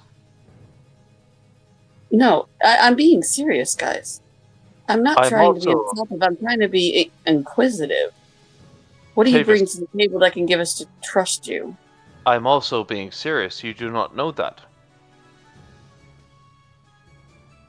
That is why I'm Regardless, asking. Davis, I would ask you not to be so rude to a guest of my house. I'm not being rude. I'm just being inquisitive. he has a fair point. You don't know me all that well. I have given him gifts. I haven't given you guys anything much. We can trust him. Perhaps, depending on what he can offer, could potentially be worth the use of one of my boons. I like the sound of that. That is a good means of ensuring trust. Other than that, he is going to reach into his gambeson and procure a gem-encrusted ring. And he will say, in my culture, when one swears an oath, that word is a sacred bond. To break it is the ultimate disgrace under the eyes of the men he fights with and the gods he fights for. If I swear an oath to you and your coterie on this ring, that I will not betray you, will that be enough for you? Blake would like to vibe check him. Yeah, Tavis is also vibe checking, but he's not trying to be rude. He's actually being inquisitive. Sure. Blake has no reason to trust him, and so when he starts talking about oaths, is like, do you really mean that? Mine is more of us just actually seeing if what he says is true. Mine is more cultural. Yeah, in either case, that is going to be, if you're just trying to, like, suss out his vibe, that is perception plus empathy. If you are trying to suss out the truth of his statement about culture, that would be intelligence plus either theology, politics, or etiquette or academics. They are all the same, so that works for me. Perception, empathy. I want to see if this guy means what he says, and if he swears an oath, then he's actually going to hold to it. Cool. Like I said, because I'm not trying to be rude, I want to know, like, I'm being very inquisitive. Yeah. I'm going to be doing intelligence and theology. Okay. What's the difficulty? Halik will do perception, empathy. Cool. Tavis, difficulty for this is going to be 6. Actually, probably 5. Okay. Is that based or altered? For... No, that one. Oh, That's right, where because academic- you have intelligence. Yeah, you have intelligence. Never mind. What are you rolling? Intelligence and which? Theology. Yeah. And Alright. Halik's is perception one. Yeah, perception, empathy. That is going to be base difficulty 6. Also, keep in mind that perception, empathy does let you, like, suss out people, but it is not automatic lie detector. Right? It's again. It's still more a valid of a roll. vibe check. It's more of a vibe check to make sure that, like, Yeah. if he says that he's gonna do it, does it actually seem like he's going to do it, or is he fucking around? Mm-hmm. No specialties, but 1 success. Skjor is a scoundrel, a ne'er-do-well, and an opportunist to the core. But he's not a complete fool. And he, despite whatever experience he may have, would be going against the power and influence of Don Diego, as well as his skill, the wrath of Fonwell, not to mention the trust and prestige of Tavis and his Mountain of Asire, whom he's already pissed off once before. And then, of course, the Witch of the Woods. To do so blatantly in the Dawn's own house, in the middle of friggin' nowhere, Scotland, would be ballsy. He might be ballsy and dumb enough to try it, but something in your gut tells you, not really. And Tavis, it's very crudely summarized, but appropriately so for a brief interaction to further a different social goal. But all of his words about oaths and trust being held sacred in his culture, which is from what you can ascertain about him from the way he speaks to the way he carries himself to the weapons he uses and even the design of his armor, is Nordic Scandinavian culture. That was Norse Scandinavian culture, my bad. And yeah, assuming he does follow the old gods or even the new ones, or even the Christ god with like some carryover from his old cultural way, they do take oaths very seriously there. Tavis, since he's the one that was kind of poking at him, takes a moment and goes, I believe you. My apologies if I seemed harsh. Not at all. You're a shrewd man. I like all my information before I jump. And this is why you're going to be that much harder to trick, so I'm not trying. And Don Diego, I wasn't trying to insult your guest in your home. As I stated before, I like all my information. I just like to take the direct approach. Don Diego nods, indicating the forgetting, like, yeah, that's water under the bridge. We're good. Sort of vibes.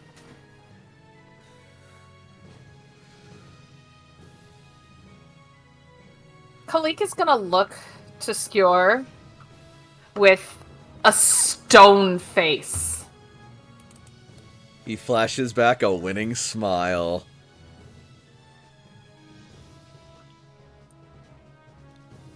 And what oath would you be swearing to us? That under the watchful eyes of Odin, I would not betray you.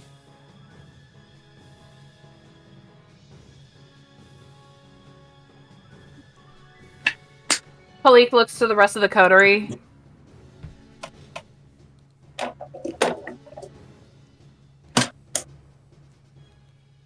William is going to make a occult roll plus intelligence, if I may do so. To do what? Doesn't Odin have one eye? I would call that more theology than occult. I'll take theology, that's the same roll. What's the difficulty?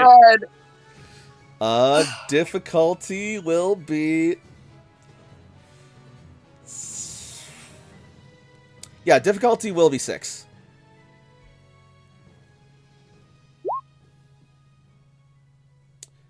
Yeah, you know about that. Are you talking about Odin's eye or Odin's patched eye that he can't see through? That's going to be relatively important to what you're saying here, Skjor. Actually, that's a misconception. Odin did remove one of his eyes, but to gain the knowledge, he dropped it into a well that let him see everything. So both of Odin's eyes see. One is just not in his head. So you're going to do your best to give us the most appropriate answer, yes? anything that gets my skin, not flayed by, one such as yourself. Ah, you're low on the list of those I'll kill, but you're still there. I am on I do everybody's appreciate- list. But I work to make myself as low as possible. I do appreciate your candor, Skjor, so thank you. Listen, you don't survive the, Viking raids of the last century to, this night by not knowing how to conduct yourself. How do you think I was invited in the prince's place in the first place? The same way that you were invited into Paradise Pariso, without any information and just doing so yourself. See, Pariah Paradiso, I just wandered right in because nobody could stop me and nobody wanted to. Lockburg is a different story. William immediately just looks over to Don Diego as Skjor says that. Hey, he wasn't there! Don Diego's just like over there filing his nails, just like, Look, we can talk semantics or we can make a plan. Whatever Let's this make is. a plan. Semantics will be later. Cool. Let's You make make a a plan plan. I have to go get the set of armor. Hey! Listen, Skjor. it's armor for you, William. I understand, but Skjor, you have a very good taste in the right kinds of blood wines. Bring me one. As you wish, my friend. As you wish. Thank you, Skjor. Thank you so much, my friend. And he will exit. We about done? And Don Diego. Yes.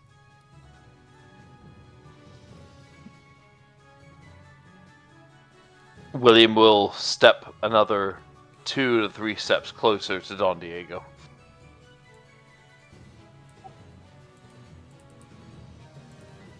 Yes, William, my friend, what can I do for you?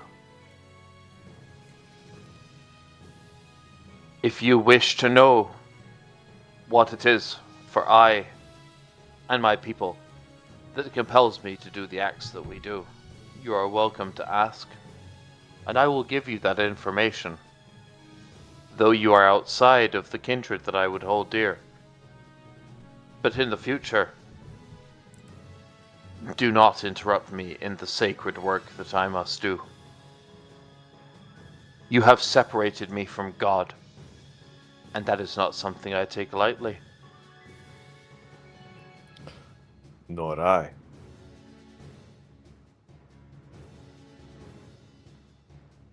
We will speak again in the future, but make sure that what you do does not create any animosity between us. I would hate for that to become a problem. As would I, my friend.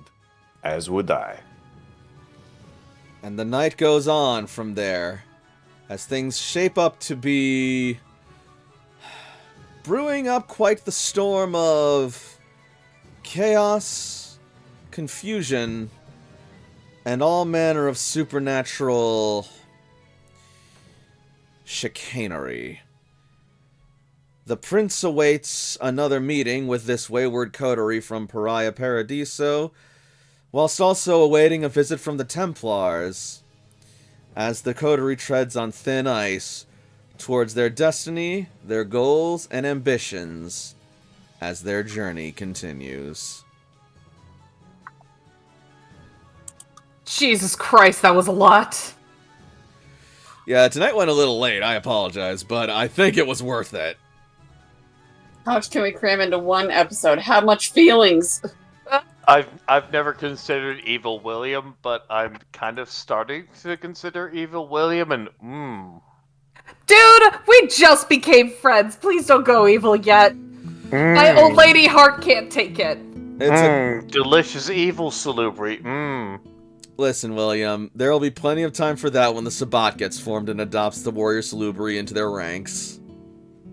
How do you open a conversation? I choose car bomb.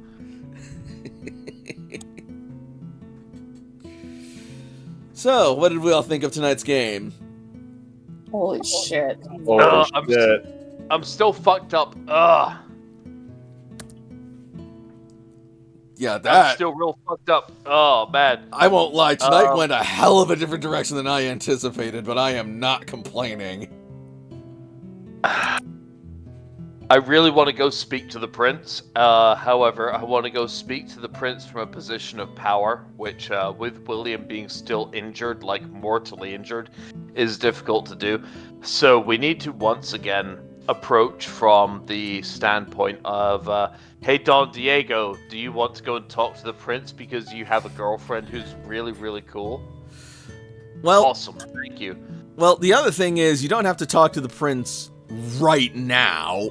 And even then, even if you're at full health, you're still only approaching the prince from only so much power compared to him and his resources.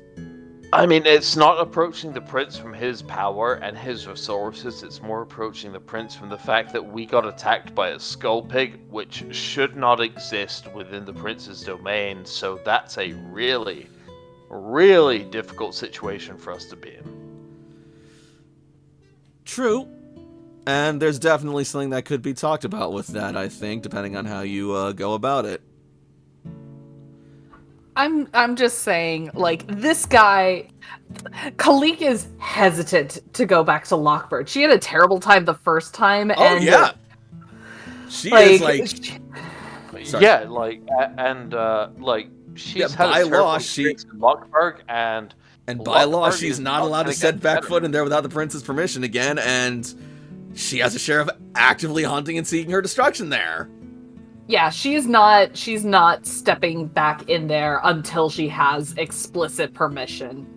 Like this, she normally hates Correct. etiquette, but this is the one thing where she's gonna be like, you know what, I'm gonna wait. Yeah, like, she has the ability to do so, but it's just because of the social issues that are encountered there that it's a complete non-starter. P.S. XP amount? Oh, yes, before I forget, again, we're gonna go with, you guys get 3 XP this week for, awesome roleplay and furthering the story and doing all that good stuff. Fuck, that was so intense, though. Holy shit. I loved every second of it, though. I That was don't great want tonight. I don't want to do it, but there's a real sick, nasty part of me that wants to play a Salubri warrior with a really low road. And Oh again, boy. the future is Diego's- calling. Diego's The a lot future of fun to play, but boy, he was flying by the seat of the pants a lot tonight. He Oh, did- yeah. Honestly, he didn't do too bad, all things considered. He really did, Oh, he and did. sometimes that's just gonna be the case in K-Night life, my friend. I'm sorry. Oh, he did well. I love you all, but some of us work at the butt crack of dawn. No, that's totally Yeah. sensible, Yeah, and it yeah. is already going way past our own cutoff times. So, Ha! good You're night, a good night, Strider, and good night, everyone else. Thank you all so much for watching. Those of you watching on Twitch, please follow me for more streams in the future, and if you can subscribe, that would really help me out too. But if you're watching on YouTube, please be sure to like and subscribe there as well, and be sure to leave a comment to let your voice be heard and get us out there. Join the Working Class Pack. And until next week, good night, everybody, and happy vampires. We'll see you next week for Pokemon Rebuilders. Bye-bye. Thank you, butt crack lovers. We will see you soon. Yeah, I guess we're ending on that note.